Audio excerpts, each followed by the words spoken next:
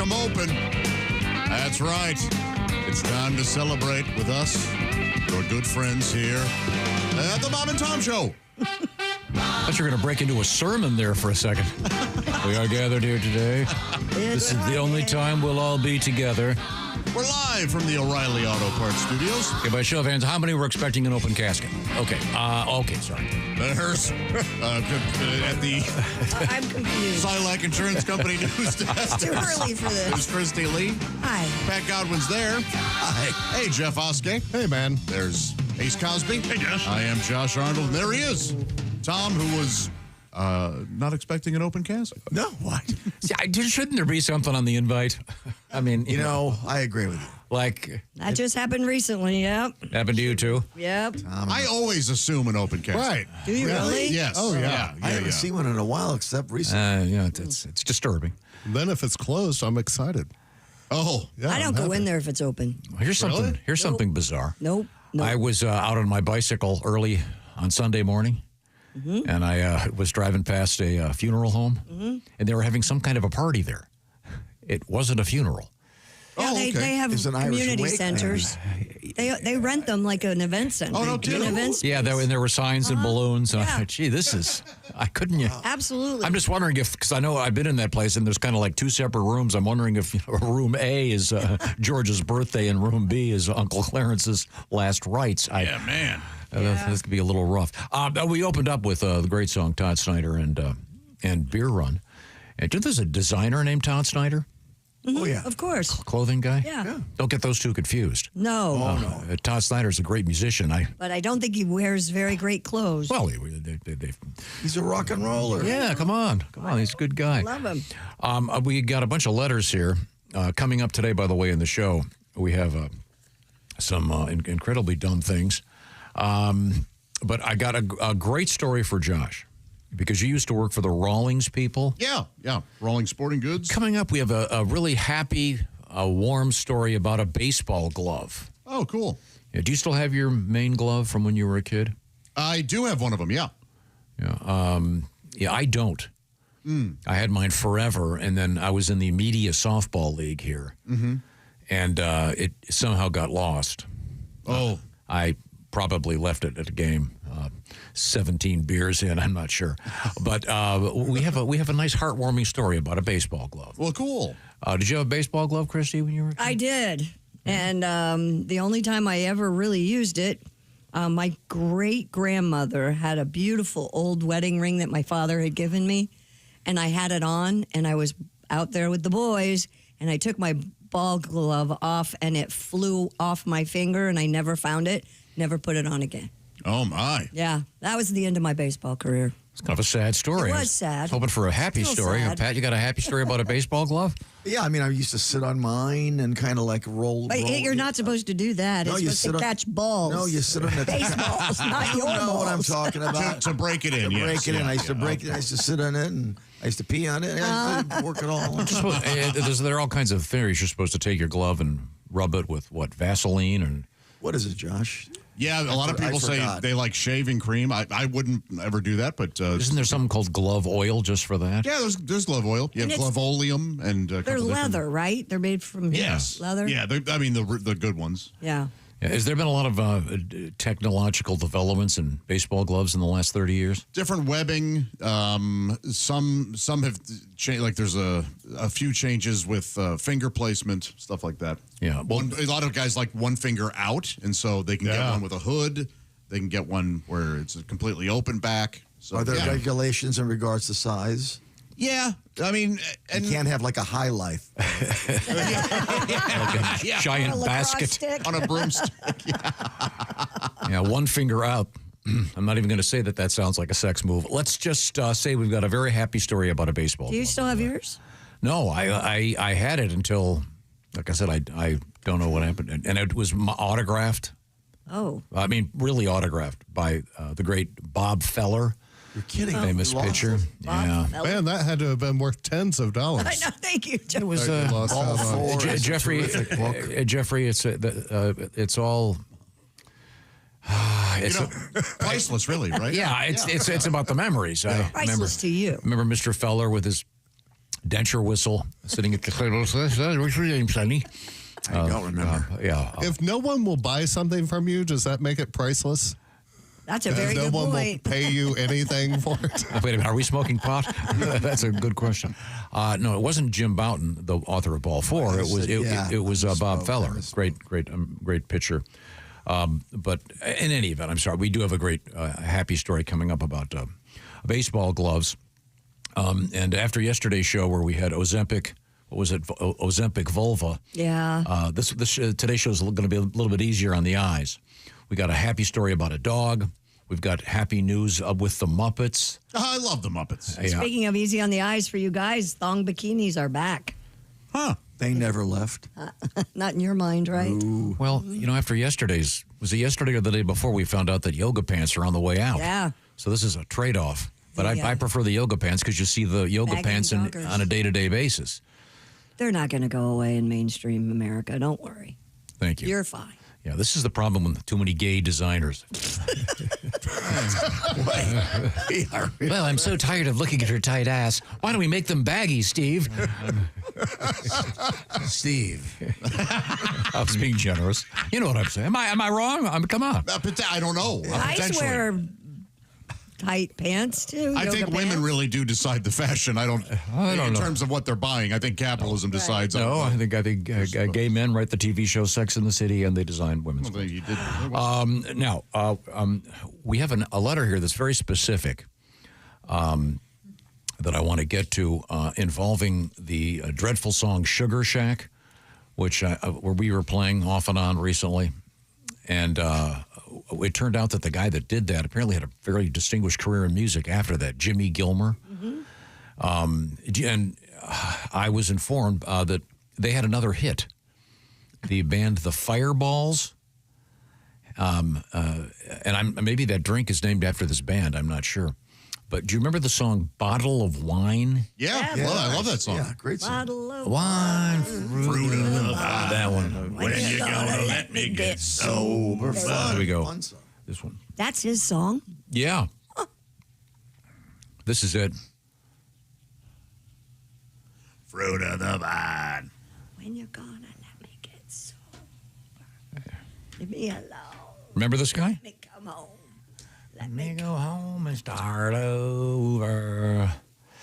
We played this at rehab.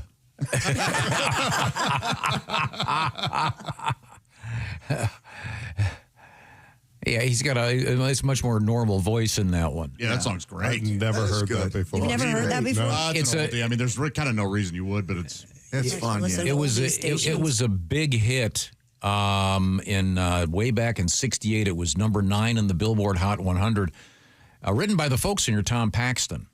But yeah, I remember as a kid hearing that and really hating it. Oh no, kidding! really? Yeah, because it was in the way of the Beatles and stuff that I liked a lot more. Because you think about music that way when you're of a certain age. It's like they're playing this instead of playing that. Like they both can't coexist. I think it's a little bit less so these days. But Yeah, that's what when I was growing up, I couldn't believe my parents were listening to Dean. Not that I don't love Dean Martin and Frank Sinatra. They weren't listening to the Stones and the Beatles. Yeah. Come on. Yeah. And they were, young. They were young enough to be cool enough to do that. Did your parents have a song? God, if they did, I don't know what it was. This is our song. How about you, Mr. Roski? You get under my skin. There's a song I hated. Really? Really? What a terrible lyric. I've got you under my skin, but you're a pusswort? That's just a disgusting analogy. I don't. Do you have a song with you and your lady, Mr. Roski? No, not really. No. Nothing you... Oh, they're playing our song? Do you have a song? No.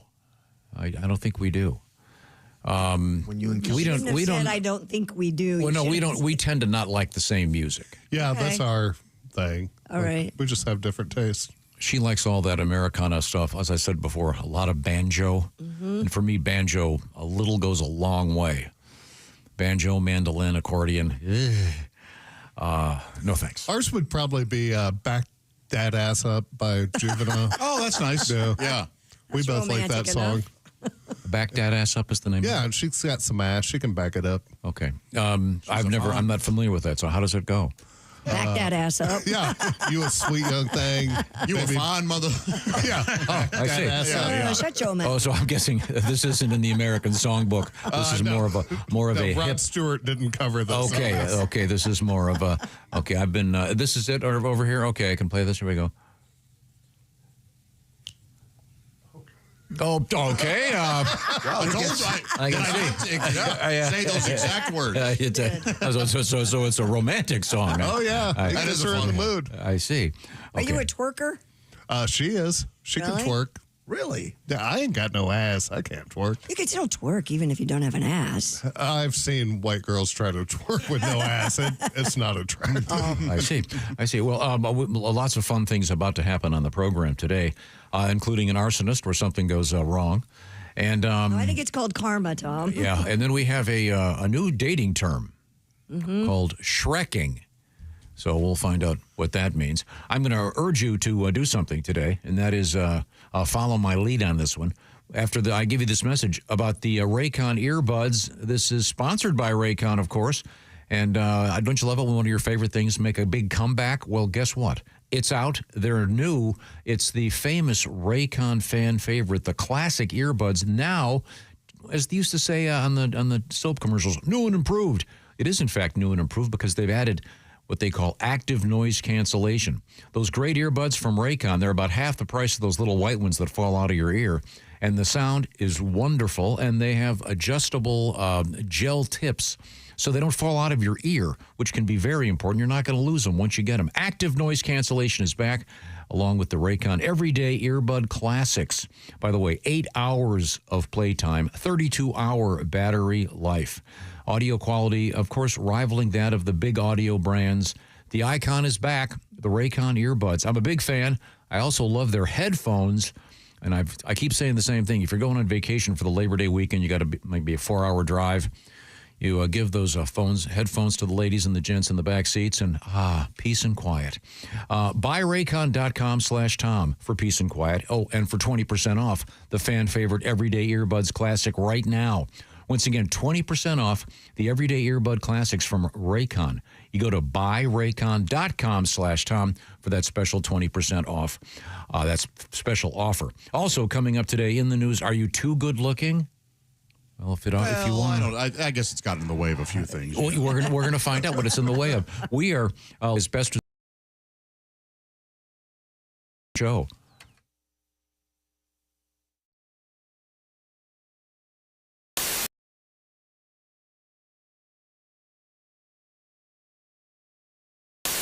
Hey guys, Jess Hooker here from the Bob and Tom Show. Looks like the weather's gonna hold out and I am going to do the IndyCar 2-seater experience. A little nervous, but I think I'll be okay. I've been coming to the race since I was about 5, so this is a dream come true. I'm ready to get in one of these cars. I just don't know if they're gonna let me go ahead and drive one. Do you think if I asked to let me sit in front, maybe? Here we go. The nerves are setting in. I'm just waiting for the excitement to trump the nerves.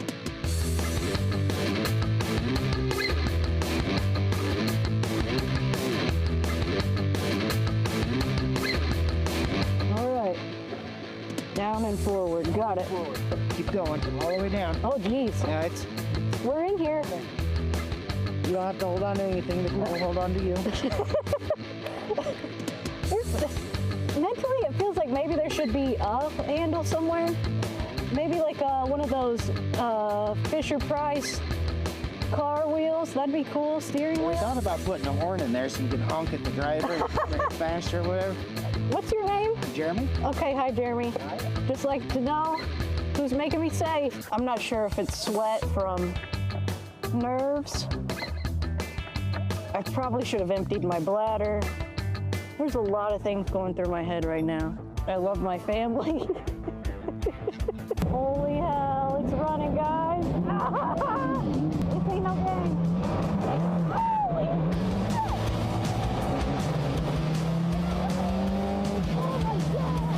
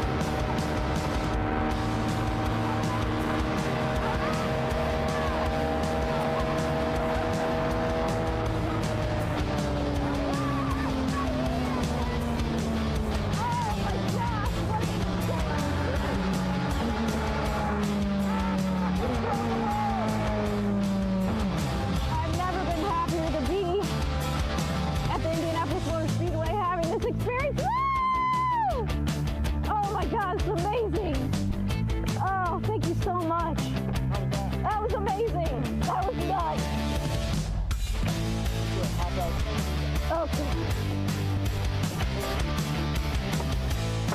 Holy hell. All right. Oh my God. The first lap, I don't know why I'm winded. I didn't do anything. First lap, oh my gosh, we're getting up to speed. This is amazing, it's awesome. Second lap, oh hell, how fast are we going? Third lap, I got a little nauseous, I'm not gonna lie. I don't know how those guys do this for hours at a time. This is nuts.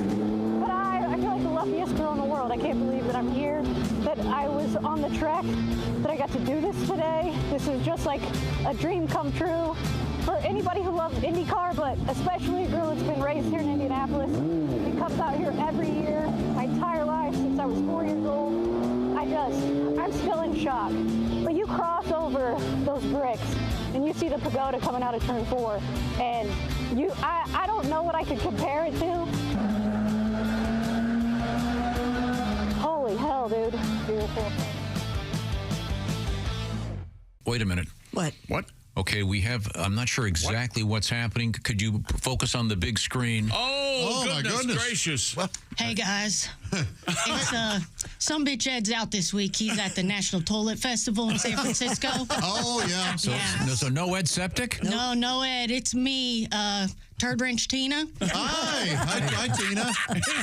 Is that right? Yeah. Okay. He's out there in San Francisco for the Toilet Festival. Did you guys know that's where the Golden Gate Bridge is? No. I think it's the Golden Gate. Oh, my bad. Yeah, okay. If you didn't know, Ed is my stepbrother once removed. And the once removed part comes from the time that Meemaw found us behind the shed and had to get the hose out to separate us. I see. Yeah, that was the last time we played pipes and drains again. Oh, I bet, yeah. It was the last time I played with pipes at all. Turns out that the flapper valve is more my speed. Oh, really? Who knew? Yeah. So basically, unlike that sumbitch Ed, I'm gonna fix your pipes and bang your wife. A small upcharge. I'll send you one of those cell phone videos when I get on back up to the shop. Oh, how nice. All right. Exciting. I'm gonna let you guys get back to it. Thanks, Tina. Thank you. Turd Wrench Tina. Turd Wrench Tina. Wow. All right. How about that? Good to know. Hello, my name is Alexa. Are you looking for Bob and Tom Radio? Well, it's on me. Just say, Alexa, play Bob and Tom Radio on TuneIn. Tom Show live from the O'Reilly Auto Parts Studios. Christy Lee, Pat Godwin, Jeff Oskey, Ace Cosby. I'm Josh Arnold. We've got a nice full house. We have a great guest coming up in a little bit. Tatiana Frank will be here. Tom, you want to get to some letters? What do you want to talk about? Got a lot of them here. Yeah, we've got some good ones as well. Serial letter writer Ramon. Oh, he's back. Ramon is back. We got into a topic of what to do with a tackle box, an alternate use for a tackle box, because 3 of the guys in this room are avid fishermen. They also make great first aid kits. Yeah, there you go. Yeah. Yeah, That's a good I have idea, a small too. one. And by the way, we could do a whole show on things you've hooked fishing on your body. On your body. Yeah, a friend of mine over the weekend was telling me that he had one of those triple hooks. A treble? Yeah. Treble, yeah. And he took the rod, put it back to cast, and went forward, and then the hook went into the back of his skull. And he had to go to the hospital. Jeff's had it in his hand, right? Oh, yeah. They had to You had it in your head? Elbow. Okay. Well, like I said, we could do a whole show. But we're talking about what else to do with a tackle box. And one of the alternate uses is a condiment holder. And apparently Ramon said he calls it his condimentium. Very nice. I like that word very much. And I'll read as follows, and I'm reading verbatim. I forgot to mention that I drive a Tesla, so I can garnish a burrito with salsa if I need to while my car is in the advanced autopilot mode. Then he puts P.S. Another fatty, fat tip. All right. So thank you, Ramon. My Hyundai has that hands-free thing. You get a little used to that. Yeah, don't. I know, but it's so fun. You can eat. You can put mascara on. Terrifying. Man. If you go too long, it'll go. Put your hands back on the wheel. It goes ding, ding, ding. Yeah. Although, how horrible would it be if Ramon wrecked and they show up and he's just covered in salsa and they think it's the worst injury ever? Wait a minute. Well, if he's a fatty fat, they might go, well, this is probably how he wanted to go. Yeah. Is that salsa or RH negative? Yeah. Somebody taste it. We have Josh Arnold over there with a letter. What is it? Condimentium? Yeah, that's he calls pretty good. it for his condiments. It's a fishing tackle box called a condimentium. Yes. Here comes another word that was invented by a listener. My name is Jeffrey. My father is an avid listener. His name is Jeffrey Sr. Well, Okay. How about that? He has a word he thinks you all will like. The word is napetizer. Napetizer. Ooh, I like this already. A napetizer is when an individual takes a nap shortly before going to sleep for the night. Occasionally you'll fall asleep On the couch or something. Yeah, right, Watching TV. Yeah. Yes. And family members, close friends have all adopted the word. Everyone enjoys it. And, well, you know what? We do too, Jeffrey Sr. Thank you very much for sharing that. That's the problem with that for me is if I take a nap that's too long, then I can't go to sleep. Yeah, but this is he fell asleep kind of, let's say 8 o'clock at night watching something, 20-minute nap, wakes up and goes, I'm going to bed. Yeah. Oh, that's a great word. Yeah. Well, thank you very much. Let's see. Let's go back to our mailbag here. You were talking about ramen in prison. Oh, okay. Remember this? Yeah. Apparently, Jeff was talking about it. yeah, ramen noodles, very popular. Very popular. This comes to us from Mitch in Oregon. When I was in jail, we called them soups. They were a form of currency. You could buy anything from someone in jail with them, and I mean anything. Uh-oh. One guy would sell his services. Oh, okay. For 3 soups. Another guy that I knew would cut your hair for 2 soups. Guys would play cards and gamble with soups. Whoa. They give prisoners scissors and they're allowed to cut each other's hair? I apparently. I think clippers. Really? Yeah. Sure. I mean, they got guys working in the kitchen. What do you think? They don't, they got to have sharp stuff somewhere. We would also make something, we called it a spread. We'd use bologna or sausage from the commissary and all kinds of different stuff, make spread, then put it on bread. It actually was pretty good. So we're learning a little bit about prison. I hope I never find out. Right? Boy, I think if we took a survey, the least likely of us to go to prison would be you. I mean, because let's face it, you didn't kill any of the first 3. That's true. He makes a great point. This is a story I love. We were talking about, I believe it was Jeffrey relocating a raccoon. Mm-hmm. Yeah. Can you give me the short version of that again? When we had chickens, they were getting eaten a lot by raccoons, so I got a raccoon trap and started putting raw chicken drumsticks in the end, and I would catch a raccoon every day. I would drive it out to a Local park? well, more of a what do you call those places? Auto lot, and I would let it go there. But releasing it's the scary part because the raccoon is upset and it will come back at you. He goes, I was listening to your show about relocating raccoons. A friend of mine was telling his buddies he was catching squirrels and relocating them a couple miles from his house. He claimed they were coming back. So he decided to spray paint each one he captured. He would spray paint the tails with safety orange spray. Yeah. And so he started releasing them 10 miles from his house. So my friends took it upon themselves to capture their own squirrels, spray paint their tails with safety orange paint, and then, of course, turn them loose in our buddy's yard. Aren't friends great? Yeah, right? A lot of work. Yeah, That is a lot of work. a lot of work for a terrific gag, though. Yeah, this guy's going on for a couple of months thinking, let's go. These squirrels, they have a homing instinct that's absolutely unbelievable. But they will say with the raccoons, you do have to drive them like 3-4 miles away because they will come back if you They're only so take them like a mile darn away. cute, though. Why did God make them Not once so you put cute? them in a cage, they get a little upset. They hiss. Do they? Yeah, I knew a guy that didn't really let him go.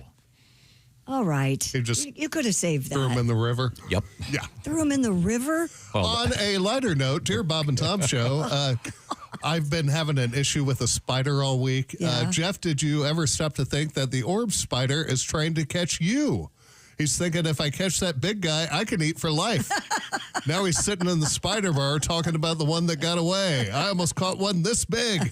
Yeah, That's right, from- Frank. Yeah, that's from Ed Monkey Boy in Albuquerque.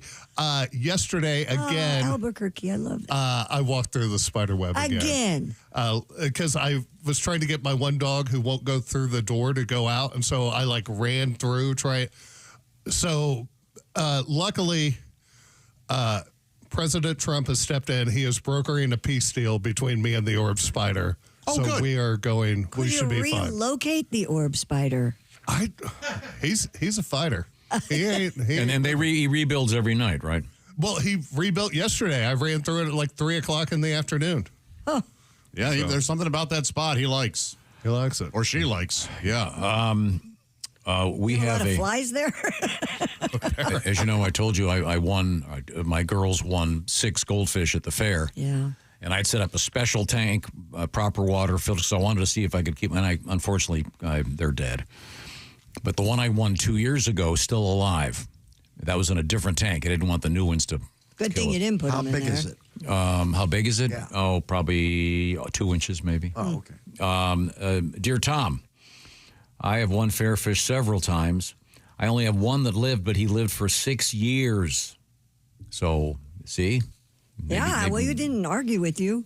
That's great. I don't know what I did. I don't know what I did wrong to the 6 new ones. I don't think it's anything you did wrong. No, I they're think fickle, man. They're tough. Yeah, and I think it's the batch that they got. I mean, how long have they been sitting in those bags? And I don't know. yeah, If you put one on a hook, fresh fish would probably last. would a fish go after a dead fish on a hook, Josh?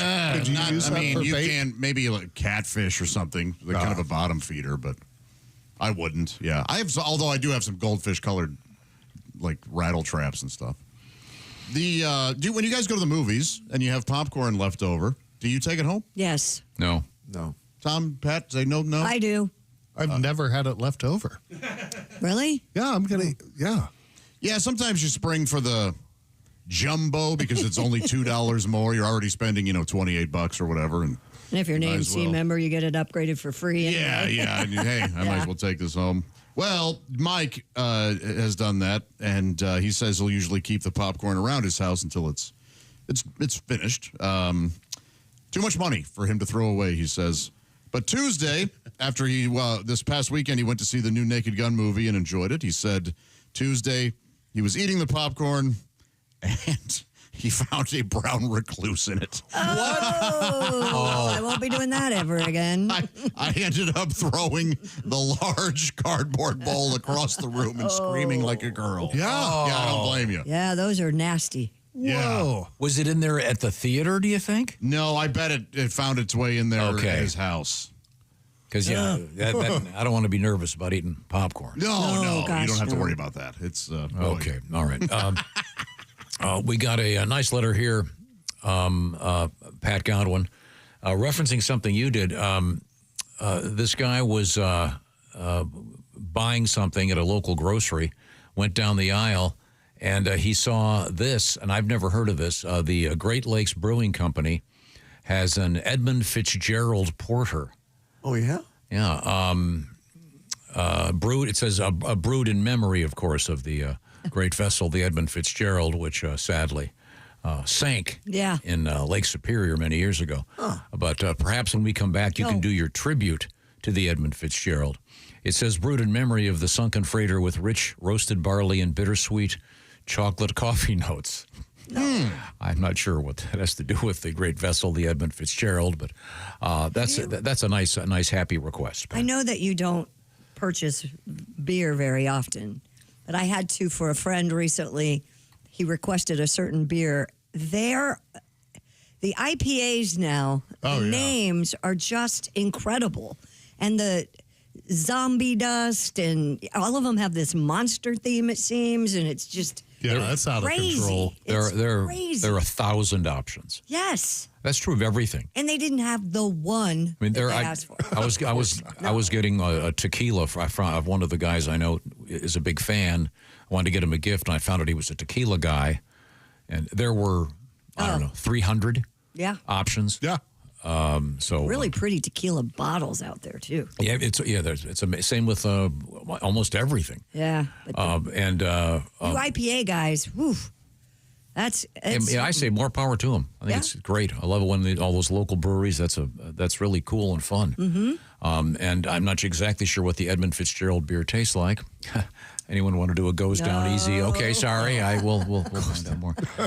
What's coming up in sports? You got anything over there?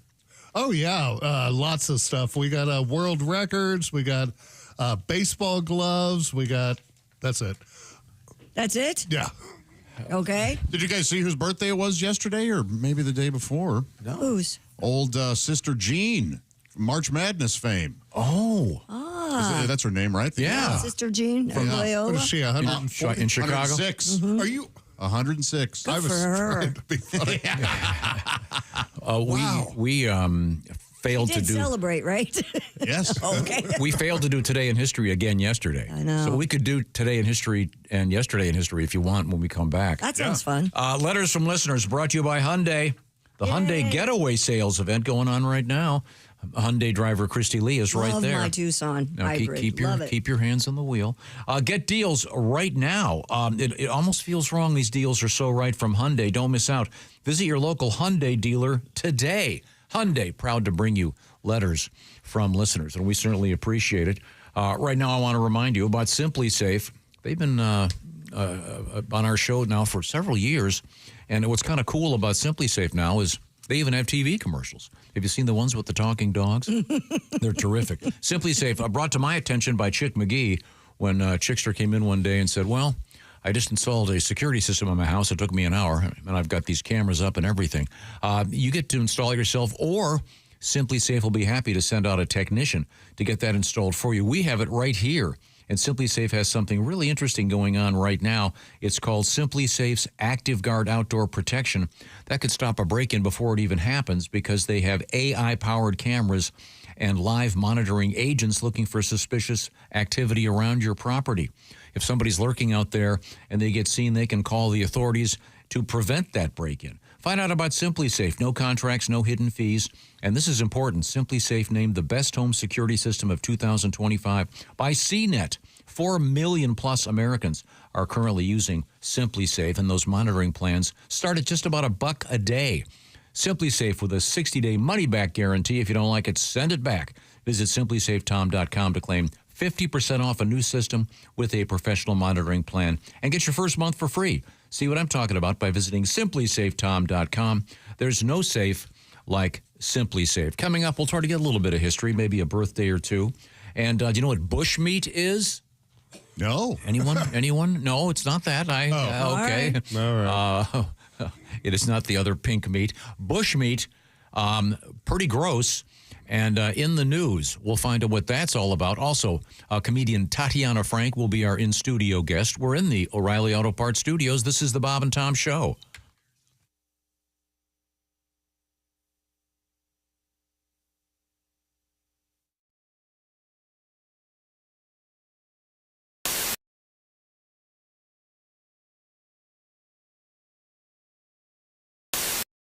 Asking for the Ace Cosby joke of the day, dear gentleman and Christy Lee, writes Casey, can we get an extra joke of the day from Ace? No. Here's the answer. He says to cheer up Chick after the Commanders lost to the Cowboys. I see. Is that what's happening? Is that what's called ironic? This guy's a Weisenheimer. Yeah. It's Casey from Boise, Idaho. Love Boise. Jackass. Let's get at least one out right now. Pronounce Boise. Anybody there will tell you. Boise. Completely wrong. Reason. Oh, yes. Perfect. This is. How do you like that, Ace? How do you like that, Ace? He said, pretending to have done it on purpose. All right, who's been messing with my machine? Yep, I know. You know what? I tell you what. How do you like that, Ace? It ain't your fault, pal. I know that. Okay, 2 for 2.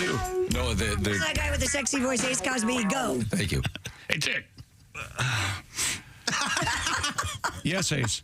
When are turkeys the most grateful?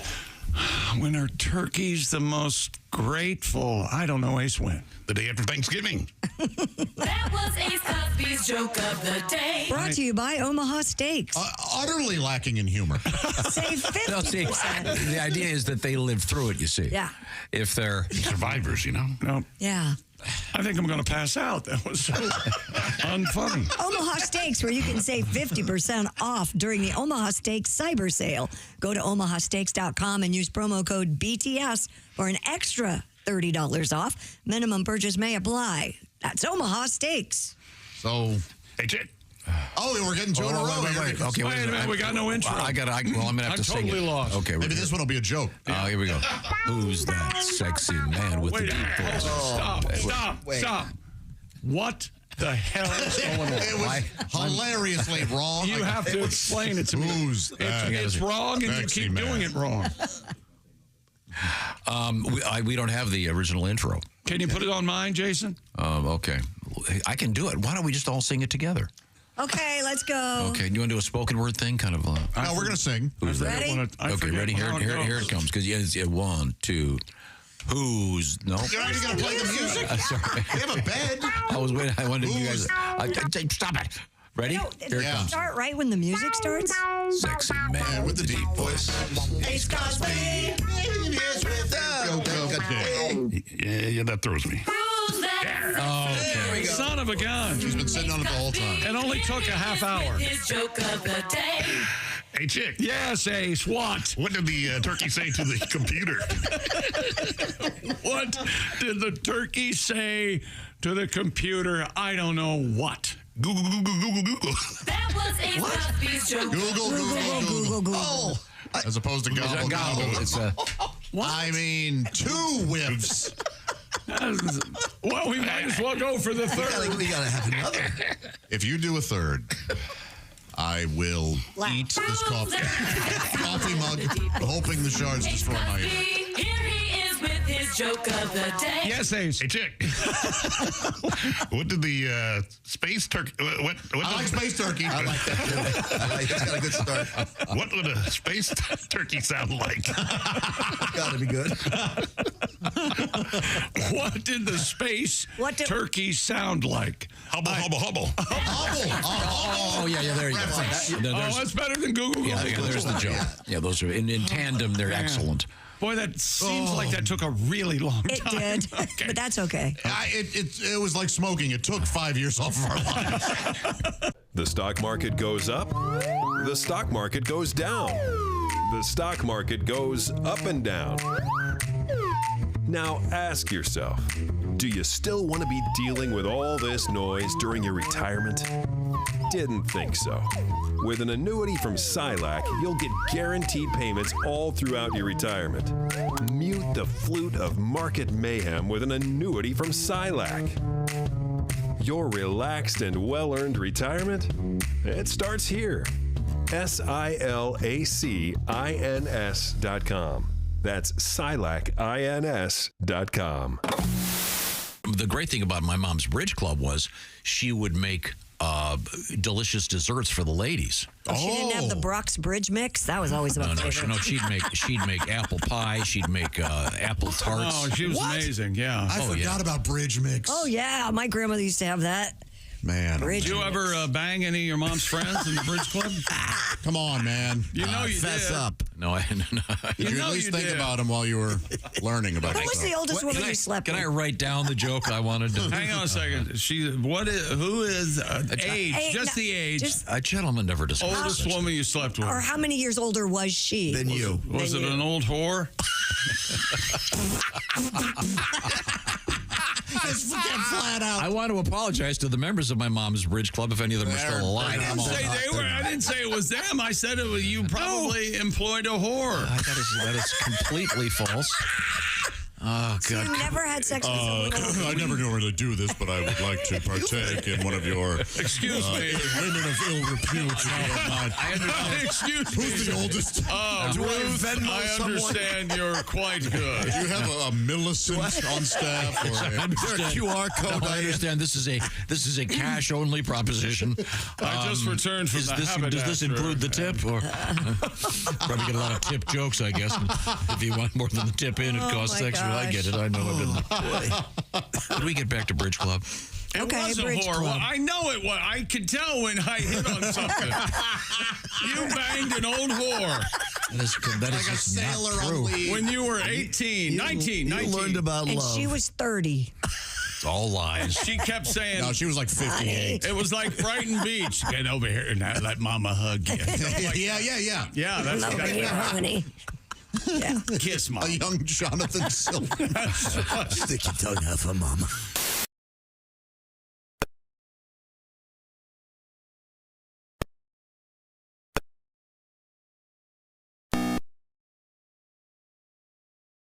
Morning. Hey there, it's the Bob and Tom Show live from the O'Reilly Auto Parts studios. Think O'Reilly Auto Parts for all your car care needs. Get the parts and service you need fast from the professional parts people at O'Reilly Auto Parts. Christy Lee's at the Silac Insurance Company News Desk. Hi, Josh. Pat Godwin's at the keyboard and guitar. Hey, Josh. Jeff Oskey sitting at the sports desk today. Hey, man. There's Ace Cosby. Hey, Josh. I am Josh Arnold, and there's Tom. I took the liberty of familiarizing myself with Mr. Oskey and his ladies' song. Oh, yeah? Do you like it? Back that ass up. And I know, and they spell it AZZ. Oh, sure. Yeah, I'll play a short excerpt of it for those of you not familiar with it. I was not familiar with it, but it... Who's the artist?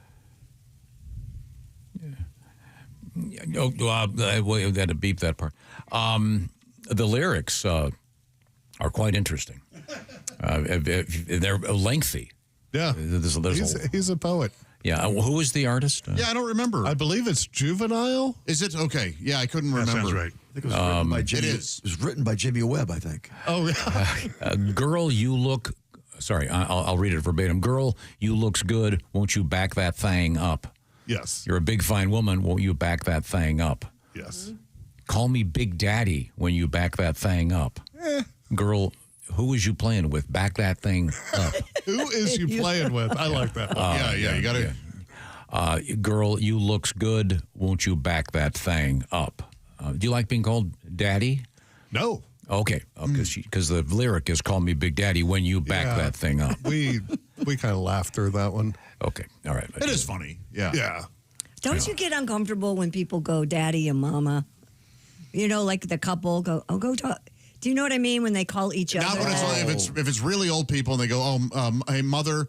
I think, mothers and the kid. That doesn't bother me at all. It kind of bothers me. What about in the bedroom, Josh? How do you feel about it?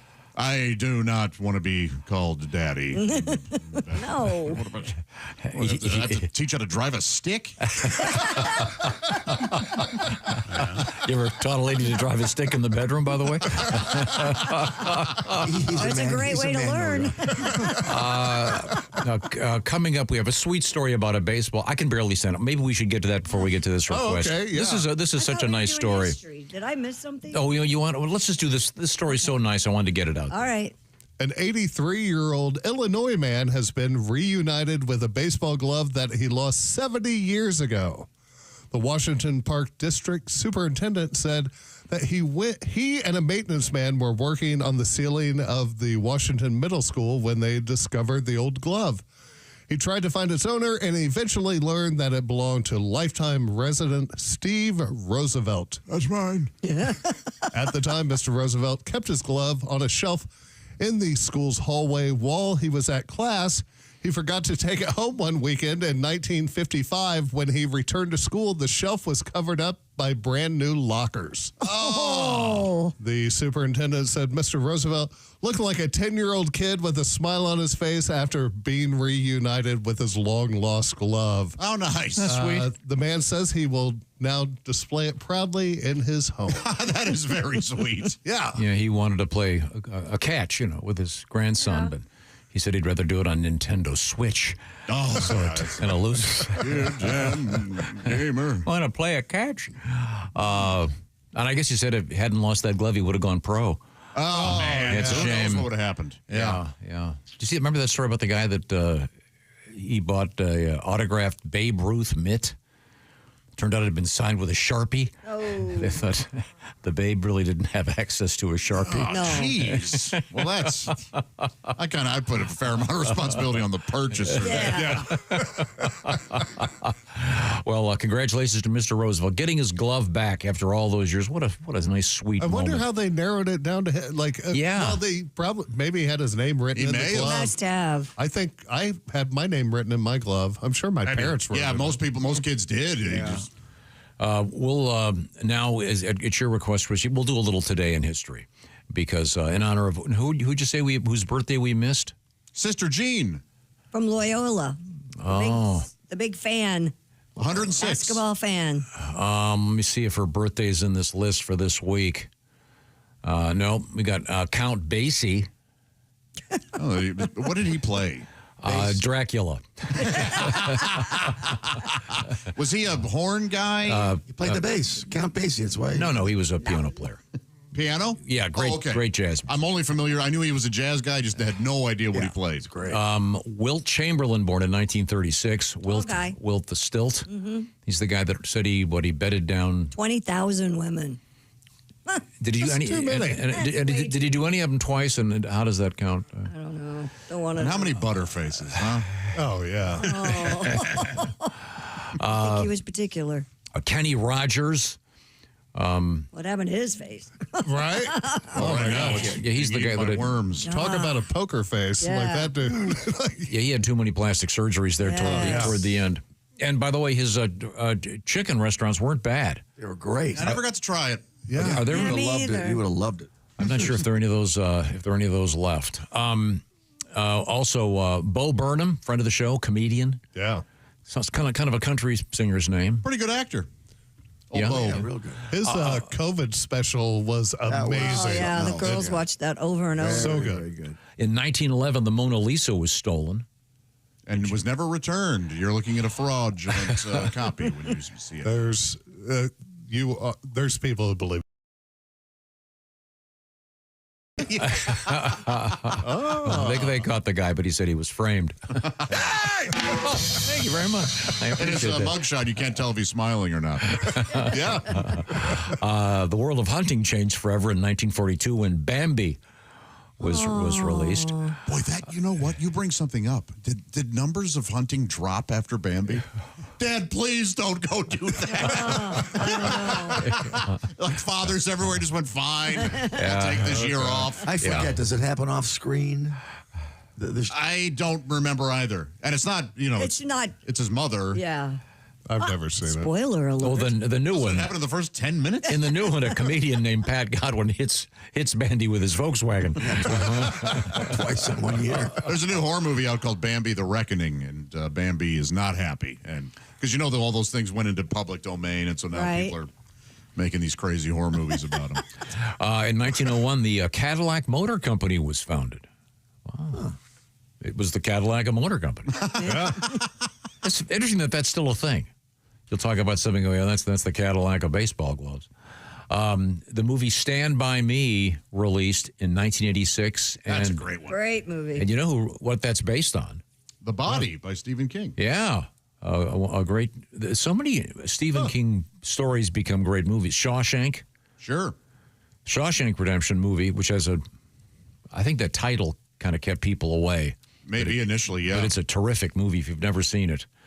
And that's based on a Stephen King You've never story. seen it? No. It's a great movie. It's one of those that I think, sometimes you hear so much about it, and then when you watch it, you're like, I think this is one that you hear so much about, and then when you watch it, you go, I totally get it. It's incredible. You'll like it. It's I'm sure I will. I just terrific story, great acting. showing up. I need to write these down. Pearl Jam released their great album, 10, on this date in 1991. And in 1994, a DNA test linked O.J. Simpson to the murders of Nicole Simpson and Ron Goldman. But it didn't. Yeah, I didn't. Yeah, He still got to walk around. What do they know? Lastly, 2004, the painting The Scream, stolen at gunpoint from a museum in Oslo, Norway. Edvard Munch. Yeah, they got it back, though, right? I don't know. I don't know where that painting is. Yeah, and that'll cover, I think, pretty much. We don't have the birthday of who was it again now? Sister Jean. Yeah, that's okay. I'm not surprised she didn't make that list. But she's a fun figure of course, and should be celebrated. Does she go to games? Yeah, she goes. Oh, I didn't know that. Yeah, she's a huge fan. And here's a birthday. 1973. The great actress, comedian Kristen Wiig. Very funny. Yeah, just terrific. Very funny. She really is. Did you ever see The Skeleton Twins? I love that movie. That's a great movie. Her and Bill Hader. So we've just given you two terrific movies to watch. Love Bill Hader. Shawshank and The Skeleton Twins. Oh, and one of my favorites, Dua Lipa. Happy birthday, Dua Lipa. Is that her name? Yeah. Okay. Although it does sound like a vaginal procedure. Well, sorry. You got the Ozempic vulva. We're going to have to do the Dua Lipa surgery. Snip, snip, huh? It's got to hurt. Yeah. Or Dua Lipa. It sounds like an IPA, Christy. Yeah, it does. All of the Dua Lipa. Yeah. Coming up, we have a beer tribute from Mr. Godwin by 20? By special request. And we'll look forward to that, certainly. And coming up in the news, what is bush meat? Anyone want to guess? It's for the most part illegal in the United States, and for good reason. And if you're an arsonist, you might want to practice your lighting technique. We'll tell you why when we return to the O'Reilly Auto Parts Studios. This is the Bob and Tom Show.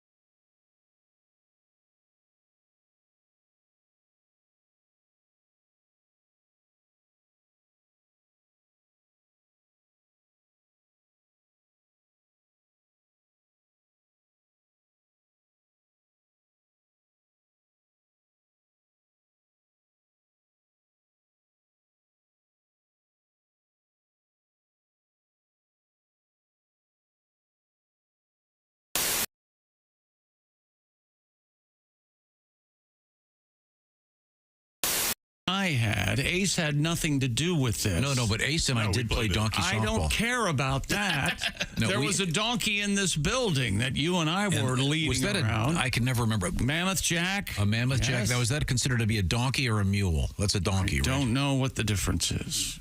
Don't you get a horse and a mule to make it? Wait a minute. What is it? Horse and a donkey make a mule? Something like that? I don't know. All I know is it's like algebra. I forget how it works. His hang down was unbelievable. No, Pat, you could almost hear the mechanization start when he had to urinate. A semi-famous woman who actually worked here had this gigantic animal rack, and it was the size. It was this bigger than a horse. Yeah, it was huge. And we thought it'd be funny to bring it in the building.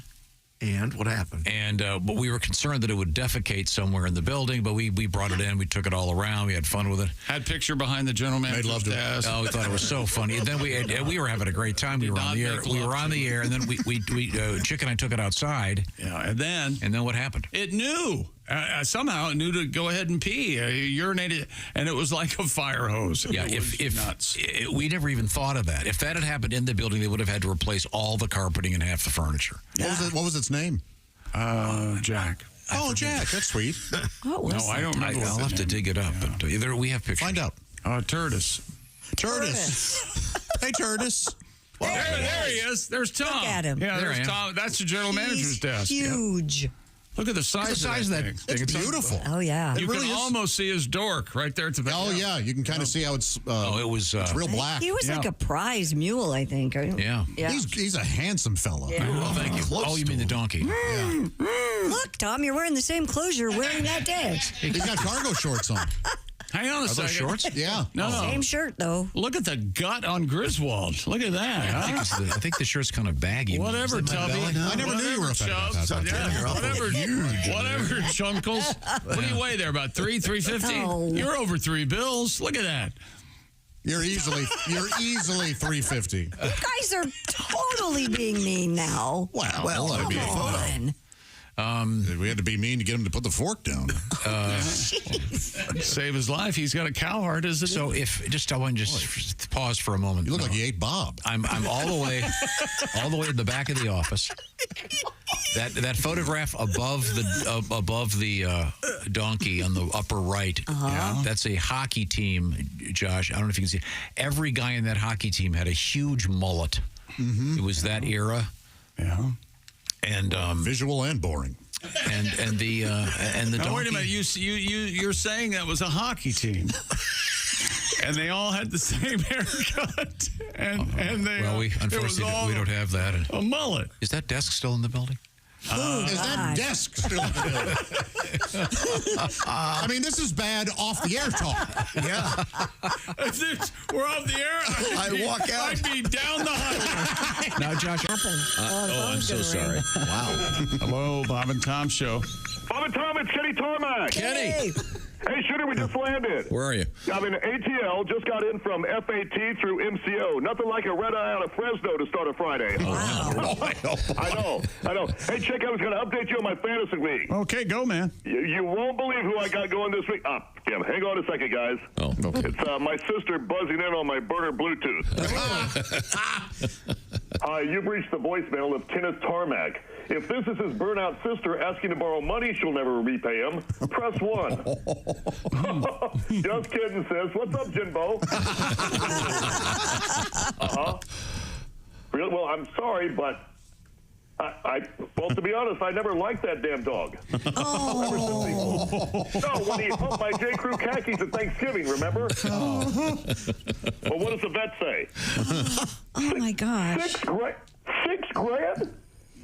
I'm just saying this dog is just like your Civic. You're upside down in it. You're breaking up. Move closer to a window. How many bras did he eat? Well, Mom told you about smoking your jazz cabbage in that tiny apartment. Sounds like a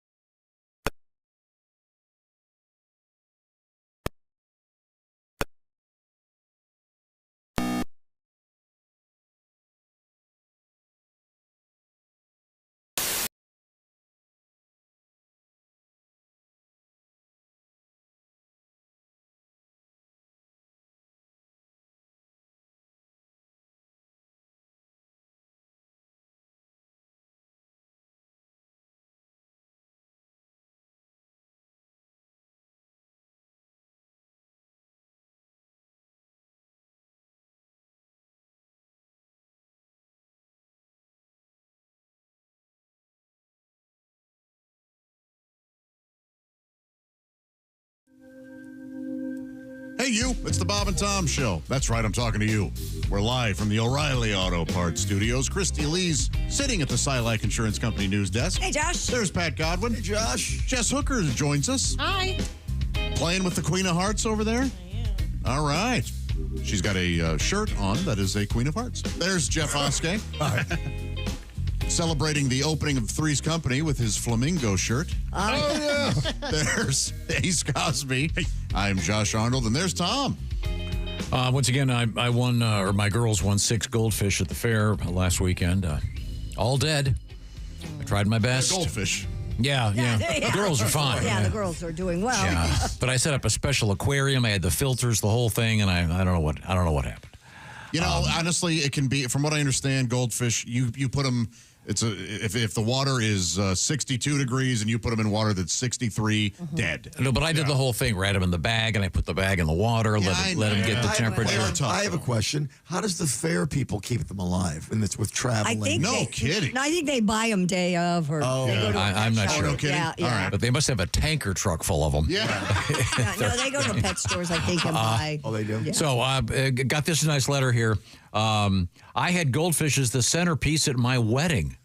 My sister took one home and had it for years. Wow. It got as big as a small cat. By the way, it lasted longer than my marriage. Oh, well, that'll happen. Sorry to hear that, Will, in Syracuse. I had the exact opposite happen. I went to an outdoor wedding, and they had goldfish in bowls on every table, and it was like 102 out, and they just boiled every goldfish. So by the time you made it to the reception, it was just a floating goldfish in every bowl. Oh, man. Yikes. Bad idea. Did the marriage last?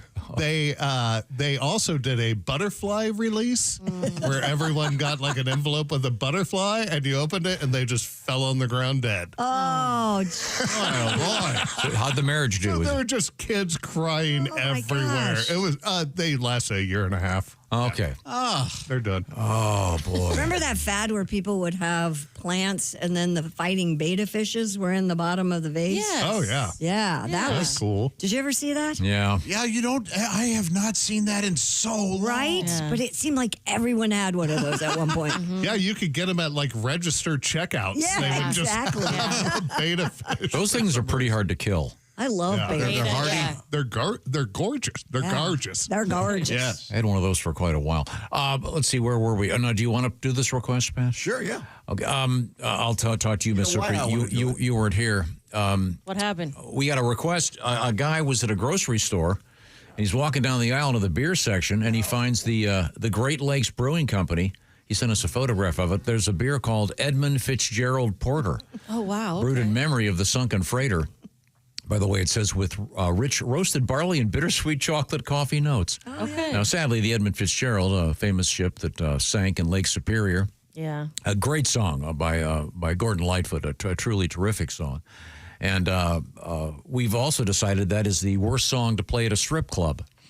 A great big winner for that award. Yeah. I mean, it is long, so if you get the lap dance to it, it's going to last a little longer. But that And is it's slow, so she's got to dance real slow. Yeah, and if you're into the girl crying, then that really helps. It's very sad. But Pat has a tribute to another famous Fitzgerald, the great This is the first draft of that song. singer. Yeah. Okay. Really? And Christy's favorite song. My favorite.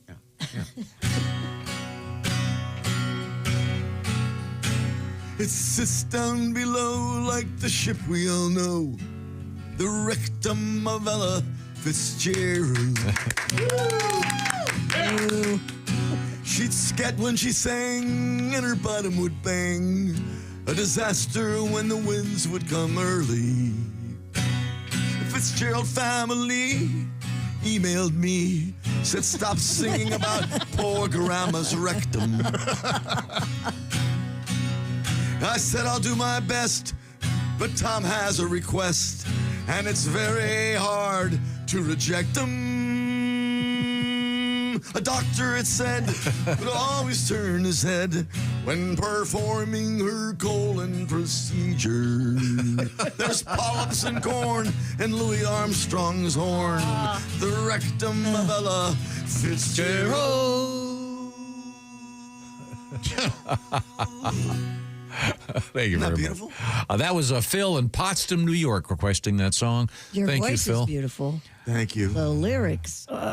Oh, you bring in the great Louis Armstrong. Yes. Ella Fitzgerald, famous for her scatting. Rectums. Yeah. She did a commercial for a while. Remember that? She was scatting and a Tisca to Tasca, a brown and yellow basket. Remember that? Yeah. Okay.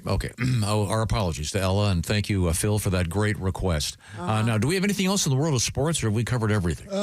We have one more thing. Stupid world record.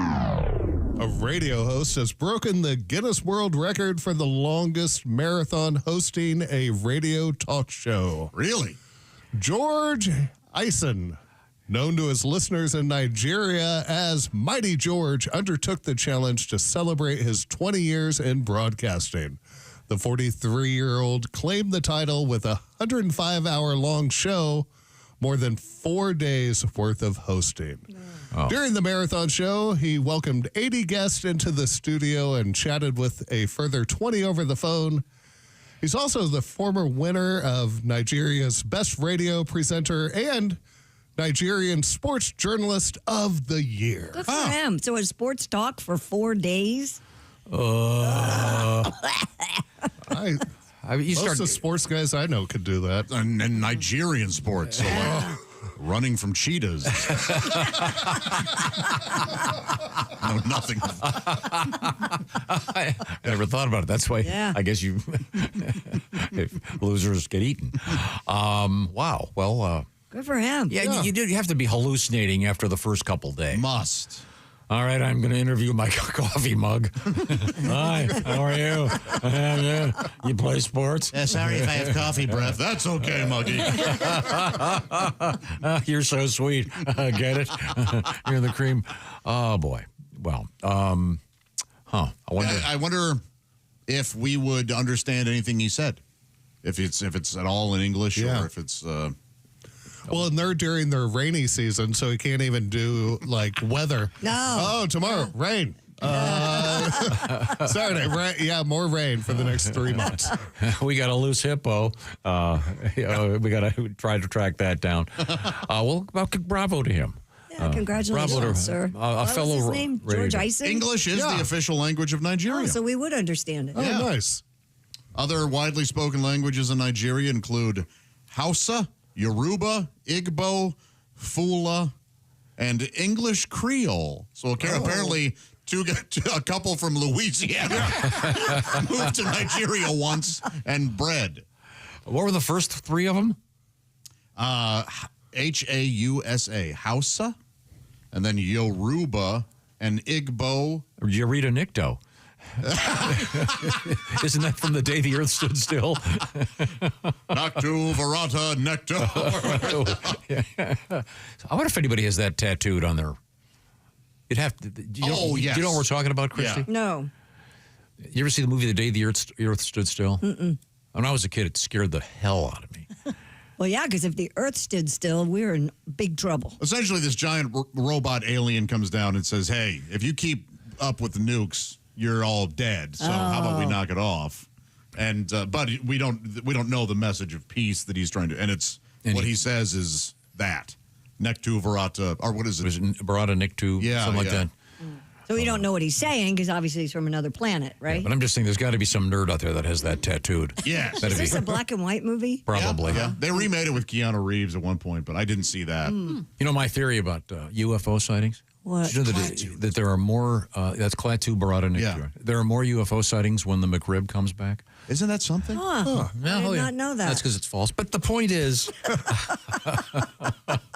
I believed you. Coming up in the news, we have Christy Lee at the Silac Insurance News Desk. What you got over there? Oh, we got something for those of you who are fans of the Aerosmith rock and roll roller coaster. Bad news. Yes, but also good news. Yeah. A smart move. Yeah, we'll talk about that. We have a bear raiding an ice cream shop because why wouldn't he? Yeah. It's ice cream. Yeah. Yes. Ice cream, you scream, we all scream, oh, there's a bear. And dog takes on bull. Who wins? We'll find out. I hope the dog. Yeah. We wouldn't have done the story. Okay, yeah. Although we do have one tragic death in the news. Oh. We'll get to that. Well, it depends.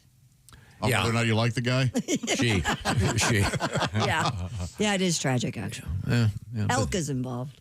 Yeah, we'll find out. Oh. Yeah. And also, speaking of elk meat, there's also something out there called bush meat. And people have been trying to smuggle it into the United States from, actually, interestingly enough, on a regular basis through Detroit, Michigan. And we'll find out about the what happens when you find bush meat. Huh. Oh, yeah.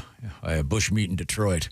Okay. Yeah. Sounds like something Ted Nugent did back in the day. Hey, Ted, how's the bush meat? Because he likes it fresh. You know Ted. He's an avid hunter. Right now, it's quiz time. We've been talking about our friends at the Silac Insurance Company for a while, introducing you to something called an annuity.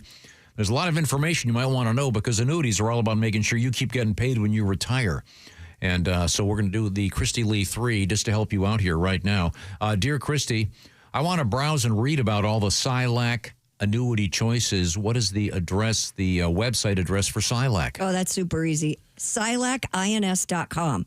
Spell it out. SILACINS.com. Okay, you're 1 for 1. Question 2. I love the idea about this one. You get a 20% bonus possibly by going from a 401k to a SILAC annuity. What's that all about? What's the phone number to call to find out that information? All you have to do is dial pound 250 on your cell phone, say bonus 20. That number again, pound 250, say bonus 20. That's huge. Last question, Christy Lee. Reading is not my strong suit. Would you be kind enough to read the official SILAC Insurance Company disclaimer? I'd be happy to. Consult your financial advisor. Premium bonus may vary by annuity product. Premium band and surrender charge period selected and may be subject to a premium bonus recapture. Some products with bonuses may offer lower growth rates or caps. Terms and conditions apply. See SILACINS.com/disclosures. Christy, you are so good. That is almost impossible to read. That's why I asked you to do it. I'd be stumbling through it and mispronouncing things. And you know how it is. It's very hard for me to talk and think at the same time. From the O'Reilly Auto Parts Studios, this is the Bob and Tom Show.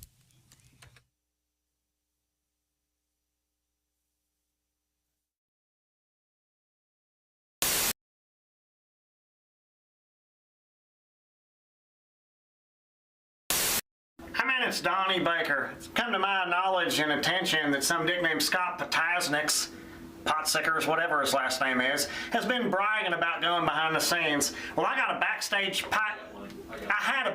I'm allowed in here. This is a recording studio where Bob and Tom do a lot of their stuff. It's called the Static Shack. I swear to God, man, look at this right here. Spiral staircase.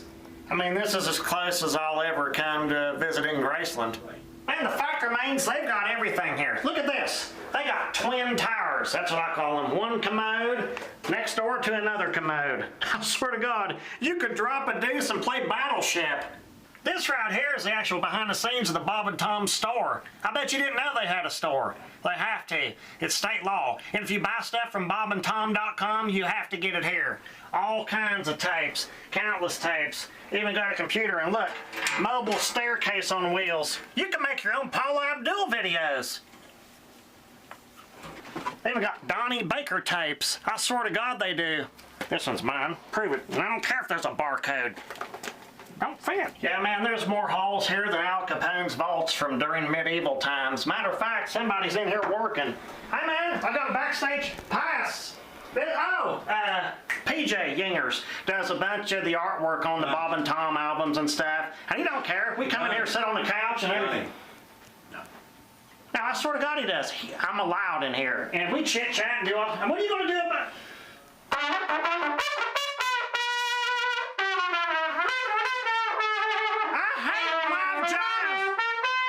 Man, they've got everything here. This is basically Bob and Tom's Hall of Fame. You can see the Bob and Tom band, and obviously you can tell Bob's a big fan of the Beatles. There's so much in here. This is going way back. This is basically Bob and Tom's version of the History Channel. Archival tapes back before AM was even a band. I swear to God, I've looked for my roots in here. It's a lot better than Ancestry.com. Matter of fact, I got a membership and a password, and when I uploaded my picture, they transferred me to Ancestries.com. Explain that, chick. Come down here. Tell me this ain't badass. Bob and Tom got their very own strobe light. I got one too, but I still got 6 more payments at Spencer's. But there is probably the best place in the entire recording studio to shoot a porno, right here in this hallway. And with the strobe light, you can make the good ones. Anal. What's in here? I think this goes right into... Oh, hey, it's Alan Jackson. He's the recording master here at the Static Shack, bragging about how he has Dolby sound and bass, whatever. Donnie. I got better on Pioneer speakers. He probably makes $400 grand a year just sitting there. Again? Huh? Look, I told you I need at least a 5.5-week notice before you show up. Them faders need WD-40, and they're supposed to be even. I swear to God they are. Well, some people call them faders. I call them sliders. Those will give you farts. I swear to God they will. Alan Jackson. Get it, Donnie. We're busy. Whatever. Prove it. Well, we've basically reached the focus point of this entire tour. This is where it happens. Right here. These are real drums. This is where bands come in to record acid rock tapes. You can name them all. Most of my bands, Dirt Knuckle, Hood Snot, Mucus Plug, but that was during our Christian rock days.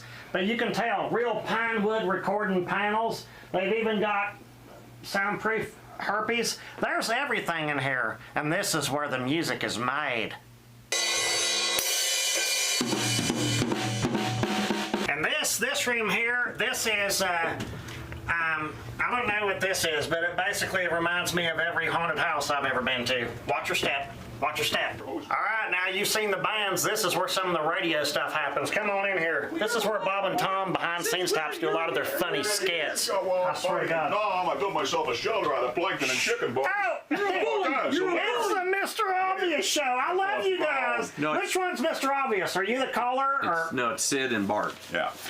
Wait, you're the dick on the news that... No. Say Fox 59. I'm not going to do that, Fox 59. This is a guy that knows the Powerball numbers. I swear to God he does. I could hold you for ransom. Yeah, we're security. I'll manipulate it. Yeah. Now we're at the epicenter of this stupid place. This is Tom Griswold's office, bragging about I went to an Ivy League college, and it really ain't that big. Hell, my boss Randy's got a bigger office than this. Look. Got aluminum siding for walls. All these stupid pictures that he thinks are cool. Anybody can own a cartoon. And look, I'm glad to see Tom saved up to get Liberace's jacket. I'll say it right to his face. I swear to God, man. I just ran into Donnie Baker in the parking lot. He said he was giving a tour of the Static Shack. Yeah, and the dumbass didn't even go into the main studio. You know we don't let Donnie into the main studio. Besides, I've got a session for Tom in a few minutes with 6 oboe players. Hi, this is Chick McGee from the Bob and Tom Show. Thanks for watching this morning's show. To listen, just go to bobandtom.com and check out the list for a station near you, or stream the online radio station on our website and the Bob and Tom app. The Bob and Tom Show, on air, on app, and on demand.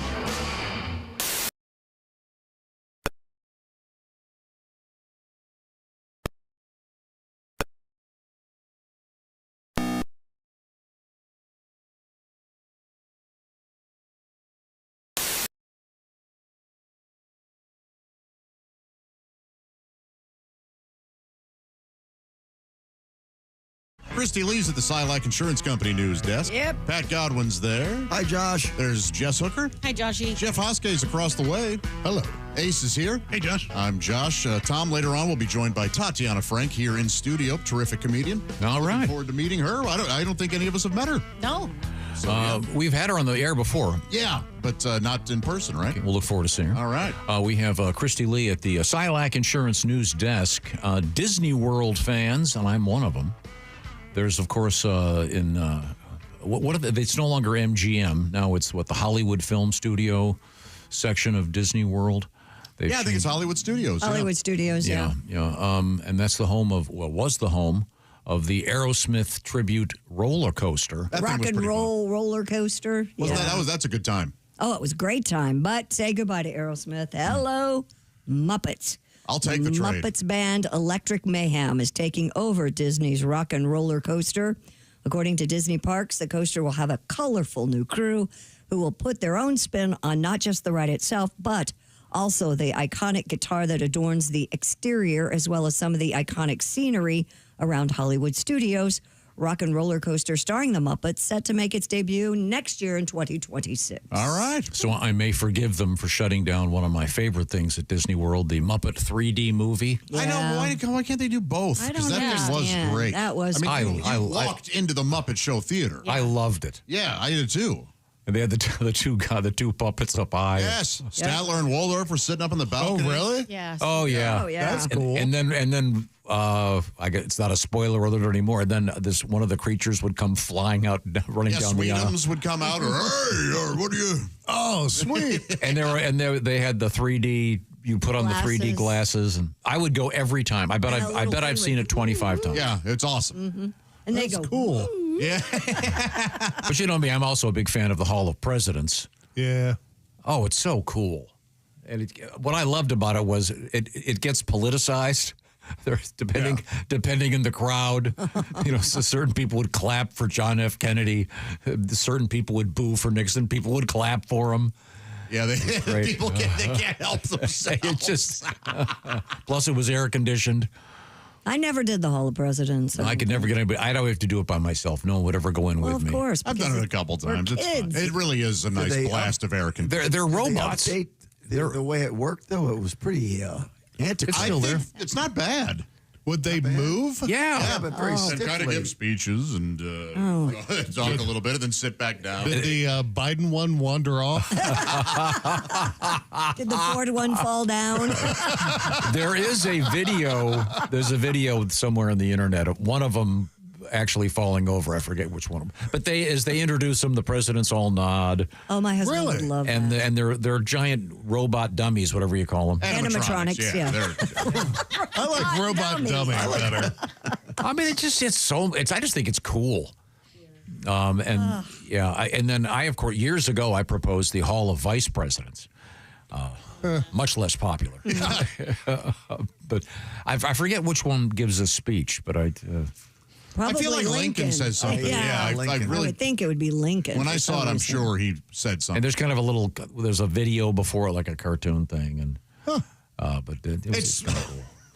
It is a nice break from the sun. How long does it last? Oh, it's like half forever. an hour. Yeah, maybe 20 minutes, half an hour. And it wouldn't be a Disney World without getting. And I have actually been stuck in It's a Small World on several occasions.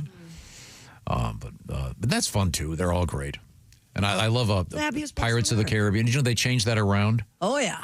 Pirates of the Caribbean, it used to be one of the pirates was chasing a maiden. Oh, yeah. They switched that up. Chasing a pig. Yeah, they thought it was. Boy, that's a mean thing to say about the maid. Interesting replacement. I think it's a pig, right? Am I wrong? So now the pirates guy are is- trying to have sex with a pig? No, they're just. They inadvertently made it way worse. Yeah. They chase each other now. I suppose it was probably time to phase out the Aerosmith thing anyway. Yeah. I mean, It was a lot of fun, though. My favorite baseball cap is from there. The Aerosmith roller coaster. Love on a roller coaster. Yeah. I remember I think Finn was 10. We went over to that thing, and she goes, "Who's that old lady with the big mouth?" That's Steven Tyler. Yeah, that's about. Time to do a phase. She's not wrong. No, she's Time not. to phase it out. Great band. I'm a big Speaking fan. of change, I don't know if you've been in a Cracker Barrel lately, but I they haven't. have changed up. I've heard. Yeah. They've also changed their new logo. Really? They have a new logo. Yeah. Fans are outraged about it, too. And this is because people are morons. The design ditches the icon of the man leaning on a barrel, as well as the words Old Country Store, leaving just simple text on a gold background. It's not. Let me look at this. Which also has a There you go. There it is up shape. there. So It's- there you go. It's virtually the same, except the old man and the barrel are gone. The Tennessee-based company says its new logo is rooted even more closely to the iconic barrel shape and word mark that started it all. Following the announcement, furious fans took to social media to complain. Hey, if you're furious about this, well, maybe listen to the news for a while. Maybe you get furious about something real in the world. if you haven't been in a Cracker Barrel lately, they have changed. They took out all they had a lot of kind of like the Fridays. They had a lot of stuff on the walls, Knickknacks and antiques. Yeah, And all that's gone? antiques, and it was really cool. Yeah. Everything is agreeable gray. Like it's just really. They've rebranded and remodeled restaurants, and some call it soulless and sterile. 100%. They've Rocking chairs opened are up. still there? They on the front porch. Yes.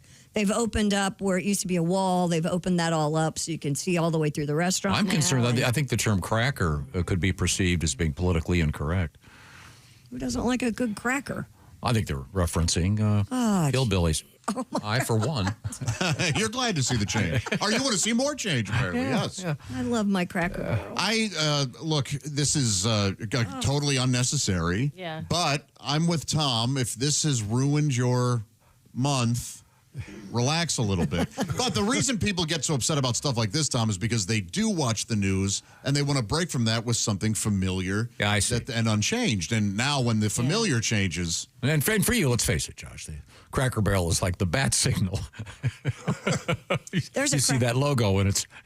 Well, as a guy who's lived on the road most of my life, that was like a call from mom. It's a big comedian thing. That was a very comforting. There was a Cracker Barrel near me that has changed to a K-Town, which is a Korean, like a hot pot barbecue place now, But the thing they didn't change is when you go to the restroom, on the sign on the back of the door, it's still the old Cracker Barrel logo. Please wash your hands or whatever. It's so funny. Really? I think you could have a coffee table book of places that changed to something else, like the Dairy Queen over here that's now a Taekwondo studio. But you can still tell from the way the sign is configured. You don't often see a closed Cracker Barrel. I know. It was shocking. That is weird. But it's a fun I'm more upset I didn't get a chance to, like, what'd they do with all that cool stuff on the wall? That's exactly what I said. I want some of that stuff. I wonder what they did with it. I want an old-time plow. Yes. I would love one of those for my house. What do they do? What is Cracker? Why the decision? I don't know. Did they learn nothing from Bud Light? It's like everything. Somebody has to look like they're working. Yeah. Like, oh, what'd you do this year? Oh, I changed the logo. Oh, we're changing it to more modern. And we're just going to serve new Coke. Yeah. Maybe there's a museum somewhere that has the band from Chuck E. Cheese, the cool stuff hanging from the ceilings at Fridays and Cracker Barrel. As long as they have that hash brown casserole, you could tear down all the walls and I would still go. Yeah, I totally you can serve it in a ditch. Yeah, exactly. I want a Charleston chew. Now, Pat, what do you think about changing the logo of Cracker Barrel? Cracker Barrel logo, I don't care. What's the controversy? I don't care. They removed the dude, I don't care. I like their chicken and dumplings. Yes. I get it. It's my favorite restaurant. Cracker Barrel is my favorite of the franchise chain restaurants. And You're going to find this hard to believe. I've never been in one. I don't find that hard to believe at all. We wanted to take you so many times. Before the switch. How many times have we said, oh, yeah, you got to see that movie, and he sees it and craps all over it? Yeah, that's true. That's why. Oh, so you think I'm going to ruin it for you? Yes. Well, no, I don't let you ruin things for me anymore. What should Tom order? What should Tom order, though, if we were to take him? Because I can't think of something that he'd I like. don't know because You don't think he'd like the hash brown casserole? I kind of don't know his palate. Do they have meatloaf? Yes. Oh, see, I'm in for that then. I think you'd love They have great grilled chicken tenders. I love those. Do they have mashed Great- potatoes? Yes, green beans. I don't think I've had anything but breakfast there. Oh, really? Yeah, I've never had any other meal there. Oh, my Interesting. Yeah. Their chicken tenders are amazing. And you'd love they're marinated and they're grilled. Oh, good. Oh, and what is a Cracker Barrel? Is that a thing? Yes. A barrel that you put crackers in. Yeah. barrel I mean, it's that simple? Yeah. Yes. And they have stuff you love, like all the old-timey candies from your childhood. And do they still have that Charles part? chips? Right. Yes. What have they done with the store? I know they still have the store. They do. Yeah, you can get Charles chips in the can. Yeah, just like they had delivered when we were kids. Yeah. That's crazy. But Charles chips in the can. Sounds like a sex move. Okay, sorry. I'd happily go with you, though. I'd happily treat you to. Maybe one of these days. Yeah, man. Why don't we do a lunch and film it? Okay. We'll do it. We'll do it. Thank you very much. If you're just joining us, hi, thanks. This is the Bob and Tom program coming to you from the O'Reilly Auto Parts Studios. Happy to be here. Christy Lee is right over there in the stripes, and she is at what we like to call the Silac Insurance Company news desk. Okay, and I did find an update for you, Jeff. A lot of stuff was reused, but most of it was sold to a third party. They don't say who. Yeah, okay. all the old-timey decor. Wouldn't they put a sign up and say we're selling everything? And I would think like you'd a have a garage great sale? auction. Yeah. Well, whatever. Who's going to step it up? Who's going to become who's going to have all that stuff on their walls now? Well, remember Fridays? They all had all that stuff. Two ladies Sure. did that. Two ladies bought all that stuff. What? Yeah. Interesting. For the whole country. And then they just sold everything on eBay? I don't know what they did. Man. Wild. They just bulldozed the Fridays near here. I know. What do they put in there? Do you know? I don't know. There's I don't a either. big It's some hole. good Of Ruby Tuesdays. They paved Paradise and put in the parking lot. Is Ruby Tuesday still out there? No. It's not? I don't think so. Because they had the best salad bar. Right. Absolutely. They did for a while there, man. Yeah. It was just a treat. Those homemade pumpernickel. Unless you got croutons. behind two old ladies who discussed everything. You ever have that happen? Every time I went to Ruby Tuesday. The cherry tomatoes. I think I'm going to try a cherry. I just figured they worked it every Ruby Tuesday. Gladys, what does spinach taste? They're like they're the wives of the two guys at Disney World in the balcony. I would honestly Waldorf. Come on! What are these raisins? Do you put the raisins on this? Now I've seen everything. I think, and then when they set up the salad bar, I think the guy takes the Thousand Island dressing ladle and puts it in the ranch just so. Why are the croutons brown? Oh, this is something, Shirley. Do you think, because I know we're living in a culture now in which a lot of the places, there's no check, you check out by yourself.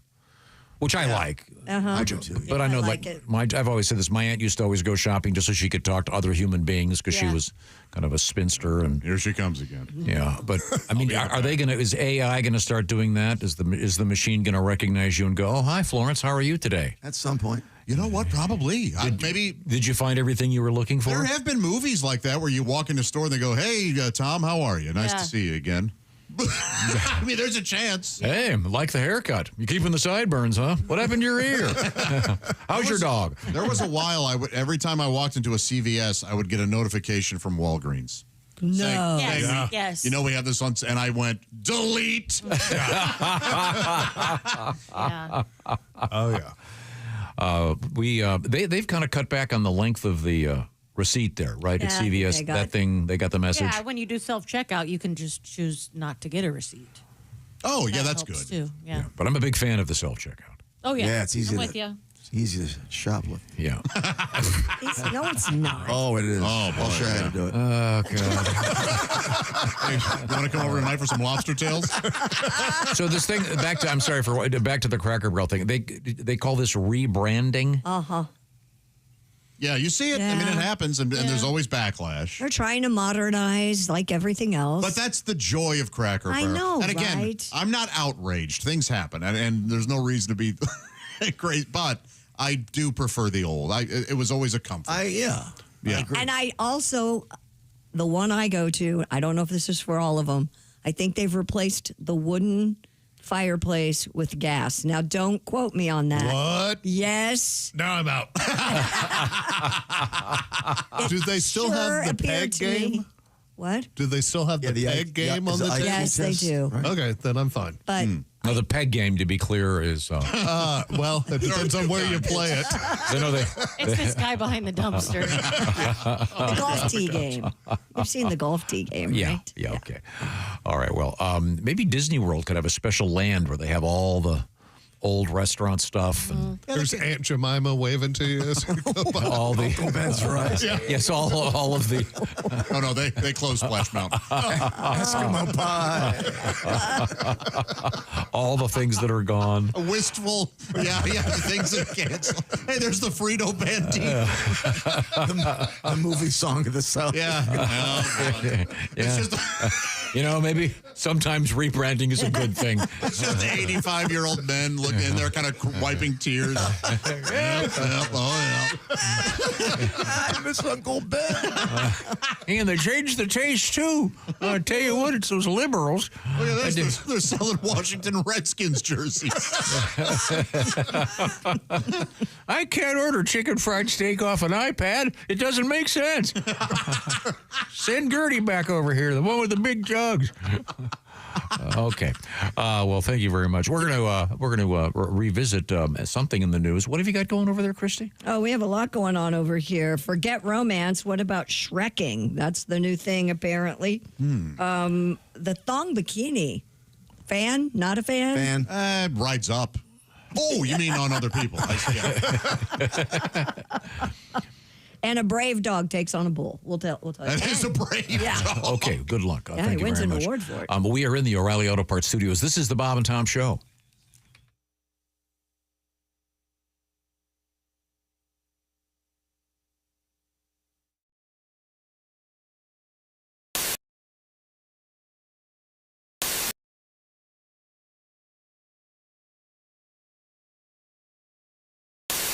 I'm actually in love right now. My boyfriend and I are walking around town in a two-headed snuggie.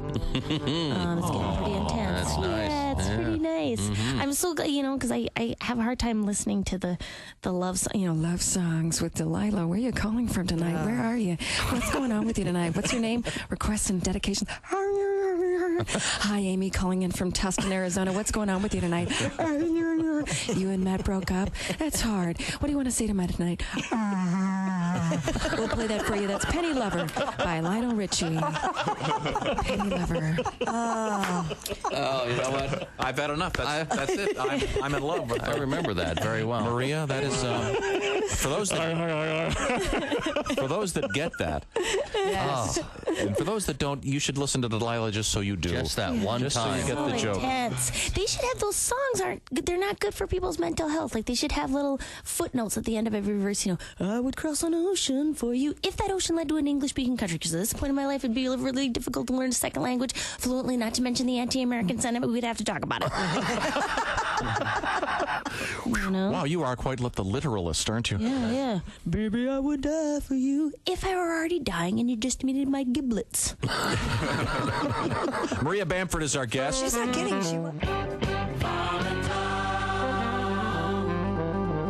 The stock market goes up. The stock market goes down. The stock market goes up and down. Now ask yourself, do you still want to be dealing with all this noise during your retirement? Didn't think so. With an annuity from Silac, you'll get guaranteed payments all throughout your retirement. Mute the flute of market mayhem with an annuity from Silac. Your relaxed and well-earned retirement? It starts here. SILACINS.com. That's SILACINS.com. A Swedish sexual rights group unilaterally proclaimed a new English term for what it considers one of the most misunderstood parts of the female anatomy. Who's this group? I'm sorry. A Swedish sexual rights group. Okay. They want to change the name of the hymen to the vaginal corona. The vaginal corona? corona. So does that mean it's still Isn't there? that corona? If there's a lime in it? corona. Corona, right? What is corona? Isn't that already taken? Vaginal corona? No, isn't corona already used in anatomy? Well, not vaginal corona. Not vaginally. You can add the names. But vaginal corona. Who was upset about the word hymen? The group hoped the new term would displace the traditional Swedish word for hymen, which is too long and too weird for me to pronounce, which translates literally as virginity membrane, and led to misconceptions about female sexuality. It's you pronounce that the Phonortner. The Phonortner? The Phonortner. Actually, I think it's the plug-in vagin. The Phonortner. The plug-in vagin. The plug-in vagin.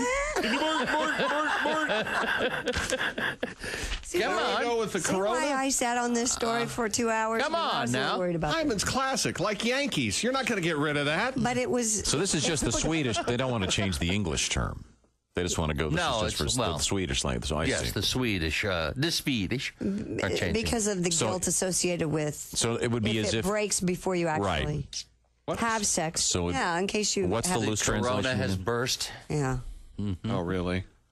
And What do you mean, the how loose could that? I'm confused. So And what's that the could new always what's the happen new accidentally. Swedish word? Vaginal corona. But that's English. I don't know what the Swedish word is. They're the ones changing it.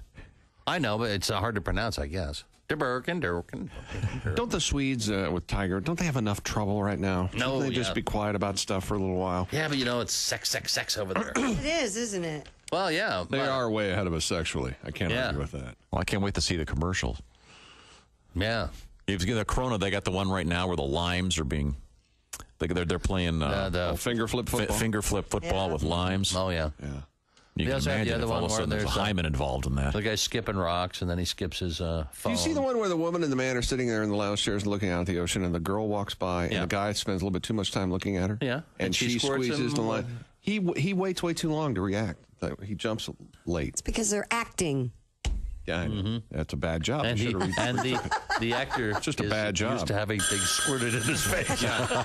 That's true. And the last thing that actor's interested in is a woman walking by in a bikini.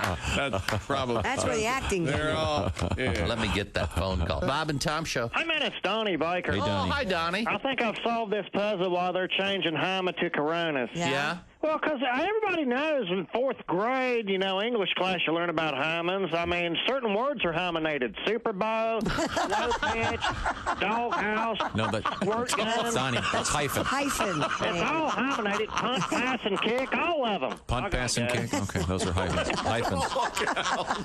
Okay, we'll find out more about Vaginal corona. hymen talk. We'll come back. I'm very confused when we return. Know it all.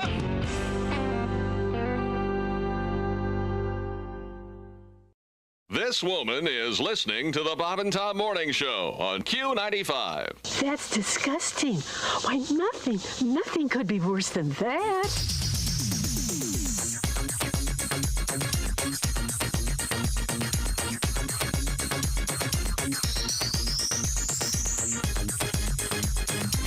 Well, I stand corrected.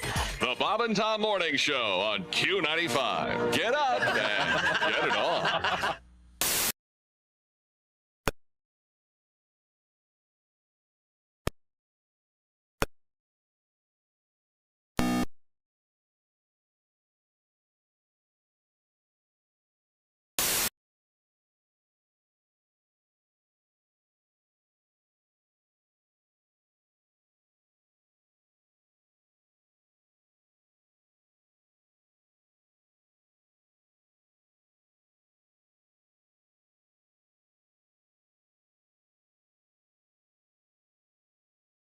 Nominate him for a special award. Almost got it. Hey there, it's the Bob and Tom Show live from the O'Reilly Auto Parts Studios. Do you have a word you can't say?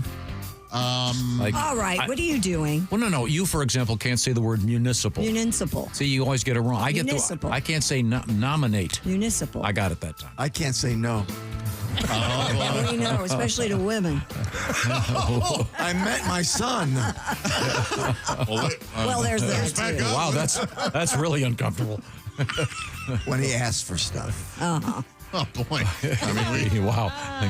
Just keep going. Just push forward. Here's Jess Hooker. Hi. Jeff Oskay's across the way, as is Ace Cosby. Howdy. I'm Josh Arnold, and soon we'll be joined by comedian Tatiana Frank. Tom, in the meantime, I believe we have something special. We do? I was told... apparently that's coming up in a minute. Oh, okay, cool. That apparently there's been a change in plan. That's fine. We were talking about the self-checkout. Yeah. And I'm a fan. I am a fan. I can pack my groceries exactly how I want them. Oh, yeah. I love it. Yeah, because I have a system. Yes, same. But I really have to grocery shop by myself because... you would get on. I think it's a nice thing to do alone. Yeah. It is. Yeah. Because I have my way. Exactly. Which is illogical. What is up? Maybe it's just my lady. Hey, what if we need to go to the store and she wants to go together? I'm like, why ruin both people's days? Let's just ruin one person at a time's day. And she's like, no, we could go together. Why? No, you spend twice as much money, first of all. Yeah, because they have to pick out stuff. No, we don't get that. No, see, I'm in the exact opposite situation. If I say I want to go to the grocery store, she does not want to be anywhere near me. Well, that's not because you're at the grocery store. Wait a minute. A lot of this lately. Wait a second. You got this. You know what? I posted about this because I saw a couple walking into the grocery store and they were holding hands and smiling, and I was like, "What the hell are you doing?" They've been dating a week. Right? Yeah. No, but so when your lady sends you to the grocery store or significant other in any situation, sorry, Pat, you're excluded. But does she write out the grocery list in order that the grocery store is laid out? No, when I go to the grocery store, I make the list and I go. You do the cooking and stuff, yeah. So do you go in the order of the store? No, I just know where everything. No, I just write the list. How many grocery stores do you have memorized? 2. Yeah, I've got 3 down. Do you make your list in order of the grocery store? Are you kidding? No, when I forget everything and I always get the wrong brand, and I'll take pictures of the cottage cheese and send it to her. Is this the one? Yeah, that's a smart move. It is a smart move. Why not? Yeah, we send pictures, and there was a social media trend where it was like, send your husband to the grocery store and tell him to get cream of tartar, and they're like, don't tell him anything else. Oh, it's like all the nobody places, would know. They would have no idea where to go. Andy would have over no in the idea. dairy section, wandering around. Where do I find the cream of tartar? It's in the seasoning. How many guys do you think went home with tartar sauce? Probably. Oh, yeah. Yeah. A lot. But is the self-checkouts, they're getting smarter. And what is the movie where the guy walks in the store? Isn't it Tom Cruise? He walks in the store. I think Minority Report did it. Everywhere he went, they were like, oh, hey, we got these new shirts in that you bought the last Gap. week. Remember, he walks by the Gap store. I mean, it's going to be pretty soon. The machine will recognize you. It'll know your credit card number, and it'll say, Well, hey, Tom. Ooh, looks like you're putting on some weight. Might want to put the dingle bongs back and not eat them. Some of the new arenas, they have a system where you can go get your hot dogs, whatever, and your credit card's on the. You don't pay money. They save it? Yeah. They save your credit card at the arenas? Yeah. Based on your face? What? Is it facial recognition? Facial recognition technology. That's crazy. Scary.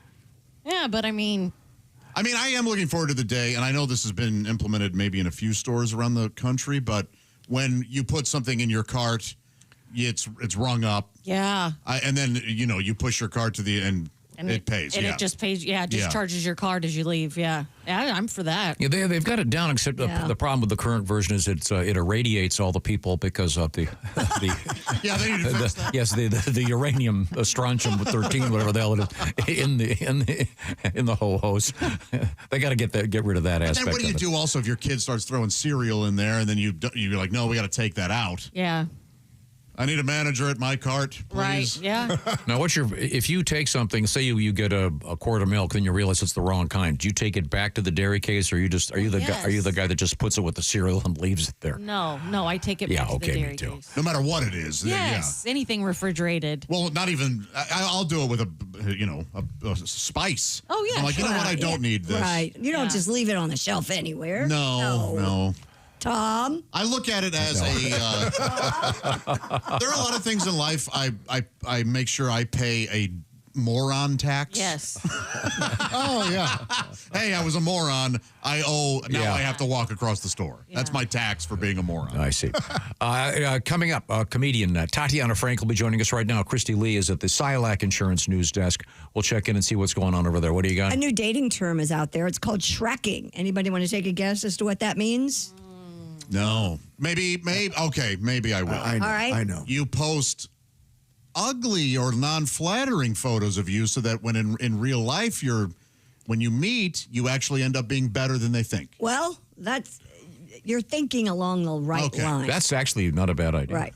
Shrekking involves dating someone you are not attracted to in the hopes that the person will treat you better in return. Oh. When you get shreked, it means the person you lowered your standards for still ended up hurting you. What? Yeah. So you're not so this is based on looks then. So plenty of people have put looks lower on the list and hoping that the attraction will grow over time if someone treats you better. This is a terrible way to start. When it backfires, though, is when someone assumes that just because they're dating down in looks, they'll automatically be treated better, and then they're not. This is horrible. Everything about this, I think, is so horrible. I'm shocked. It is horrible. Yeah. Wow. Or I guess Shrekin could be just dating a jackass. Shrek's a monster. Yeah? Oh, who's the ass? Or Eddie Murphy? Eddie Murphy, Okay, yeah. The donkey? Donkey. Yeah, those were great movies. They I are thought great shrekking would have meant that people were comfortable around like each other and gassy and Oh, yeah, gross. that's true, too. Okay, yeah. Yeah. Accepting somebody for their... For the way they are. Yeah. Well, No, apparently this is not. like the opposite. Yeah. Well, I guess I'll date somebody I'm not attracted to. Yes. Yeah. How dare you put the other person through that? Yeah. Ugh. And that he should treat you or she should treat you better because you're more attractive than them? Yeah, what? They should be grateful to be dating. Exactly. Yeah. This is really gross. You're trash people. Yeah. Well, what if both people are shrekking? Yeah. Maybe they both think that they're better than the other one, and That's the worst because now we got ugly kids running around. Yeah. They'll ruin your day. Okay. A recent survey reveals a fair number of Gen Zers are still relying on their parents. This story makes me just cringe, even at the office.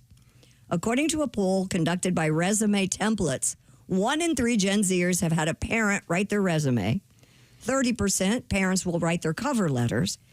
75% said they brought their parent to an interview. What? Come on. That has to be high, right? What? 75%? That's That's not ridiculous. 3 out of 4. This is it's usually like in the waiting room or in the car even. Like their parents rode with them because they were so nervous. Okay. And stay in the car. That's What's your greatest weakness? I don't know. Ask my mom. She's in the car. 55% of respondents had a parent speak with a hiring manager on their behalf. Oh no. 45. You're not hired. Yeah, immediately not. 45%. Your mom has a job. I'll offer her one. Regularly have a parent talk to their current manager. What? You know, Joey doesn't feel well today, so he's not going to come in. Well, that's something, but God, no, it's not something. Wait a minute. A parent can't call in sick. No, you fake your own call in. for an You adult? don't have your mommy do it. For an adult job? Adult child? If you have a 19-year-old or a 20-year-old living at home and they are legitimately in bed with the flu, why can't a parent call in and say, "Hey, my kid's sick"? Well, that's a little different. I think these people are adults that should be calling in on their own. If they is that? If they lived on their own, they would have to call in, right? That's sure, yeah. That's our You wouldn't kids. call your mom and be like, "Hey, can you call in for me?" No, of course feeling not. good." Like I said, if they're living at home and they're legitimately sick, what? 75% of those polled have their parents help complete work assignments for them. 55% have brought a parent to their current You guys, though, you also workplace. understand this isn't Gen Z's fault. No, it's not. It's the This is their parents. Oh, yeah. It's our fault. Yeah. Enabling. Yeah. Does it say what percentage vape during the interview? No. I talked to my dad yesterday, and so we know I started here in 2002, and he goes, "You still at that radio station?" That's what my dad said to me. That's how aware he is of what's going on in my life. Yeah. Wow. No, my daughter has had a job for 3 years, and she doesn't care for it. And I was like, "Well, go get something you like." And she goes, "And go to another interview?" No. Yeah. She will have that job till she is 40 with a chemistry degree. She's going to be bussing tables because she doesn't want to go to another interview. Oh, wow. They're terrified Well, of it. that chemistry degree will help her marry catch-ups. She never spills a drop. That's such a. I love seeing that. I hated that as a server. What's your side work? Marrying the ketchup. Oh, I guess I'll be here 3 hours longer tonight. Yeah, is that worse than rolling silverware? Oh, way worse. Because Okay. like that Heinz 57, that stuff doesn't want to come out. You gotta wait for it. Marrying the ketchups. I've never heard that. Yeah, you term. take the two bottles and you. Yeah. The 2 half bottles and make a whole Oh bottle. yeah, I know. I've never 10 years heard ago, they that. couldn't marry. They said that they have a law now. You still ketchup and mustard still can't get Oh yeah. It depends on the state. California, of course, it's fine. What percentage you said their parents wrote their resumes?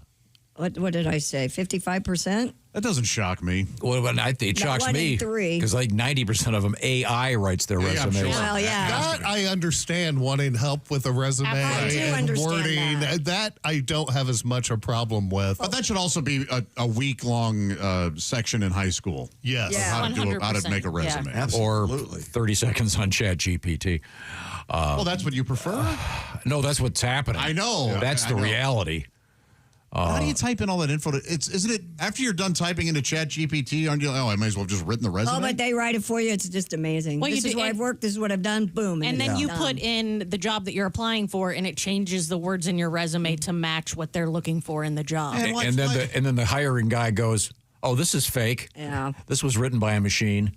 You're not fooling them." I know I'm a Luddite, but this is not how it's supposed to be. No. Use your damn brains. Yeah. I've removed the autocorrect and all that stuff from my Good for from my yeah. texting. Is that why I'm getting so many misspelled words? Every time you text me, that's always misspelled. That's absolutely not true because I go back and I type in. I have to put in all my own apostrophes. And it really is a nice little. Yeah, nobody likes this. Nobody likes hearing this guy. But what I was going to say is, He goes back and proofreads. That's why he hit the back of that bus. I proofread. Took his eyes off the road to make sure that he had the Oxford comma. Yeah. Okay. We're coming right back. We've got a special surprise. I think we got this worked out. Also, we're going to have a comedian, Tatiana Frank, joining us at some point soon, and we are in the O'Reilly Auto Parts Studios. This is the Bob and Tom Show.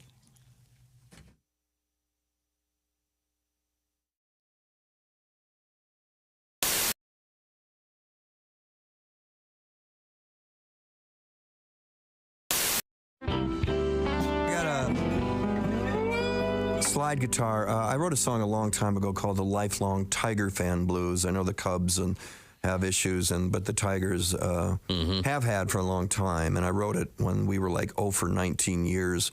And then we got good in 2006, but then this particular season, 2010 here, we were great, and then we went off the cliff. So I rewrote it about a week ago.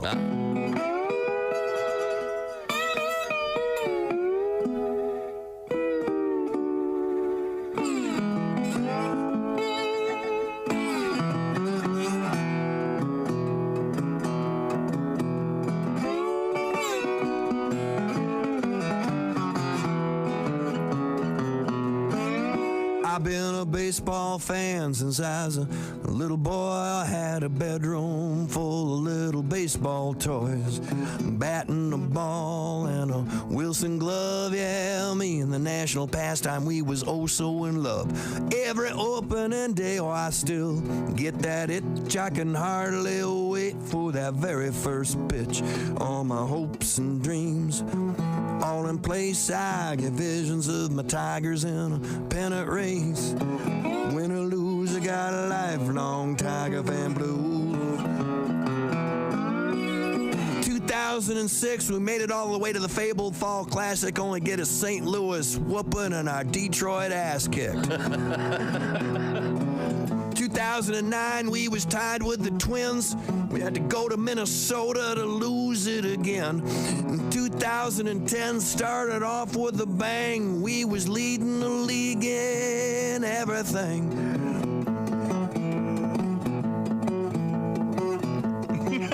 Hang on. It's for you. Oh, but come the All-Star break, our season's done. Our goose is cooked, oh, they're setting our sun. Win or lose, I get a lifelong Tiger fan blues. Bring back K-Line, bring back Cash,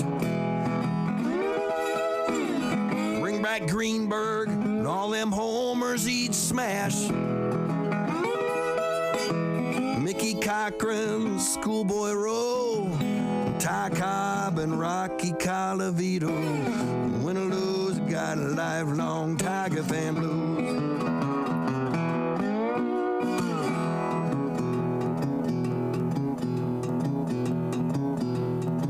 And this is the rewrite. First, Samaya broke his arm, then Inge broke his hand while Mags was breaking his foot. Guillen was pulling his ham. Half of our roster was MIA. Now half of Toledo's been called up to play. I don't believe in fate. I don't believe in signs. And waiting on your destiny's a waste of time. But how the hell else can we possibly explain Armando Galarraga's imperfect game? Win or lose, I got a lifelong Tiger fan blues.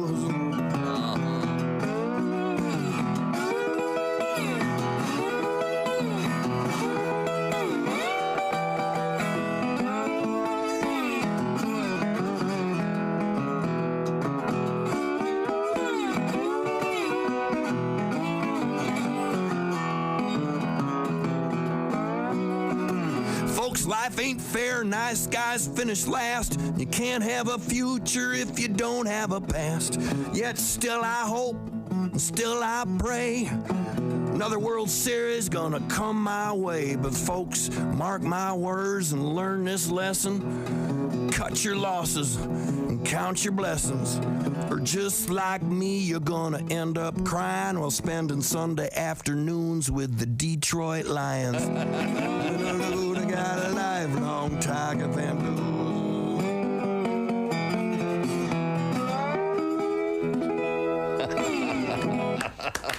That's great. Oh, there's some frustration there. Jeff Daniels. The imperfect game. A Vietnamese man who was thought to have had the world's longest hair has died.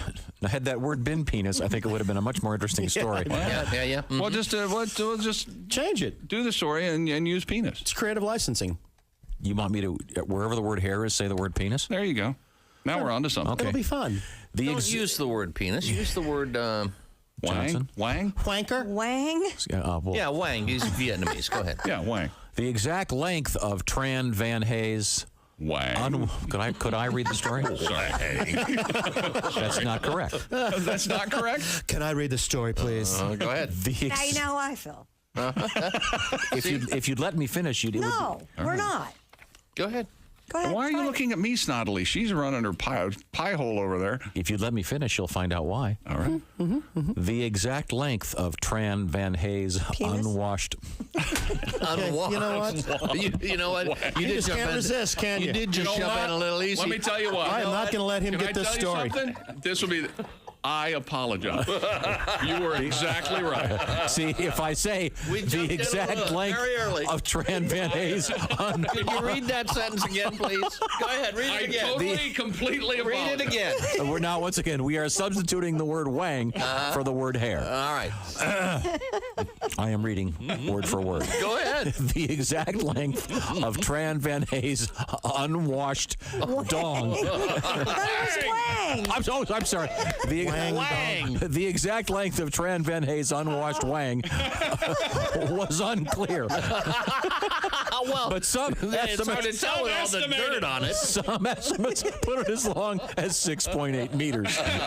Now, Christy, that's 6.8 It's like 18 feet. That's like 20 feet. Yeah. Oh my.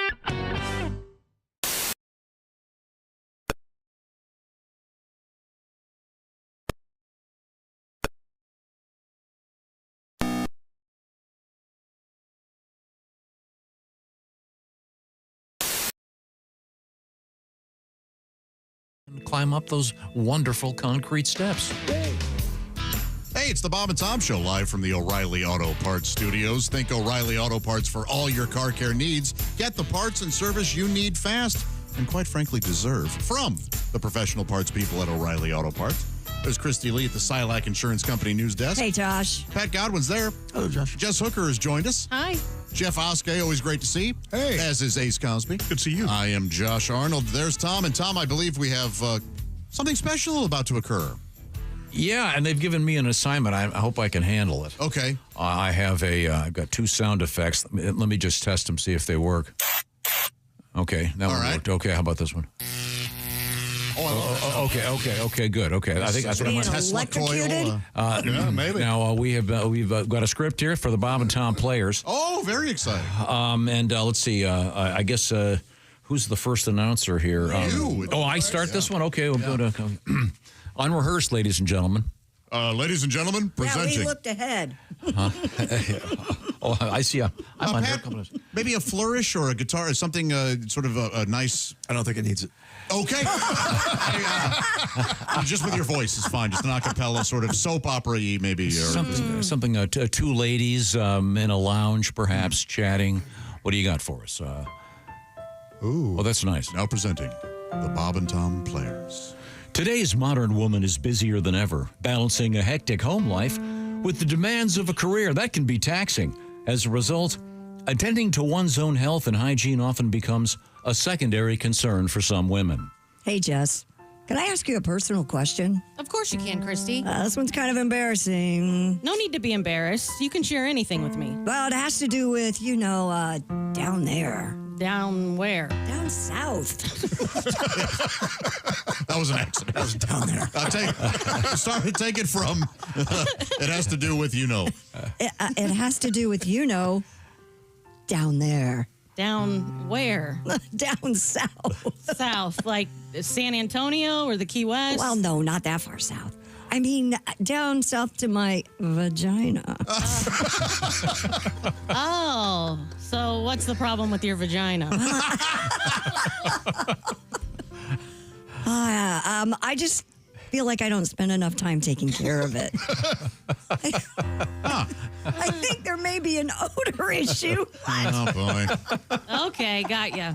I used to feel the same way until I discovered a wonderful new appliance that freshens me up down there while I sleep. What?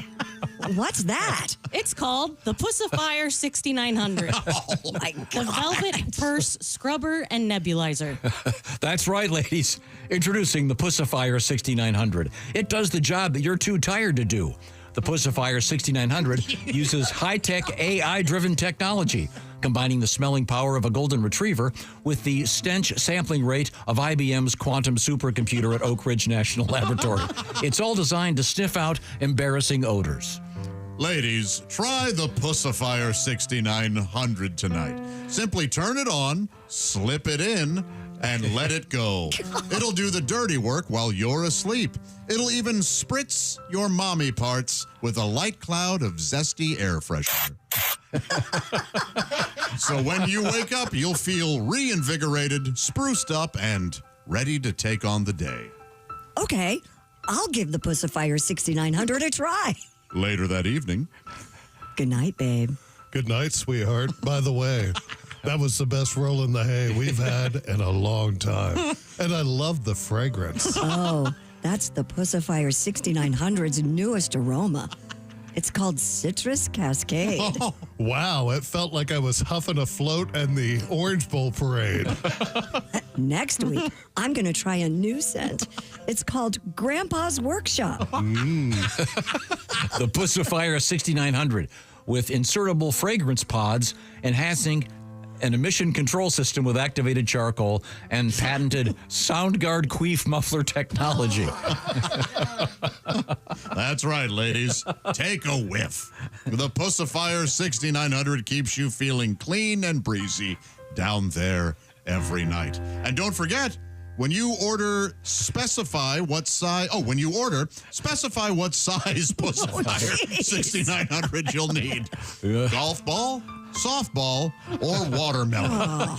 It's the Pussifier 6900. And for the single gal who needs a little action, be sure and ask about our new oscillating compactor rumble rod attachment.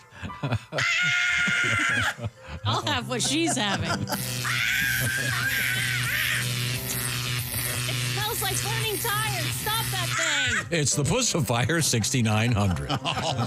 Ladies and gentlemen, thank you very much. You've been watching the Bob and Tom Play. Thank you very much, ladies. We have. Can I do my part over? Screaming sound should have said orgasmic sounds. Oh, sorry. And so that. How would that sound? And then you shock me, and then I scream. Let's try it again. I'll do it. Slower and louder.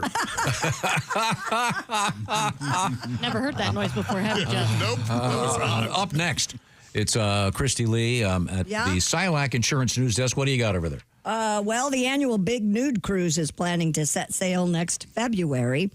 Bare Necessities Tour and Travel said passengers can look forward to exotic tropical islands, historic ports full of local culture, and an exclusive stop at the cruise line's private island for our Bear cruisers to enjoy au naturel. Didn't you do one of these, Pat? Yes, I did. Guests must be 21 or older by embarkation, go without clothes in many onboard spaces, but they must cover up when the ship is docked during the captain's introduction reception and when eating in the dining rooms. However, the self-serve buffet is clothes-free. Is that right? That's right. Bare Necessities says lingerie, fetish wear, and excessive genital jewelry are not appropriate at any time. Huh. No bling on your thing? Nope. Yeah. Man, oh man. Be careful at the breakfast bar going for the Kiwis. You may accidentally grab some dude's hairy balls. Can happen. Now, Pat, when you did this, you were the entertainment. I was. And I was a comedian, one of the comedians. What were the rules? Were people just naked all over the place? There weren't a whole lot of rules except not the dining room thing. Yeah. Yeah, not a lot. And not open sex in. No, it's more. I think it's for naturalists. Yeah, what are they? But don't you have to? Well, I remember you saying something about you have to have a towel for your seat or something. You have a sit-upon? When they did the comedy show, there was towels for the seats, as I recall. Yes. Oh man! Did you make a sit-upon when you were in school? A what? A sit-upon. What's that? It's something you sit upon.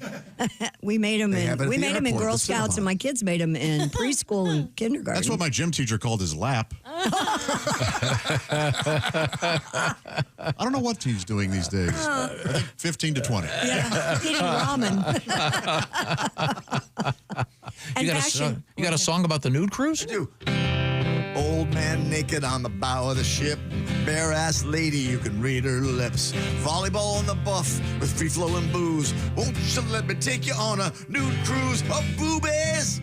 Ooh-wee, baby, coochies. Hairy ladies, butt cheeks. Ooh-wee, baby, won't you let me take you on a nude cruise? Woo! Just a little verse there for you. Oh, wow. Butt cheeks. That's what I said. But what was you at the dining room? You have to be fully clothed, but not at the buffet. Not at the buffet. The walk-up buffet. I would think that would be the one you'd want clothes on, right? Yes. The buffet. And it's sold out, so it must be very, very popular. You don't want a guy sticking his wiener in the ranch and then putting it back in the Russian dressing. Ranch to Russian. I wonder, I'm going to look into, we're going on a cruise in February in the Caribbean. A nude cruise? Not nude. You and Andy? No, not nude. Christy, you could make a nude cruise. I could You're in my free to. stateroom, but not anywhere else. But wouldn't it be funny to run into the ship somewhere? Oh, you're both in port at the same time? Oh. I'm sure they have to put their clothes on when they get off the boat. Well, yeah. Well, thank you very much. Coming up, we have the return of the thong bikini. We have an arsonist, apparently an amateur because he sets himself on fire.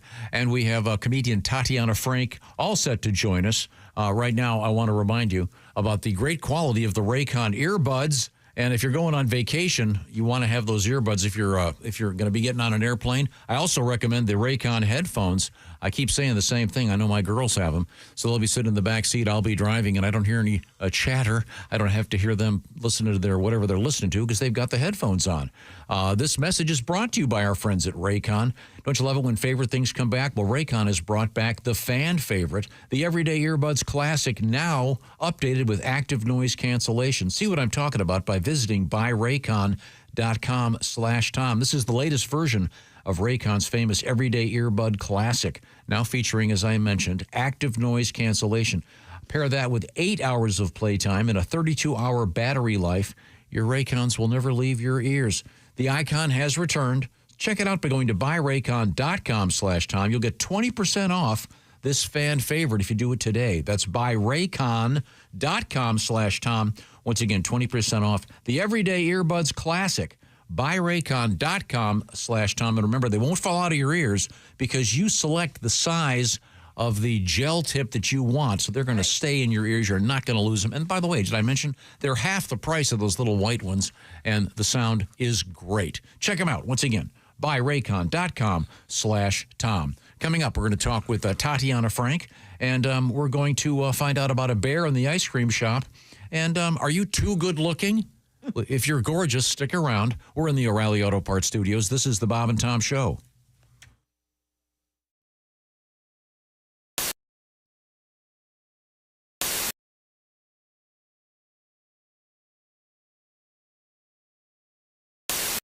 The stock market goes up. The stock market goes down.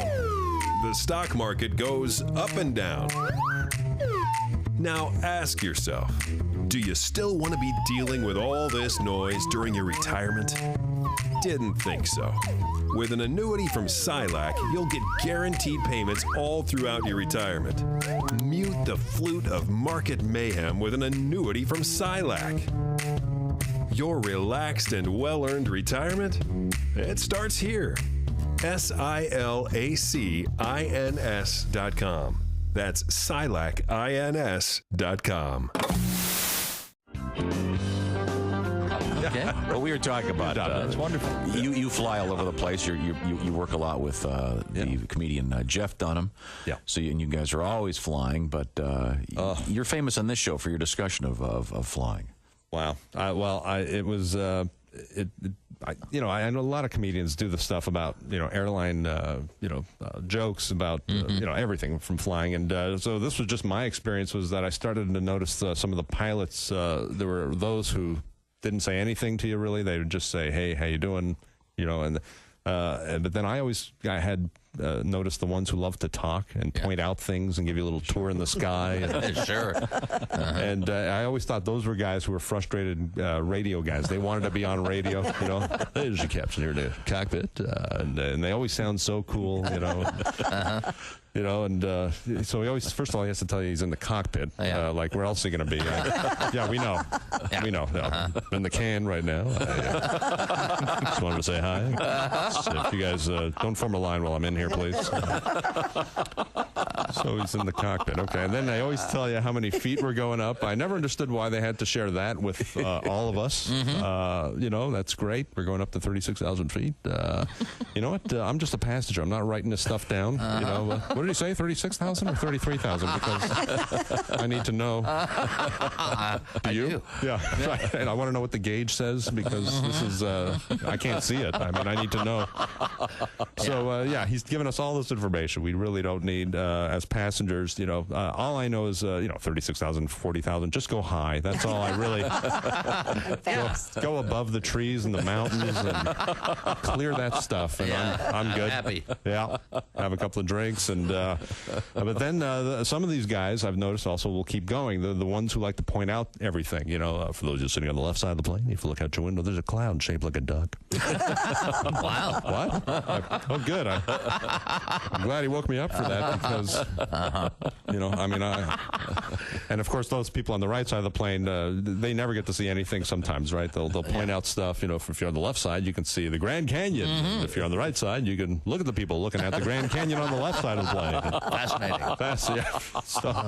So I just noticed those guys. So I started taking notes about what they would say, and it was just unbelievable. And then the funniest, or I guess it's not funny, is when a plane goes down. Of course, they would look for the flight recorder, and I was always like, and they always thought, I always wondered, like, what do they expect to hear on this thing? You know, I mean, the pilot's not cool enough to just explain what's happening, is he? Is he just gonna? Oh, just hit a mountain. My fault. I was pointing out something to the people, and clip the wing, and there you go. Anyway, I know I sound cool right now, but I've just evacuated, like you wouldn't believe. So I just want to apologize to everybody for spinning out of control. I just want to thank all our passengers for flying with us. We realized you had a choice in airlines, and well, you picked the wrong one because we're going right down. We're going down. We're going down. So, you know, you're not going to get that. No, you know, you're just free drinks. Right? Yeah. Oh, yeah. Free drink. Just hurry. Free drink. The carts should be flying around. Just reach up and grab something. Oh man, I don't know. I figure I guess when they find the thing, all they really hear is, you know, one big, screaming. Screaming. Curse. One big curse word all the way down. Absolutely. Yeah. I'm sure, you know, if I was on the plane going down, my last word would be, you know, my wife would be going, she'd be saying, I love you, and I'd be going, sorry, honey, I'm going to have to curse with the pilot right now. I won't be saying I love you right now. But. Jeff Rock Band. When you become a Bob and Tom VIP member, you get more and less. Wait, what? Which one is it? More or less? It's both. VIP members get more stuff to hear and less commercials not to hear. So Bob and Tom VIP is a good deal? Yeah, more or less. So how about giving Bob and Tom VIP a try? Get the link at bobandtom.com.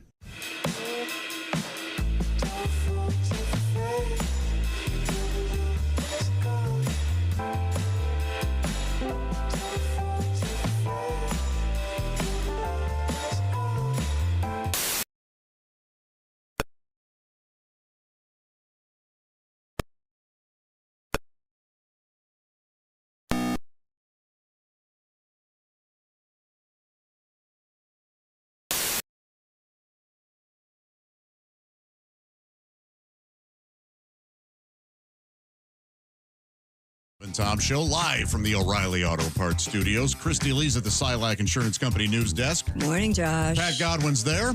Hello. Jeff Oskey across the way. What's up, man? There's Ace Cosby. Howdy. I'm Josh Arnold. Tom, we are joined by a comedian who's new to us. We've yet to meet her, so looking forward to this. Beautiful name, beautiful head of hair. Tatiana Frank is with us. What a great name. Thank you. Hi, Tatiana. Hi. Did your parents invent it, or is it a family name? Where'd that come from? Do you know? Yeah, I mean, Frank, it's, I guess, German, kind of like Anne Frank. Which Right, sure. I have a few things going. I'm Jewish, last name. We're both bisexual. Yeah. A lot of people don't know she was bisexual because she never came out of the attic. So, wow. You learn something new every day. I had no idea. And you got a lot of hair. That's going way down there, isn't it? Yeah, I got. It's pretty long. It used to be longer. My mom's kind of kooky. She never let us cut it. So whenever I see another girl with really long hair, I'm like, kooky mom. I already know. She's like, yep. When I was in elementary school, I can still remember the name of the young lady. I won't say it. She's probably still out there somewhere. She was in the front page of the paper because she'd never had a haircut. Oh. And finally, when her hair hit the ground, they made a real big deal out of it. Well, I mean, that's how I knew I had to get a haircut. As I saw another girl out in the wild with really long hair, and I was like, oh, she looks crazy. That's what I look like. That's nuts. And the thing about having a lot of hair, it's like you don't get to choose. It's everywhere. Like, I'm just a hairy chick, you know what I mean? Like, I've spent a lot of money. I did thousands of dollars for permanent laser hair removal down there, and it grew back. Wow. It grew back, and it remembered. Oh, yeah? It was pissed. It was like, you can't kill me, I'm you. I was like, oh, my God. So it's got a villain origin story now. Did that that laser hair removal, I'm trying to think of, who was the guy? He's a Canadian comedian, real tall. Ian Bagg. Ian Bagg. Mm-hmm. He had this incredibly hairy back. Do you know Ian? No. He's a great guy. I would love to meet him. He's very funny. Yeah, he had his back lasered. Yeah, I did. Did that hurt? Yeah, it's painful. It's lasers. How long does the process take to have the lasering done? Is it a one-time process? No, you got to come back. It's multiple sessions. But, you're powering through it. You're like, but it's permanent. That's the one thing getting you through. It's permanent. It wasn't for me. Does it smell like burning hair? Probably a little bit. Oh. I think sometimes when guys go down there, like, is something burning? Something in the oven? I meant during the process. Yeah. And by the way, I'm envisioning. Have you ever? You've probably never even seen the movie Goldfinger, but in the great James Bond movie Goldfinger, remember when the laser is heading for between his legs? Yes, of course. And he goes, cut him in half. "No, Mr. Bond, I expect you to die." You'd have to wonder if the laser operator is a big Goldfinger fan. I wonder if you could get somewhat of a refund. Yeah. Or call the Better Business Bureau. Hey guys, my bush came back. Yeah, it came back angrier. It came back with a vengeance. Wow. Well, actually, that leads to a story in the news. Short and surly. Kind of. Now, Christy's giving me the look. Which story could we segue into gracefully? It's the one from the Detroit airport. Does that make sense? The one from the Detroit airport. Involving customs officials. Oh, yeah. Okay, I thought you were going to go with smells, so Did somebody try to smuggle something in with their bush? Sort of. Oh. U.S. custom agents intercepted potentially disease-ridden bush meat at the Detroit Metropolitan Airport. Now, do you know what that is? I'm going to guess some sort of like dead animal from Australia. 2 such seizures last month. The first, a baggage examination, yielded 11 pounds of rodent meat from Togo. Days later, agents discovered 52 pounds of primate meat, which was declared as antelope from the Central African nation of Gabon. Wow, okay. But it wasn't antelope. It was primate meat. In other words, it could have been a chimpanzee or monkey meat. The bush meat was seized, turned over to the Centers for Disease Control and Prevention. The travelers were each fined $300. Bush meat refers to meat from wild animals, bats, non-human primates, and cane rats, and it poses a significant communicable disease risk. And for some reason, they say that people try to smuggle it into Detroit a lot. I have a question. Detroit? Yeah, I don't know why. Well, because the international flights fly in and out of there if you're going overseas too. But I wonder if there are people in that area that are big fans. I don't know if they go from Detroit somewhere else, but what's a non-human primate? Your monkeys, your apes. So then a human primate is a human, right? Yeah, humans are primates, but right. But that just sounds funny to say. You've got your anthropoid apes out there, and I understand. Never mind. Monkey meat's not bad. You've never had primate rib? You got to get it before it sells out. But it's no, it's all bushmeat pink. And from what I understand. And why is that primate rib only on the weekends? Never. Yeah, I know. Yeah, I don't know what happened. Yeah. Oh God, that's so gross. Well, we don't live in these countries where they. No, but if they're trying to bring it in here, I mean. Well, people live here from other countries, Tom. Okay, I'm just saying. And we got to stop it. Yeah. Actually, if you look at the numbers, they're dropping. I want more monkey in my taco. What else? Scientists have discovered how female body odor can influence behaviors in men. Okay. Researchers at the University of Tokyo found certain scent compounds in female body odor increase during ovulation and can influence how men feel. When these compounds were added to armpit odor samples, men rated them as more pleasant. So wait a minute. Well, this is how we get people to have babies. So that's what this Pheromones, is. right? So yeah, so if the woman is ovulating, that she's going to smell better. Huh. Because she wants you to. I see. Okay, makes sense actually. Pictures of female faces that were associated with scent compounds were also deemed more attractive. Researchers added the body odor compounds were found to relax the male subjects. I thought, but this was, there might be something specific in that story that's new, but this is sort of age-old. Yeah, remember they had perfumes with pheromones in them that were supposed to attract men? And yeah. So if Tatiana, you're wearing perfume, what is that called? I just, I vap, Have you guys heard of vapping? No. You just stick your fingers down there and then you dap it on your, get the pheromones. Oh, okay. Oh, that's what the kids are doing. We had a whole thing about we did. that. I don't do that. I just thought you were.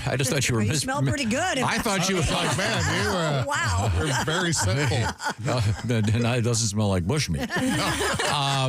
I thought you just mispronounced vaping. No. Yeah, we had a whole thing about vaping. Yeah, we did. But in this case, so this is, as you say, ovulation. old science. That I'm reading a little more about this. They did these blind tests where they would put that scent and they would have these groups rate these women, but they would rate them higher if, even though it's the same picture, they'd rate them higher because of that odor. Mm-hmm. Interesting. Very, very tricky. Now, are there perfumes that tend to have a scent that's like this, that has these stuff in them deliberately? Well, make yourself more attractive to your man. I don't know if they do anymore, but there was we did stories on it. The pheromone perfumes that were supposed to attract men or women attracted to men because they wore the pheromone cologne. That was a big deal for many years. I think it was a marketing scam, but do women want their guys smelling like cologne, or they want them smelling like themselves? A mix of both. Yeah. So that's kind of what this says, was a mix of the natural. It depends on the cologne. Okay. A clean cologne, right? Yeah, and citrusy, and not a lot of it. Oh no, depends on your diet too. Really? Mm-hmm. Yeah, like some people have good BO because they eat their vegetables, and some people, sometimes you're with someone with their BO and you're like, I'm worried about you, man. You eat a lot of meat. I'm concerned for your health. I can smell that your organs are not doing well. You smell inflamed. Yes. Well, they say that are there certain dogs that can tell people that they have certain diseases? Of they course. can pick up the scent. Yeah, that's me. Oh, wow. Are you a dog owner? I have 2 cats. I'm a cat lady. Okay. All right. We're speaking. I'm with you. Am I the only cat owner in the room? No. Oh, yeah. Ace has one. Oh, yeah. Ace has one. I have a killer cat. Killer cat. We're speaking with Tatiana Frank, comedian. You're a resident of New York City. Is that correct? Yeah, very friendly place as it's known. People are very, I know we're in the Midwest here. Oh, we're not. Yeah, I'm trying to get to know my neighbors, and that's a mission and a half. Everybody's an introvert now. I don't know. Is this like a young people thing? Did you guys have introverts? It's like an excuse so that you don't have to make small talk with people? Yeah, I have 2 teens at home, and they're both that way. I heard teenagers are big introverts. Oh, yeah. But also, it's talk to no one. It's earbuds and headphones, and you're at the subway, and everyone's looking at their phone. They don't have to have small talk anymore. And I think it's not fair. They're putting it all on the extroverts that they think we like making small talk. No one likes it. You do it because you're a human being, Like someone was complaining about their neighbor, talking to their neighbor. I'm like, yeah, no one wants to talk to 80-year-old Bertha. She's spitting on you while she talks. She's talking about the price of cantaloupe going up. But you power through it. You think I want to be talking? No, I'm popular. I could be talking to anyone. I'm an extrovert, But I do my duty. Yes, you're a person out and about. But these people now, they act like it's a disability. There's no ramps for introverts, Yeah. I do think they should have their own water fountains, but... No, my oldest daughter had the same thing. Like she goes, well, I don't want to have to talk to this person about that. I go, no one wants to talk to that person. Like even people who like talking to people don't want to talk to people. Like we're just doing it because we're human beings. Yeah, out of a cordialness to a fellow man. Like you think we enjoy it? No, like you just have the balls to say I'm not going to talk to people, and I have to do it now. Yeah. It's the worst. You do it for a living. Yeah, but I don't. You talk at people for a living. Right. Yeah. No, but she seemed like, oh, no, you can do this. It's like, I don't want to do it any more than you do. Talk to my boss. Or not my boss necessarily, but never mind. Back to you, Christy. I did find this news story about... Pheromones? No, the one about... I'm gonna get the word wrong. Not vagging. What did you say it was? Vapping. Vapping. Sorry. Vagging. You also use two fingers, then you spread it. Yeah. It's Ms. Allison Ramirez explained, and I'll quote here: "You basically have to stick a finger in, and then you use it to dab your natural perfume on your pulse points." Yep. Yeah. That's exactly what you were saying. She goes, so do you have 100 pulse points? Because this building is just perfume now. Now, this lady hired a perfume maker to create a personalized scent based on her secretions. So it took it to the next level. Wow. What does she smell like? Does it say? It says her social media manager tested the products on a number of dates and says it works. A Red Lobster dumpster.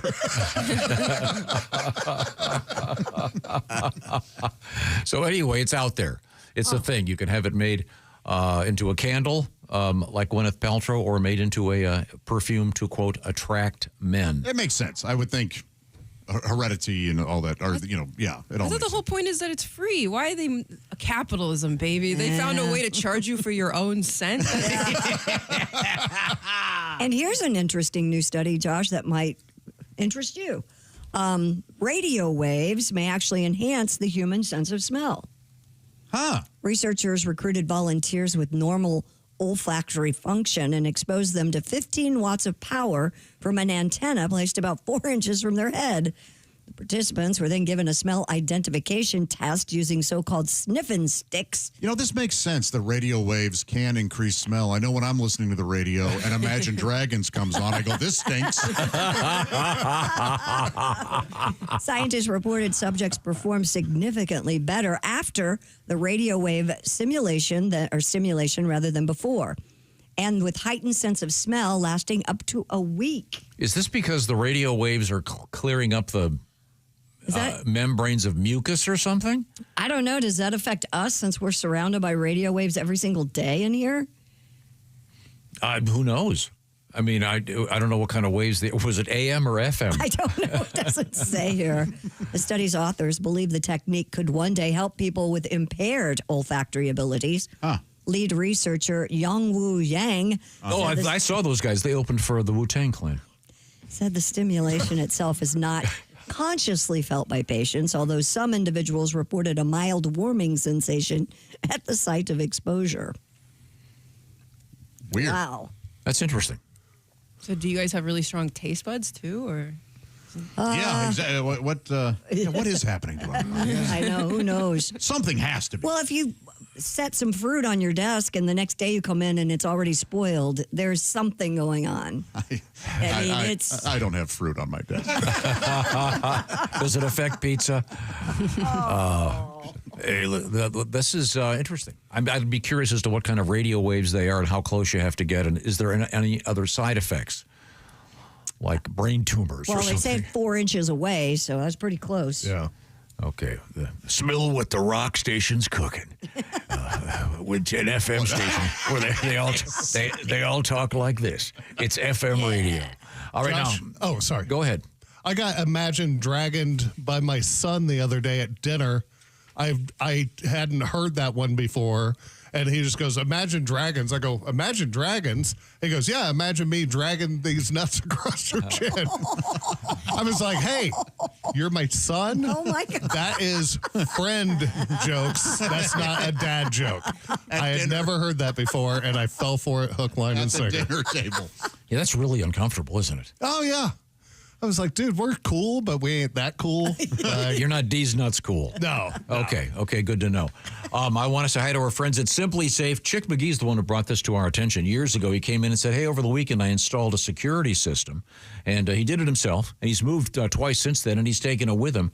And Simply Safe is the home security system you can install yourself, or you can have them come out and do it for you. And he, I believe, now has 11 cameras. We got a bunch of them in here, and we have our security system, courtesy of Simply Safe, so we can tell you what's going on out front, what's going on out back, what's going on in the hallway, et cetera, et cetera. Now, they have a special new thing going on at Simply Safe, something they call Active Guard Outdoor Protection. They've actually got AI-powered cameras with live monitoring agents to detect suspicious activity around your property.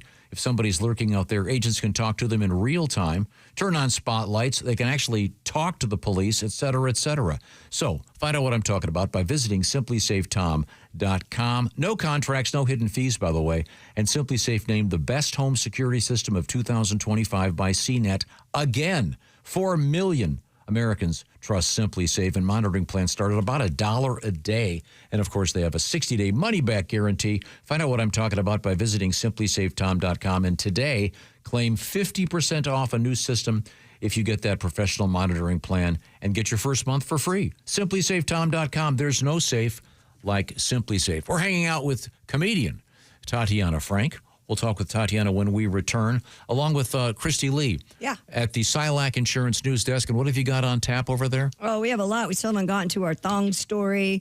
We have the bear that raids the ice cream shop. I wonder what flavor he went for. And if you're going to be an arsonist, be careful where you strike. Yeah. Be very careful. Mm-hmm. Don't set yourself on fire like this guy did. From the O'Reilly Auto Parts Studios, this is the Bob and Tom Show.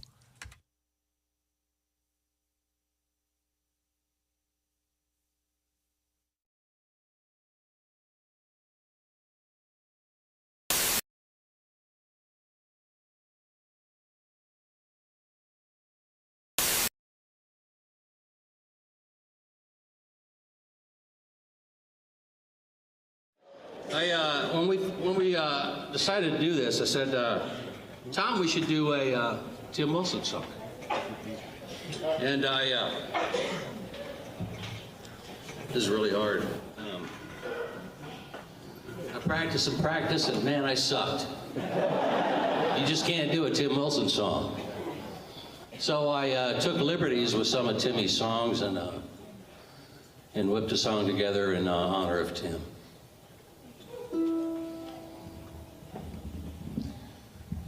Help me get through this, folks. Can you hear that? Yeah. That's too bad.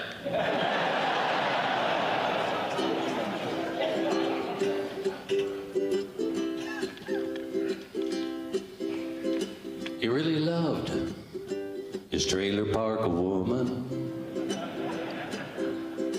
Didn't care much for Dr. Phil.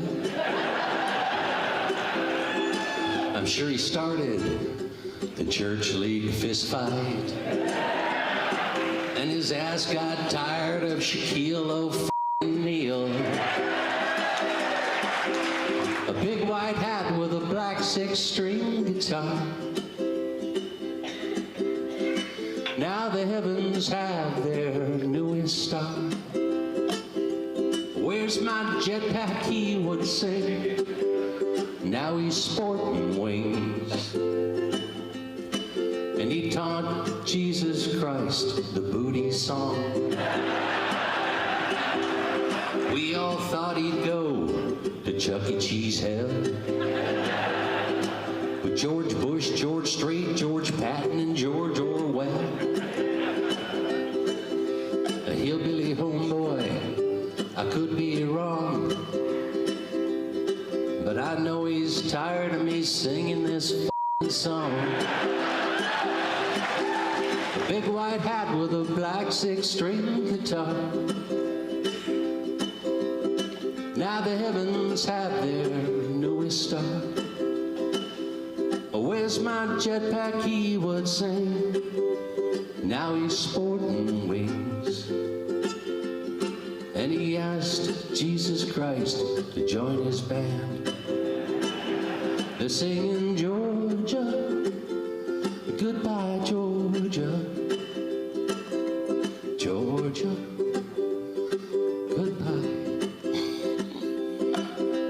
Georgia, goodbye Georgia, Georgia, goodbye.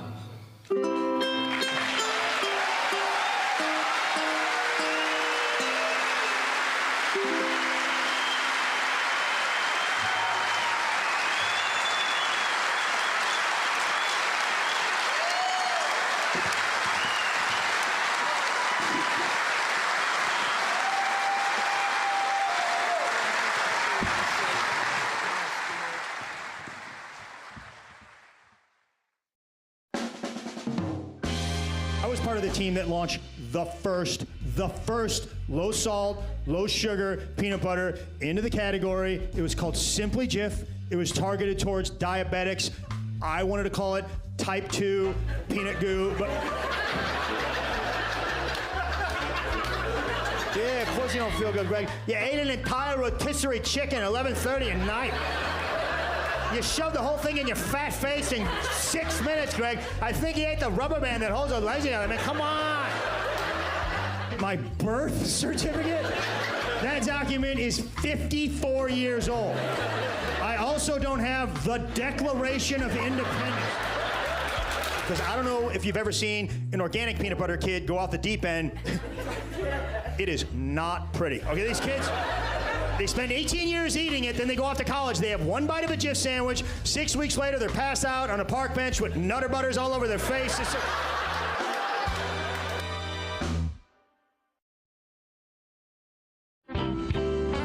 This is Todd Berry. Okay. Once again, Todd has just established that he's not into astrology, but he's very proud. And now I'm going to read an offbeat news item. I can back that up. My numerologist told me that astrology is a bunch of crap. How many times did she tell you? Yeah. Okay, I'm sorry. 4. Go ahead. This is a woman fried 8 goldfish amid fight with ex.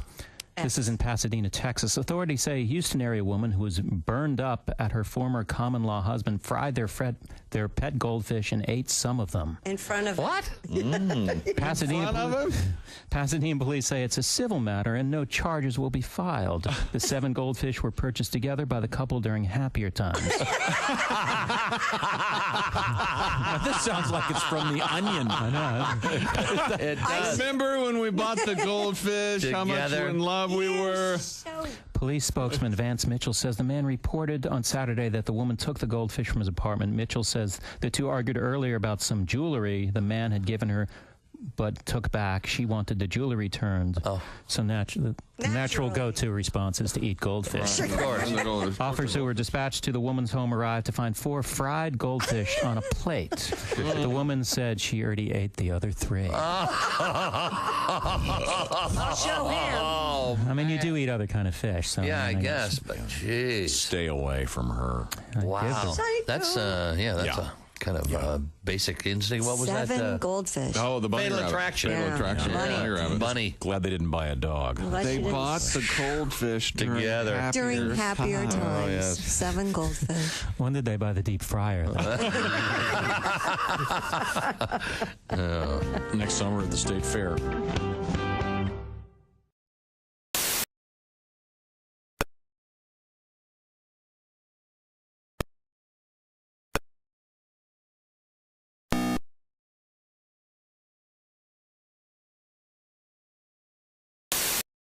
Legal group for this.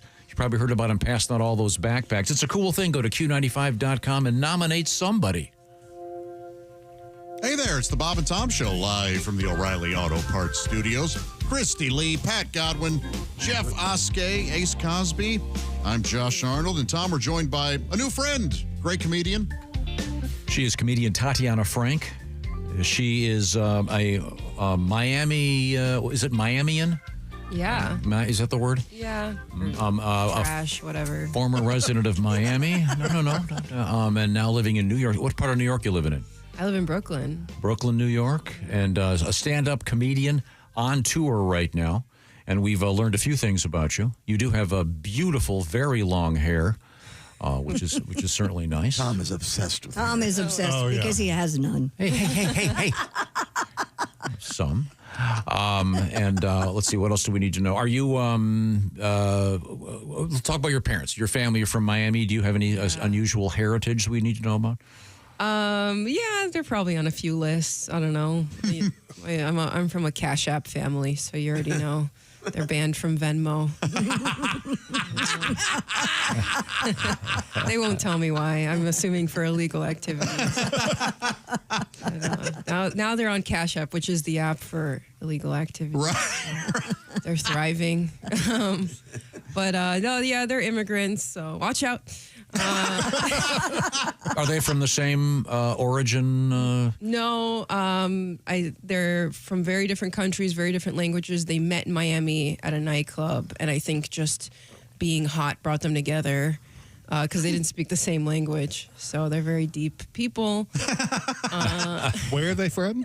My dad is from Moldova, which used former Soviet Union, Russia. So he's a very alpha guy. They kind of invented it. Like my dad, my whole life refused to wear the color red. Thinks it's gay.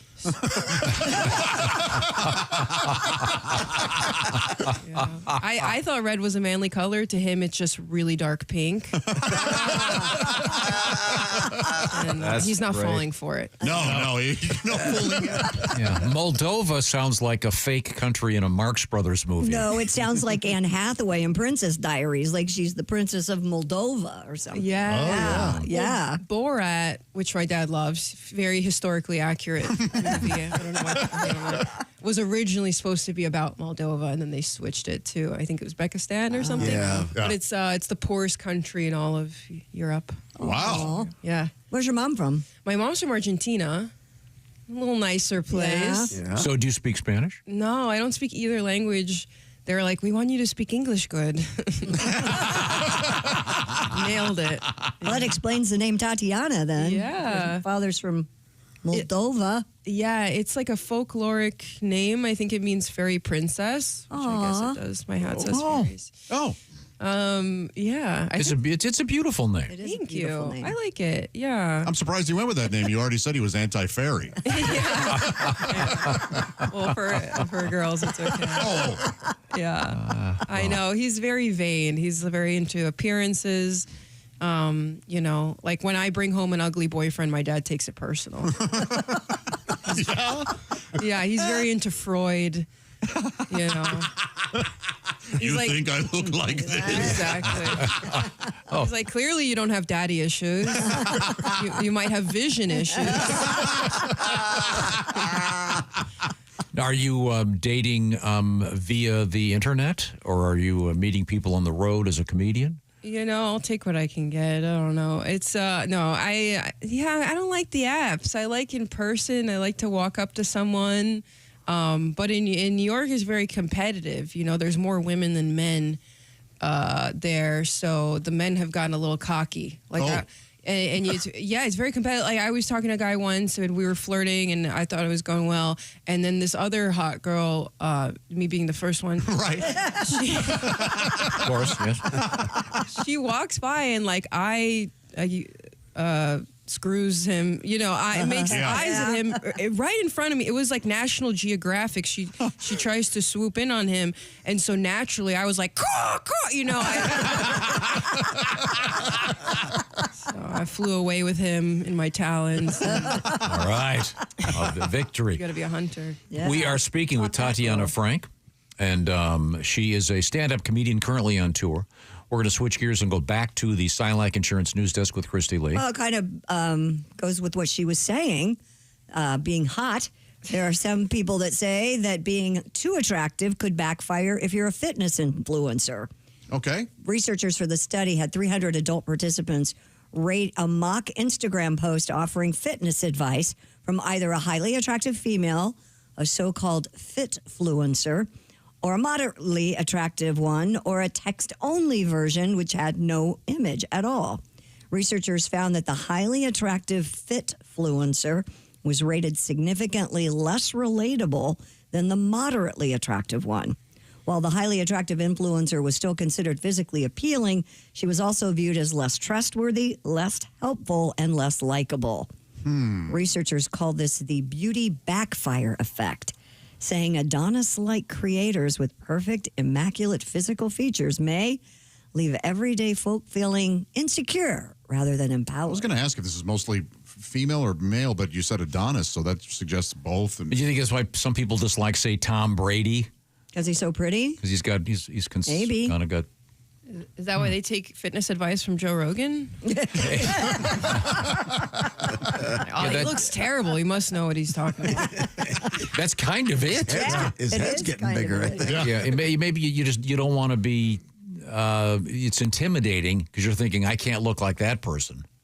But then there's the opposite of that, where you look at that and go, "Oh, I could do that. I want to look like that person." Yeah, So yes, but there's also the I want to look like I'll never look like that person is what I think enters into a lot of people's heads. Whereas people like to see a struggle. So if it's a guy like me and I'm going, "Hey man, if I had a video and I'm like I'm going to try to do 10 burpees today," and I struggle through them. Some people will go, "Hey, there's a real guy trying to get better and do." And I could do that. You could say that. Yeah. Like, hey, that might inspire you. Sure. Another schlub like me to do. Right. Well, we could start doing videos with you. We could do fit videos. No, thank you. But I do. You could be a fat fluencer. He's not fat. It's a joke. No, I'm not. Tatiana, are you an exercise person? Are you a gym person? You're quite fit. Oh, thank you. I'm part of a climbing gym, so I am a huge nerd. Psychopath. I don't know. Yeah, but that's fun though, right? It is. Are you free climbing at all, or is it all roped up? Yeah, no, there's no rope. That's even lamer. So I got to draw the line somewhere. Trying a rope around my waist. If I fall and die, that's what I deserve. That's what I get for climbing. Yeah. Well, coming up in the news, Christy, what have you got over there? Well, we have a former Miss Universe contestant in the news. Okay. And we also have the thong bikini bottom back. It's back. And we have the Hambone winner. I love Hambone. Hambone winner. The Hambone winner is the annual dog award. Oh, I thought it was a guy who Hambone. A guy playing a Hambone. You're really disappointed. Yeah, come on. Old school. Wait a minute. I've been told I give terrible hand bones. I'll tell you what, Tatiana, there's someone watching this on YouTube that's already hamboned twice. And they're not looking at a picture of me or Pat. We're coming right back to the O'Reilly Auto Parts Studios. This is the Bob and Tom Show.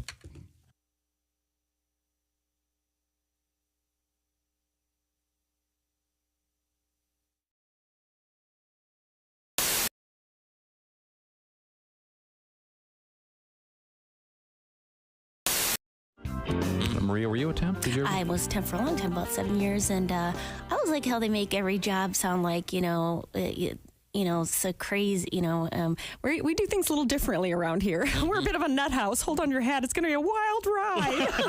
But it never is. I trained people in at offices, so I was like, oh, the fax machine's a little tricky. Yeah, you got to dial 9 to get out. No, a lot of people try to use the fax machine. They go, oh, it's not working. I said, did you dial 9? Once a week, Rajiv. No, every day we get bagels in the kitchen. Once a week, Rajiv made some mini muffins. That's on a Monday. Guess what that's called? Mini Muffin Monday. I wish offices would be as crazy as they always promise. You get trained in, be like, take me out of your pocket. Hi, I'm Zachanthos, the talking rabbit. I'm in charge of the volcano. Don't worry. You'll be working for Thor. He's always scrabbling through the recycling looking for quartz. He's a dwarf. Nude. Anywho, lunch is from 12 to 1, but there is a wrinkle in time, so just try to get back any time for the quickening. Here are your flippers, your barbecue tongs. If you have any questions, go back to the 5th dimension. I'll be sitting there on my lily pad. My only question is, when do I start? Yeah. That is a good job. Wow. Man. I love that. Dial 9 for the fax machine. Remember that. Everybody's crazy. No, they're not. Okay. Thank you. Maria Bamford is with us. Wow, that's brilliant. That's very, very funny. Did you ever work in an office, Tom? I don't think you have you? Worked in a restaurant, no. right? No. It's an interesting experience. Bob, did you ever work in an office? Oh, yeah. I've done a little. I have issues with authority, you might have. I know. That's why I was asking. You know what struck me is it's so quiet. What, in an office? Yes. Well, yeah. Well, you're still, that's if people are actually doing work, yeah. And I had to work at a bank once when I was at Temp, and I was stunned at how quiet it was. And people whisper, you know what the saddest place in the world is when you're the temp and it's time for office birthdays and you didn't get the email because you're not on the system yet. Right. And you hear the voice of your coworkers rise from the conference room. Happy birthday, everybody who had their birthday in the office this month. And if you cup your Curves mug against the conference room door, you can almost hear the happy scraping of plastic fork against paper plate. And later sometimes, guys, somebody comes by your cube and says, oh, there's cake left. Did the temp get any cake? What's her name again? Hey, Maya. If you want any cake, there's cake left. Nice. Cake? Temp want cake? Yeah. They all want cake. Maria Bamford is our guest.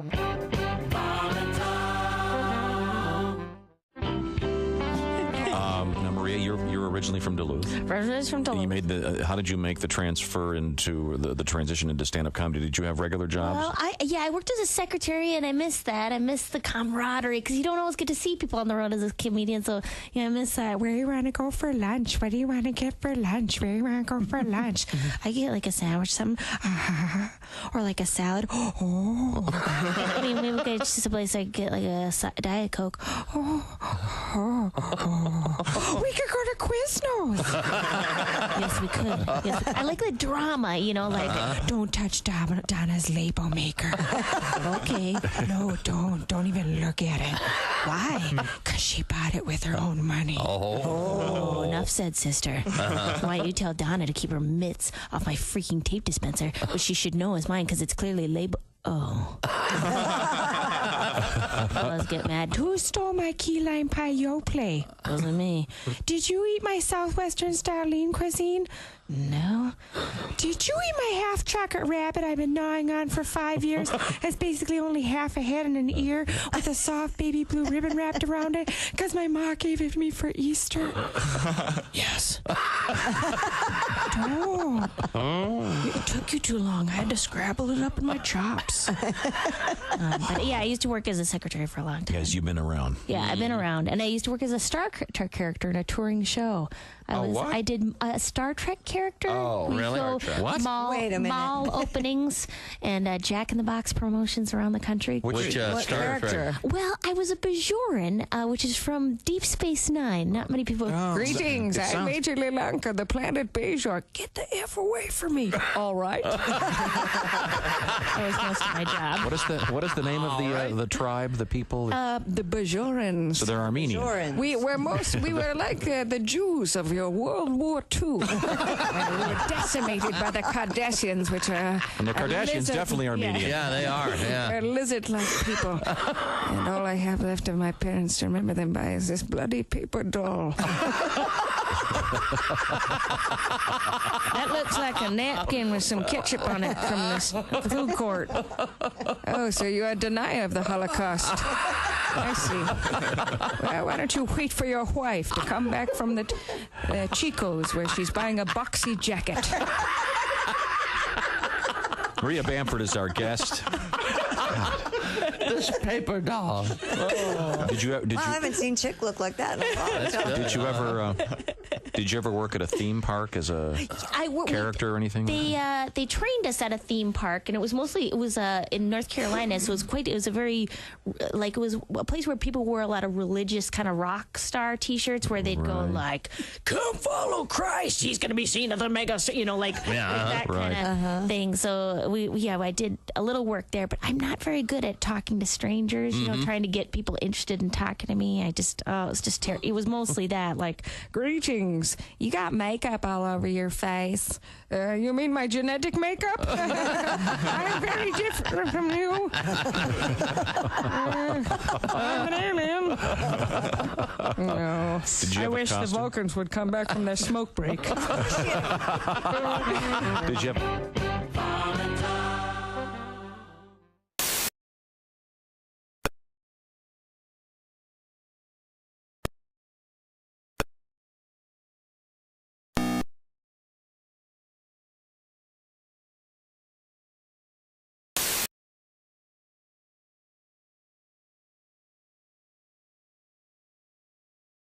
.com.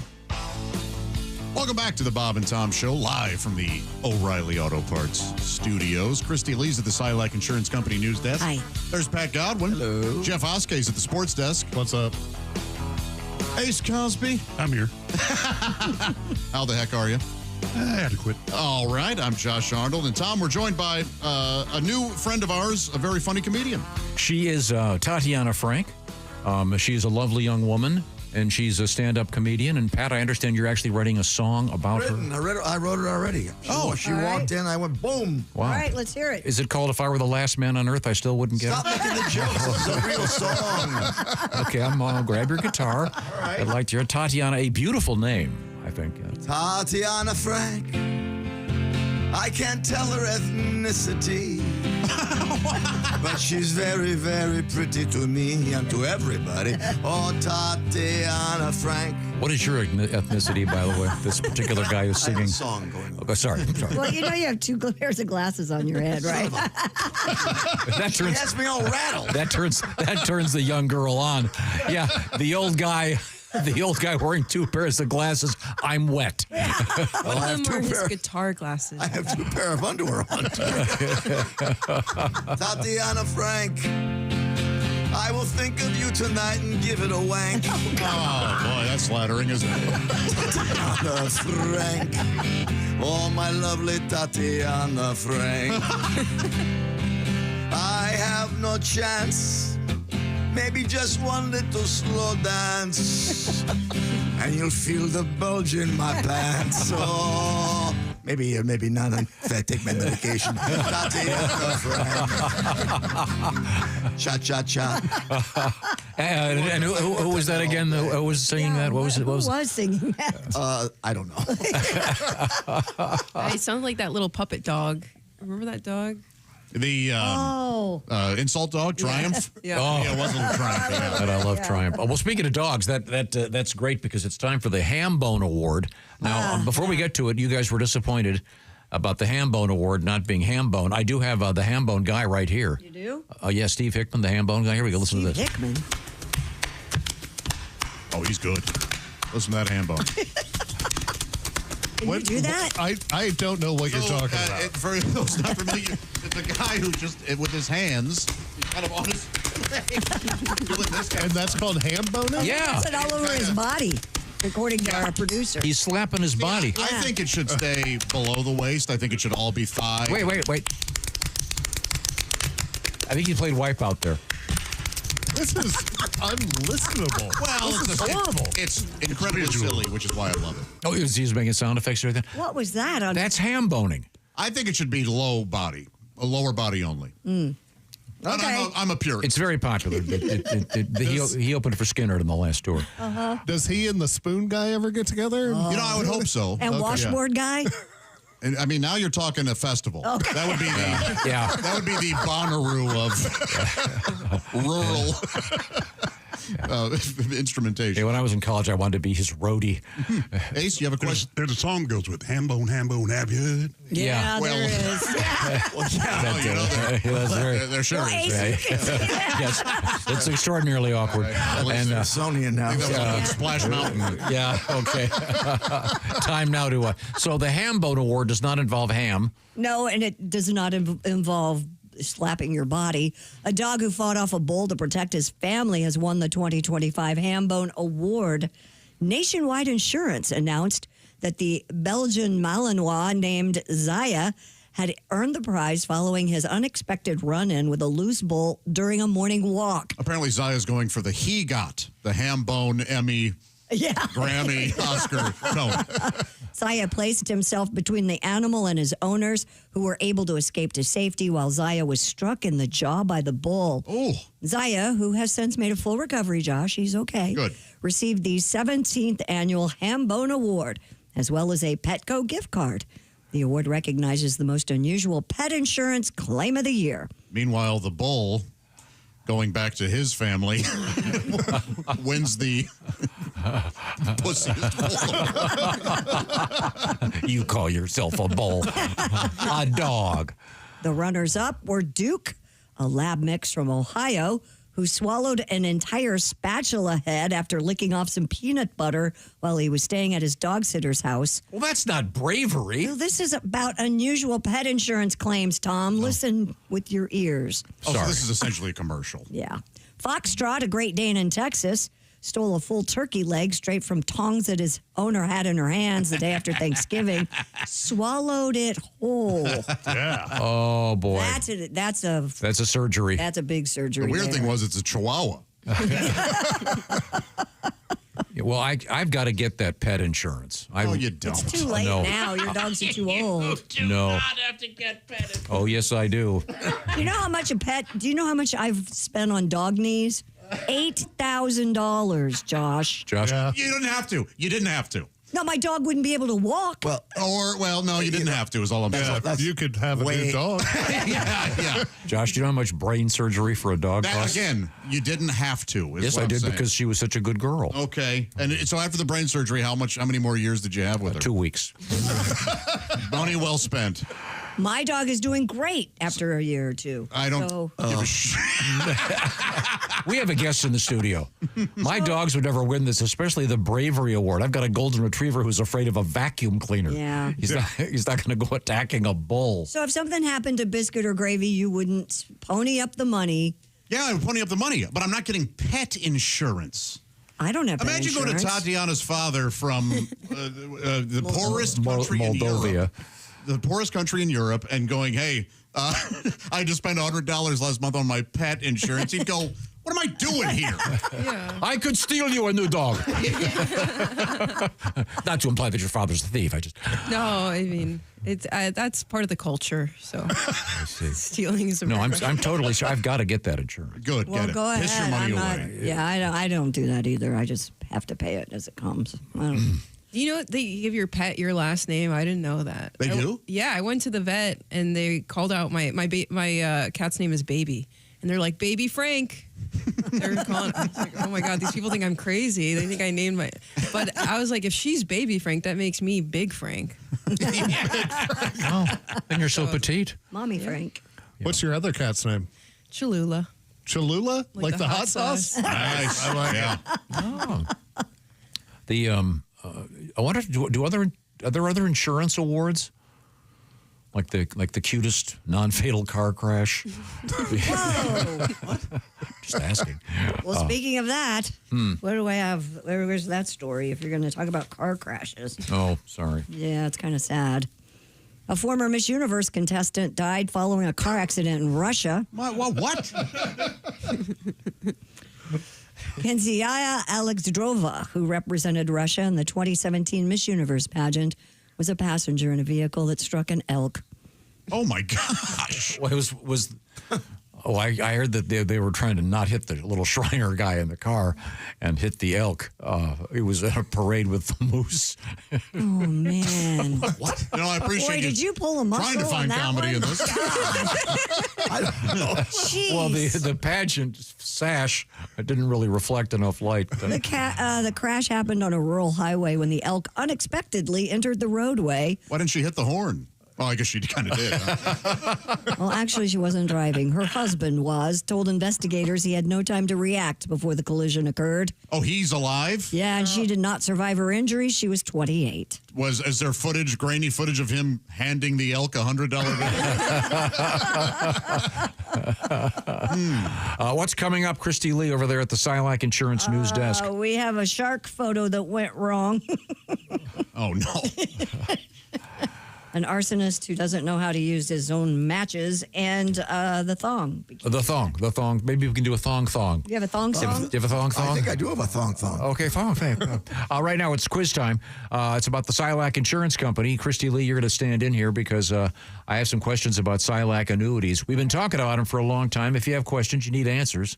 And we call this the Christy Lee 3. 3 questions from me regarding Silac insurance and annuities. These are in the FAQ department, the frequently asked questions. Dear Christy Lee, I want to browse and read about all the Silac annuity choices. What is the address for the Silac Insurance Company and the Silac website? Well, Tom, it's silacins.com. That's SILACINS.com. Okay, you got the first one right. Question 2. I love the idea of this, a 20% bonus by going from a 401k to a Silac annuity. That's serious. What's the phone number to find out about that? Just dial pound 250 on your cell phone, say bonus 20.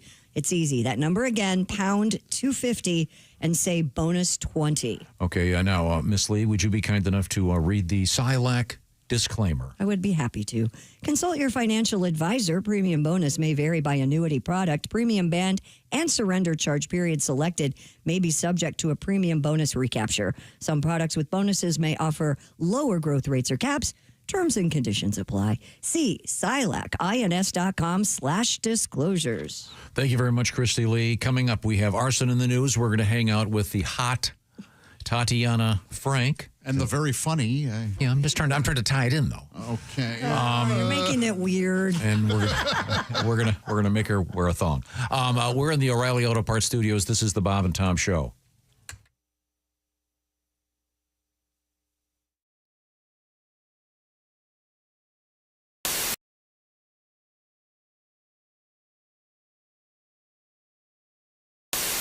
The stock market goes up, the stock market goes down, the stock market goes up and down. Now ask yourself, do you still want to be dealing with all this noise during your retirement? Didn't think so. With an annuity from Silac, you'll get guaranteed payments all throughout your retirement. Mute the flute of market mayhem with an annuity from Silac. Your relaxed and well-earned retirement? It starts here. SILACINS.com. That's SILACINS.com. We're trying to see how Chick McGee will do in the cherry spitting competition in the parking lot. Care for cherry. Well, here, I'll eat the cherry, then I'll give you the pit. Oh, no, you don't do that. No. I've never been so turned on in my life. Come on. Now, when you do it, you have to pass it tongue to tongue.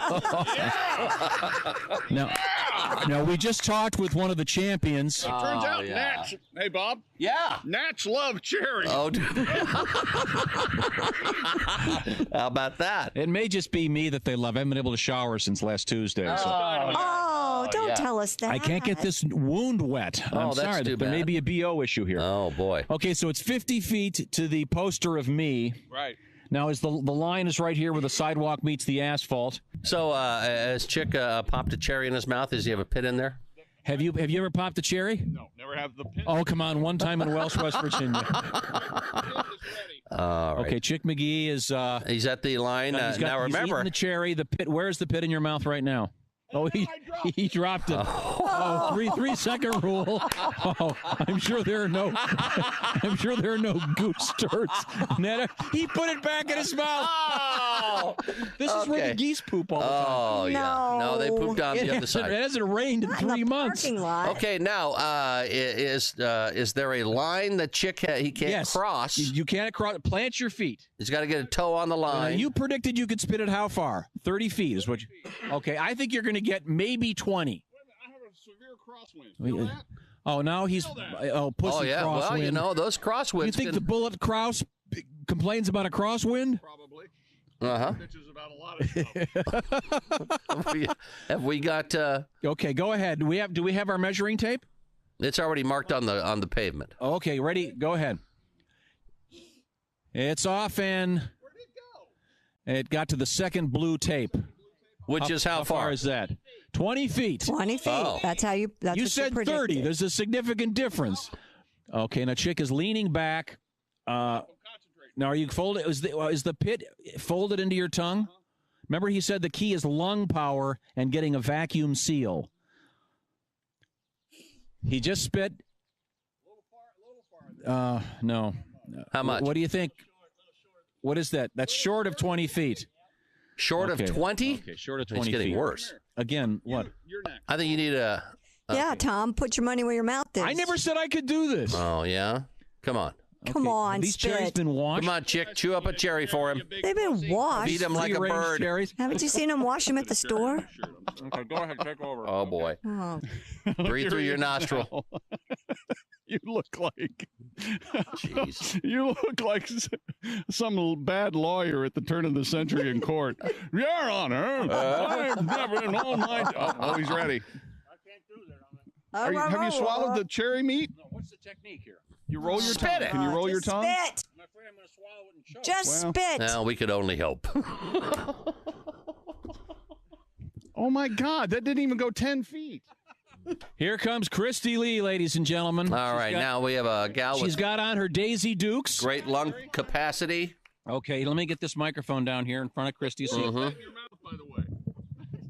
That's the smallest tongue I've ever seen in my life. Okay, well, that's All right. good. That's why I can't do this. I don't think I'm going to be very It's good. like a 3-year-old tongue. Oh, yeah, 18-year-old tongue is what I Thank meant you. to Well, say. every The all line, models the on line the is where age. the asphalt meets the cement. He's out here with his cane pointing. Oh, I'm sorry, I'm injured. Do you mind? Uh-huh. Okay, step up. You can't take a running start. All right, is Christy eating a Christy cherry? has kind of a controversial stance, Bob. She has her feet staggered. Okay. And now the technique, Christy, you're supposed to go up and down like you're doing jumping jacks. Remember, it's Braless Day. That's right, it is Braless Day. Okay, here we go. Christy leans back. Can she spit? No, you can't make her laugh. What was that, 2 feet? Was that, how far did that go? 6 feet, okay. Uh-huh. I think she got a little on her chin. How are we on time, Bob? We don't have a scorer's time clock. Well, we have about 1 or 2 more minutes here. I've never been a spitter, Bob. That a girl. That's what I like about I think those Christy Lee, I've never been a spitter T-shirts might be a big item for the store. My wife listens to ASMR. I don't know if you guys know what ASMR is or stands for. Autonomous Sensory Meridian Response. And I don't know what that is either. It means whispering. That's all that is. Bob Ross, he's whispering. And he paints on the canvas and it's all scratchy. And he takes the paintbrush and dips it into the water and hits it on the... O'Reilly Auto Parts Studios for the Bob and Tom Show. There's Christy Lee at the Silac Insurance Company news desk. Hello. Pat Godwin's there. Hey, Josh. Hi, Jeff Oskey. Hey, man. Ace Cosby, how are you? I'm Josh Arnold. There's Tom. Tom, please introduce our guest. She is Tatiana Frank, comedian, and she's joined us here in the studio. Currently living in New York City. Great to meet you, Tatiana. Originally from Miami. You mentioned, are you dating? Is that part of your current situation? Yes, I am dating. My friends are dating, but it's very different. I don't know if you guys, do you guys have situationships? We just talked about those. Really? Yeah. Oh, darn. What is this? It's like, a situationship is basically when you want to be in a relationship, but you're too afraid to ask. So all my girlfriends, they're like looking for signs from the universe, you know? Like my girlfriend, she was like, oh, he came to see me during the day. I think it's a sign. I was like, why are you looking for signs? Communicating with God, like, is this guy dead? You know, is he like I'm a little spiritual. Like, I saw a butterfly the other day and I was like, oh my God, Grandpa, is that you? You know, but like, this guy's fully alive. Like, you could send a text. Right. Hey, do you like me? You know, she's like, no, that's too obvious.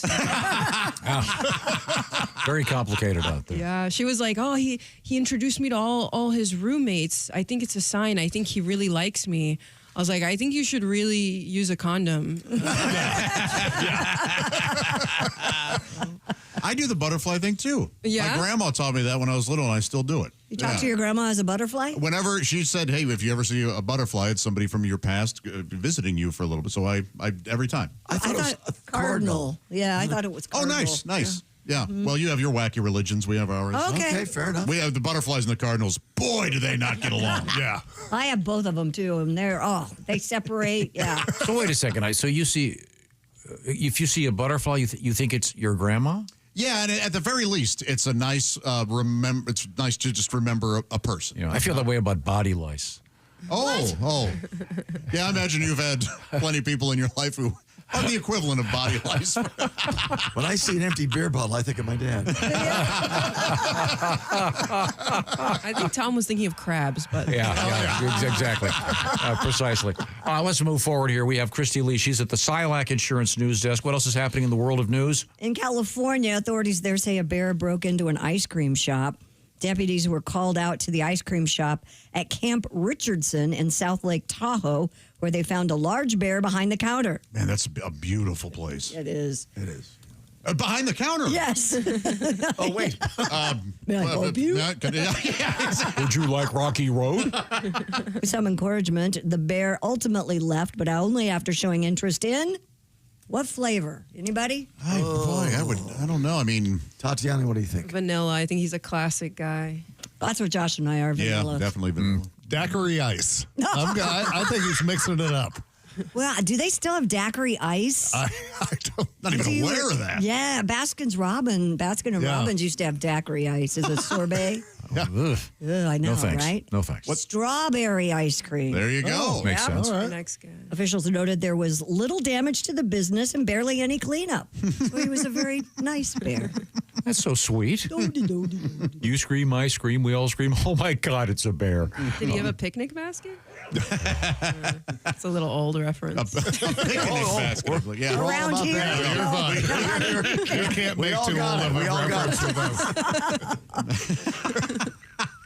A fisherman in Florida was injured after trying to take a photo with a shark. Yeah, that's not a great idea. Sean Hughes told WBBH that he was on a birthday fishing trip with friends on Cayo Costa. Oh, that's a beautiful place. When the group caught a lemon shark while holding the shark. Lemon shark, very pretty, and the bleeding is fatal. Sorry. While holding the shark for a photo op, the animal started thrashing around and bit Mr. Muse's leg. Well, lemon sharks are holdable, if you will, but you're probably going to get bitten. Look at this photograph. My leg is cut in half. I should have never grabbed that shark. I thought it would be a lark. Does anyone use the word lark anymore? We work as a team. Yeah, we're in vaudeville.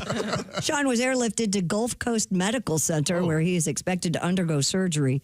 Cayo Costa is off of the Pine Island area of Florida, Fort Myersy, and there it's like a national preserve. So there's nothing there. You would have to be airlifted no matter what happened. Who pays for that? I think his insurance has to, right? Yeah. That can't be cheap. No. The station notes lemon sharks are a protected species in Florida and are required to remain in the water with their gills submerged during fishing. Oh, so if you catch one, you can't even hold it onto the boat. You can't do a selfie with it. Right. I'm kind of pro shark attack once they're out of the water. You think that's all fair game? Yeah, I mean, if you pull them out of the water, they can bite you. Right. Okay. I'm okay with that. When you're in the water, I'd prefer that they not. But I'm when Jeff and I are fishing, if I get finned, I go, I should. Yeah. I just took this thing out of the place where it can breathe, and it has a hook in it. Yeah. It can fin me. Yeah. Fashion experts say the thong bikini is coming back.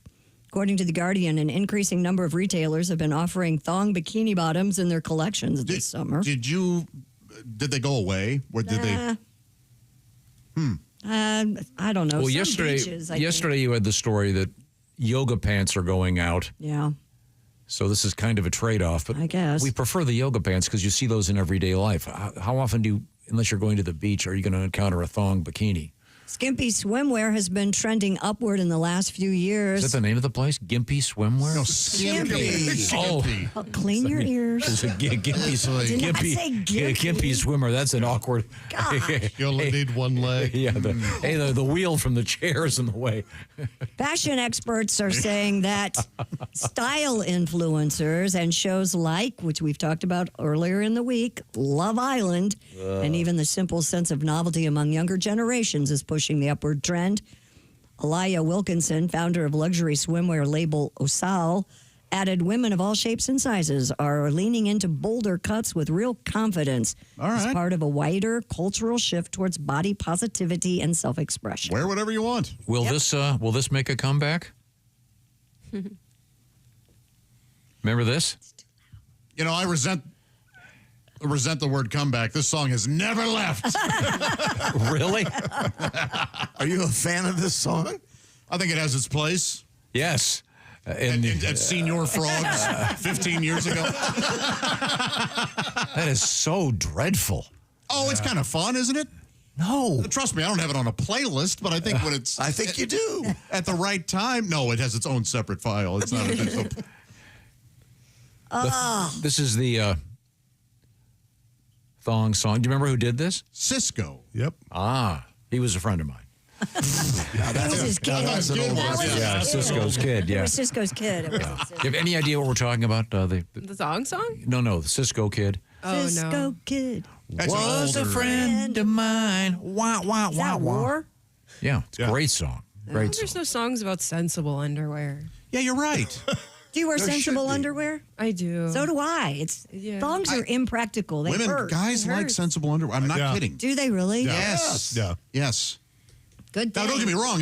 Thongs look great too, but no dude I don't think is upset with sensible underwear. Okay. You can make a lot more sun tea out of it. Oh, Tom. There is more. Tom, we do have a guest. Don't embarrass funny us guest. like that. She's a woman of loose morals. I'm sure that How do she. you know that? I can just tell. What's your body count, Tom? A fair question that I won't answer. If you lost track, I actually have a system you could use, which is I have an abacus. And when people leave, they slide a beat over on their way out. Oh, yeah? Oh, that's They great. get to do it themselves. That's hot. Have you ever? Beads? This is really boring, but have you ever been to a restaurant where the guy still uses the abacus? Oh no, No, nobody I- still uses an abacus. There's a The Chinese restaurant in Cleveland you went to as a kid, that guy's well on his way to death spell if he's not already there. Oh, he's got to be 6 feet under. But Yeah, so No, he's not still using an abacus. it was pretty cool. I mean, there has to be somebody out there. There has to be a place that still does that. This was Chung Wa's, of course. Honey, The guy would hate to tell figure up your bill, and it would all be in Chinese. And at the bottom there'd be a number circled. He could be making up anything. Well, so what? It was cool. It was authentic. These suburban kids have no idea. Charge them $50 for that duck. Right. Christy, have you ever had a thong bikini? Like, have you and worn it out in public? Yes. Like, oh, wow. Long time ago. Nice. And mine had like ruffles on it, so it kind of just. Oh, that, yeah, sorry. Yeah. Ruffles have ridges. Yeah. Yeah. Now, and direct. Tatiana, can you swim? Yes. What made you think I couldn't? He has a whole. Sometimes anybody from New York will ask that. Yeah. Oh, true. Well, I'm originally from Yeah, since you're from Miami, you gotta swim away from the sharks. Yeah. Do you swim much now? In New York, probably not, huh? Not a lot. I like to surf. Oh, cool. I don't have anything funny about that, but Did you see the guys yesterday surfing? All the beaches were closed on the East Coast, and they Yeah. showed these guys they're out there surfing with the That's hurricane coming in. Horrible riptides. Yeah, that's a great idea. Are you a good surfer?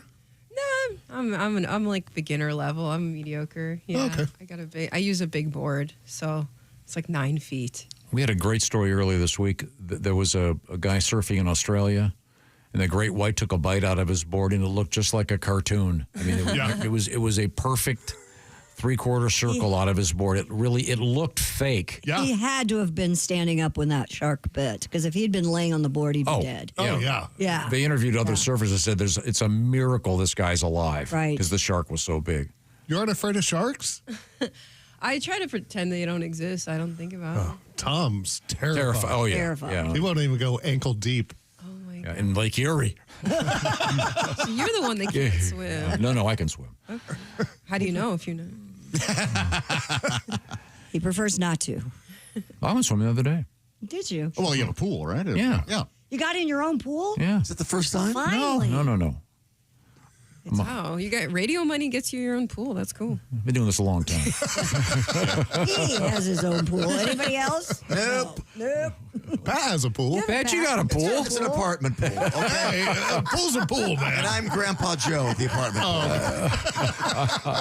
Hello, if you're just joining us. This is the Bob and Tom program coming to you from the O'Reilly Auto Parts Studios. We're hanging out with comedian Tatiana Frank. She is here with us. She is on tour. And we are talking with Christy Lee, who was at the Silac Insurance News Desk. Anything else of interest happening over there? An arsonist got instant payback after inadvertently lighting himself on fire. Security cameras captured the 34-year-old man splashing a flammable liquid over a Mazda in Corby, England. He then flicks a lighter only to be engulfed in a fireball before fleeing the scene. The police were able to identify the suspect and apprehend him at a nearby trailer. The arson attack caused over $7,000 worth of damage to the car. They also seized more than $13,000 worth of cocaine along with cannabis inside the man's trailer. I forgot over there they call them arsonists. Over here they're arsonists. Not sure about his injuries. They don't go on to say if he's going to be There's a picture of his mugshot. There he is. Oh. He looks like he's an extra in Game of Thrones. Yeah. But yeah, there's no way the damage is only $7,000. I saw a picture. Mazda? I saw a picture of the car. It's toast, literally. Okay, but how old's the Mazda? Those are very fine cars. They're very fine cars, but if you could get a used Mazda. Is stop, drop, and roll still a thing? Yeah. Like Yeah. They teach you that in school? Yeah, absolutely. No? They didn't. Can I ask how old you are? No. Okay. But What's your body count? Roll if you caught on fire? That's fine. That's appropriate. I'm a lady after all. Well, we don't need to know how old you are, but what year were you born? Yeah, no, stop, drop, that and was roll a huge was thing. the thing. Yeah. I thought I was going to catch fire at some point in my life because they were so adamant about that, and I thought I would deal with a lot more quicksand in my Yes, lifetime, yes. and I've never came across the need for either. There's quick mud. I'm from Florida, so they're more interested in burning books than teaching you about stop, drop, and roll. That's important to know. I mean, I think fire drills are still very important. We were talking about this off the air. What was you were watching the video? Was a fast food place and no one knew what to do when the oven caught on fire? Yeah, I think it was a Dunkin' Donuts, and something caught on fire, and the employees had no clue, and a customer had to come in and save the day. They don't have a fire extinguisher right They there? did, but they didn't know what to do with it. The employees had no idea. They had no clue. Tell them about the... One of the employees picked up a broom, put the handle in the flame, and just waved it around, thinking it might... Knock it out? Yeah, dissipate. Yeah, there are some basics. We used to do even in college. I don't blame those kids. We would do fire. You had to do a fire drill, and like in the middle of the night, the fire alarm would go off. It was in New York City, and I was up 9 stories, and you'd have to go out. It was important to know what to do in the event of a real emergency. I don't blame those fire escapes like they have in the movies where they drop down. I know the fire escapes were, but you had to go down the fire stairs. Yeah, absolutely. But I mean, that stuff really is important. Yes, yeah. Management should be teaching that stuff. And do you know where the fire extinguisher is here? No. And we have the fire blanket by the sink. I know where the fire blanket is. I have fire blankets around my house. Where's the fire extinguisher? It's in the hallway over there. There's a huge one. You've never noticed it? You've walked by it 50 times. I don't pay attention. That's my job. I don't pay attention. You can't take my job. We're girls, okay? That's not our job. Well, if something caught on fire, what would you do? Be carried out. By a hunky, Princesses that we are. man. Some hunky fireman? Yes, I'd call the fire Put her down, department. Pat. Put her down. How old are you, really? Too old for you. Young enough for Hollywood. There you go. Any agents are listening. Right now, I want to remind you about Simply Safe, because we're talking about safety at your home and safety in your job. Yeah, please find out where the fire extinguishers are. Learn all that stuff. It's very important. Yeah, and Simply Safe is all about keeping your house safe from burglars. And, of course, Simply Safe, part of that system, you can get very important things like smoke alarms, fire detectors, carbon monoxide detectors. Those can be very important depending on the way your house is set up. Simply Safe, by the way, this is really important. 2025, again, Simply Safe wins Best Home Security System as awarded by CNET. 4 million Americans trust Simply Safe. You should, too. They have monitoring plans starting at about $1 a day. They've got a bunch of new stuff, as a matter of fact, including Active Guard outdoor protection. What's that all about? It's about AI-powered cameras monitoring what's going on outside your doors, et cetera, et cetera. They've got monitoring agents that can detect suspicious activity around your property, and they can actually call out those lurkers and tell them, hey, the cops are on the way. You might want to get out of here. No contracts, no hidden fees at Simply Safe. Get all the information at simplysafetom.com. That's simplysafetom.com. And by the way, you can claim 50% off a new system with a professional monitoring plan today and get your first month free. Once again, it's simplysafetom.com. 50% off today. There is no safe like Simply Safe. Thanks again to Tatiana Frank, comedian. Watch her out. She's out there on tour. We're in the O'Reilly Auto Parts studios. This is the Bob and Tom Show.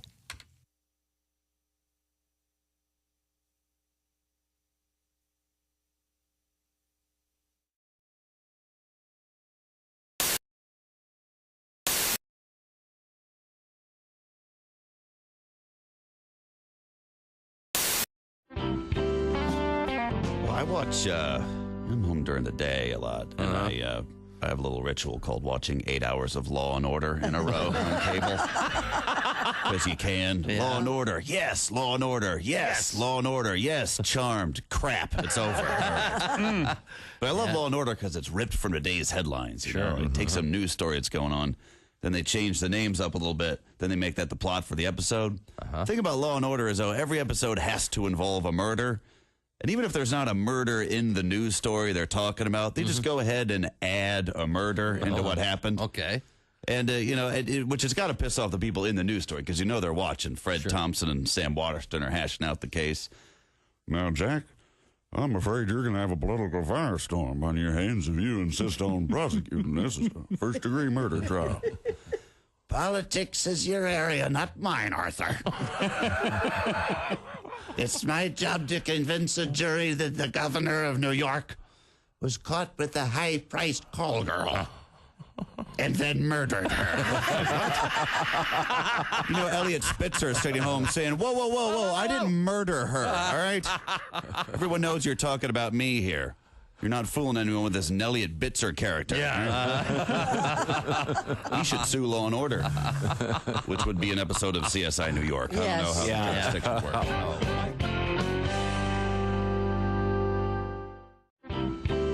But I was just talking about things that are disappearing, like the sound of a typewriter is going away. I get it. I mean, I understand all this stuff, but like that little ding when you pull in the gas station, if you're under a certain age, you have no idea what we're talking about. Right. How true. Just things. Remember when they used to give you all kinds of things when you got gasoline, like glasses? That's what Bill was talking about. Yeah. Incredible stuff. Even albums and stuff like that. I mean, I guess if you went to school at a certain age, you wouldn't remember what albums were or certain things. I mean, I saw a list of those things the other day with people that have. They're all disappearing. Yeah. Customer service. Yeah. Totally gone. You know, I love customer service now is everybody can understand, but nobody can help you. Yeah. It's like, yeah, I understand, sir. Yes, I know. There's nothing we can do. That's just how. I was on a plane and they had the intercom turned all the way up to like 10, and it's right above me, like blowing out my eardrum. So I asked the stewardess, I go, is there any way you can turn it down? She's like, no, I'm sorry. There's nothing we can do. It's like, really? They installed an intercom at 10 without a volume?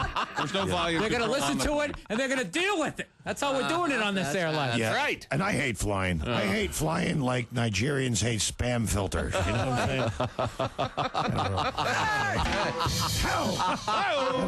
There's a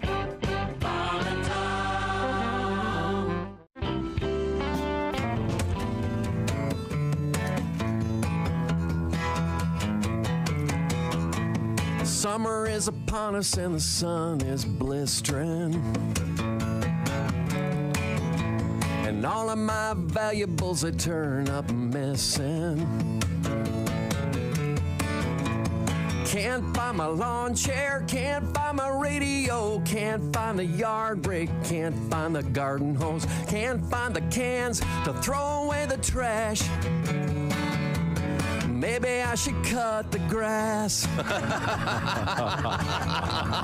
Yeah, maybe. Fescue growing up higher and higher.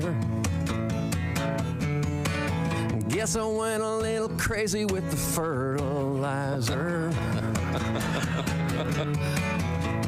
Can't find the barbecue, can't find the meat, can't see the neighbor's house across the street. Couldn't find both hands if I use my ass.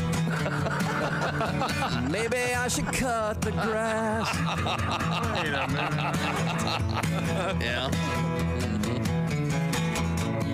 Should have got it earlier, but I'm allergic. Just too cheap to get a service ticket from the city for a violation. Neighbors think I'm dead or on a long vacation.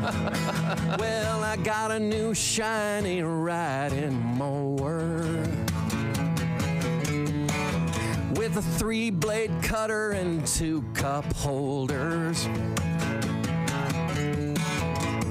Where it's gone to is just bewildering. Went to ask my wife and children. Find her purse and keys, but they ain't come back.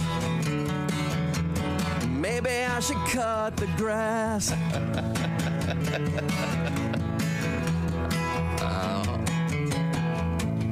Got so quiet you can't hear the wind blow.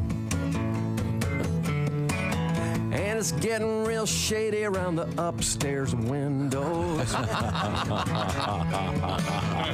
The dog just whimpers and won't go outside. And I sit up in my bed all night, listening to the lawn clawing at the glass. Maybe I should have cut the grass. Maybe I should have cut the grass. Maybe I should have.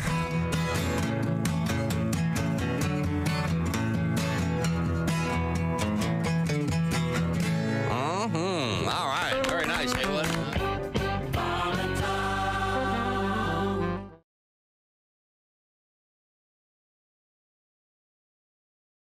Hey man, it's Donnie Baker. Guess what? I saved up some money and bought this new badass spy camera. I swear to God I did. Check out this bad boy. See, I've got some Velcro here that I can put it right on my tap-out cap. Keep it right here on the side. Nobody would ever notice. They'll just think it's like a pacemaker or inhaler. Plus, I've got full coverage connected right here to my pager. So between these two things, I'm basically like a Navy SEAL or a coal miner. Except now my head's above water. Check this out. Hey Chloe, I'm Donnie Baker with the Bob and Tom Show. I'm one of the sound guys. I need to put one of these lavender microphones on you just to make sure we can. You should run this anywhere you. Teachers. Hey, it's the Bob and Tom Show, live from the O'Reilly Auto Parts Studios. We sure appreciate you joining us. There's Christy Lee at the Silac Insurance Company News Desk. Hello. Pat Godwin's there. Hello. Jeff Oskey, we appreciate you. As we do Ace Cosby. Thank you. I'm Josh Arnold. There's Tom. Thank you very much. So I'm trying to get this straight now. You say, when you see a butterfly, Yeah. your grandmother said that's me coming to say hi to you after I die? No, she said sometimes butterflies are people from your past coming to visit you. Is that people the one? who passed away? Now, what about the cardinal thing? I don't know that. That's supposed to be people in your past coming to visit you. Yeah. What if a cardinal eats a butterfly? I was going to say, is that why butterflies run away from me? Because they don't want to see me, even in afterlife. Wow. That's cold. Yeah. Well, Christy Lee is I do have a cardinal that just sits there. I swear it has to be my mother. You think so? He's there every single day, sitting on that bench, just squawk at yes. you? Telling you how disappointed she is? Okay. And we watch TV out there, and it'll sit there during a race. I swear it has to be her. It's the craziest thing. And it seems angry at you? Yes. Do you think you'll kill her again? No, I feed her and take care of her. She dive bomb your car? No, they stay out back. Hey, Beatles fans out there, new content from the iconic band coming this fall on screen, in music, and in print. The famed 1995 anthology music documentary recounting the band's journey from its Liverpool roots on. Another one, huh? Yep, 9th episode added. New feature stuff. There's nothing left. A new 4th album will be released alongside remastered versions of the first 3. Oh, here we have some lost audio of McCartney farting in the sound booth. Here we have John Lennon's voicemail greeting. Me and Yoko aren't home right now, but if you leave a message at the sound of the tone, we'll get back to you as soon as we can. Get back. We'll get back. We'll get back to you as soon as we can. That's how it's going to be. We're going for a little walk in New York. I'll call you right back. Anthology Anthology includes 13 previously unreleased demos and other rare recordings. How can there be anything And left? there's a 25th anniversary edition of the Anthology book that will be available this fall. There's also a duo McCartney did with Tupac that they're releasing. Oh, I've got this. You love the Beatles anthologies 1 through 43. Just when you thought there couldn't possibly be any more Beatles outtakes to put on a compilation, Capitol Records has done it again. If the Beatles Anthology 43 left you wanting more, you won't want to miss the Beatles Anthology 44. The Beatles Anthology 44. You'll get an actual recording of the actual garden where George Harrison actually wrote, "Here Comes the Sun." This must be a garden right here. Right. Garden. Fascinating. Uh-huh. Wow. See, where else could you find that? See, listen in as Ringo drives to a rehearsal for his all-star band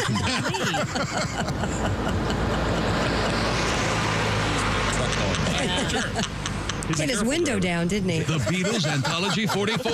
If you wait in line at the midnight release tonight at Media Buster by Universe, you'll get this special bonus cut. It's a never-before-heard recording from Paul McCartney's last physical. At least he sounds healthy. It sounds good. Yeah, it sounds very strong heart. Beatles Anthology 44. If you buy this, we've got a load of Capitol Records you'll love. Oh, yeah. Mm-hmm. Wow. Oh, yeah. Scientists have determined why certain songs unlock specific memories. Researchers in London asked participants questions about personal memories evoked by music and used statistical approaches to find whether any qualities of the songs were strongly associated with certain qualities of memories they evoked. High energy, less acoustic songs like dance or rap evoke personal memories featuring amusement and excitement. That makes sense, I guess. Lower energy, more acoustic songs triggered memories characterized by calmness, romance, and So sadness. when you would listen to it, this study really,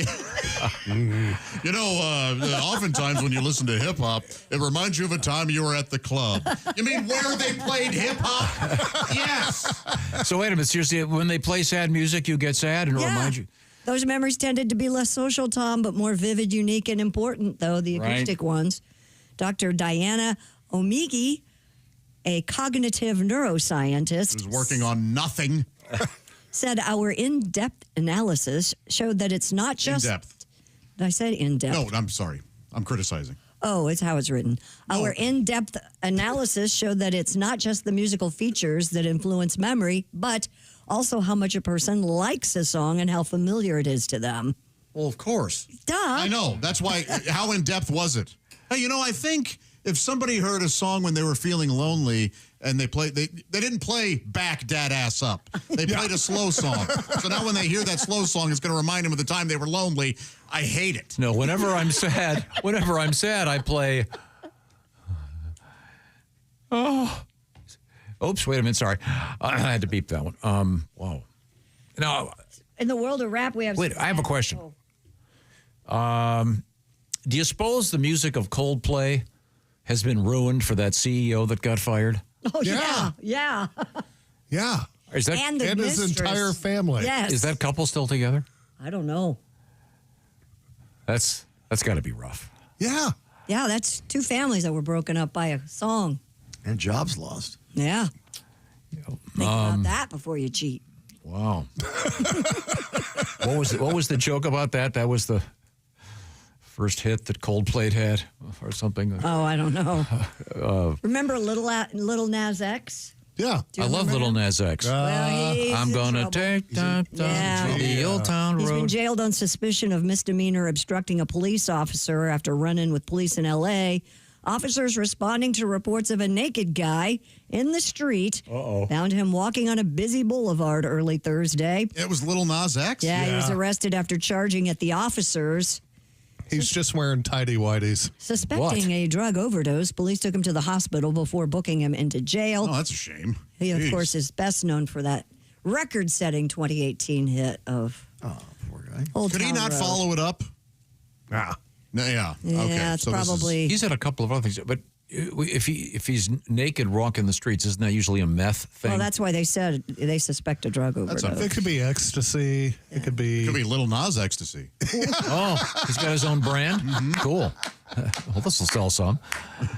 Oh, poor guy. Yeah, that sucks. It was sad. Because that was a huge international hit. That's the one he did with Billy Ray Cyrus, right? Yeah. Yeah, BillyRay he was on they had a video and Oh yeah, it was everywhere this I summer. didn't care for it. You didn't care for Too it? many cultures appropriating each other. I'll leave you with this sad note. 2 years after piles of decaying bodies were found in a rural Colorado building. A funeral home owner is going to be sentenced for 191 counts of corpse abuse today. Oh. John Halford, who owned Return to Nature Funeral Home, ran a fraudulent scheme with his wife from their business in Colorado Springs. This is rough. Instead of cremating the bodies, as families requested, he would dump them in a bug-infested building. He gave families dry concrete resembling ashes, and they pocketed the cremation fees. They didn't even bury the people? No. The bugs will take care of it. Yeah. Wasn't there an odor? Now you can't even imagine. It had to have been horrific. So was this guy going to jail? Well, he's going to be sentenced today. I'll follow up on Monday. Oh, God. Nearly 300 bodies? Yeah. God. In various states of decay. How did they I wonder how they discovered it. There were people that literally had to sort through those remains to figure out how many bodies. Probably somebody got their remains wet and it turned into a block of concrete.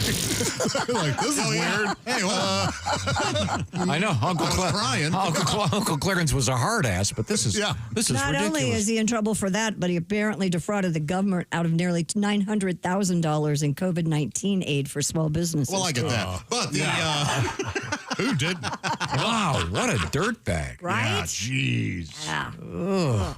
Wow, and you're right. Have a great weekend. Can you imagine going in there and having to clean that up? Oh, dude, that's a forensic nightmare. Do people ever attend cremations, by the way? I don't know. My father was cremated. We did not. I don't think you're allowed. Yeah, it wasn't. I don't remember it even being offered. No, you're allowed to go on the drive down to the place, but you can't go in. Because isn't there a state where it's legal to do the funeral pyre? Yes, Maine. Mm-hmm. Yeah. You can do it outdoors and. Our football field in high school was right next to a funeral home that did cremations, and whenever you saw the black smoke coming out, you'd try to hold your breath a little so you wouldn't. Yikes. Well, they don't have a new pope yet. And Uncle Clarence is toast again. Okay, these are the O'Reilly Auto Parts Studios. This is the Bob and Tom Show.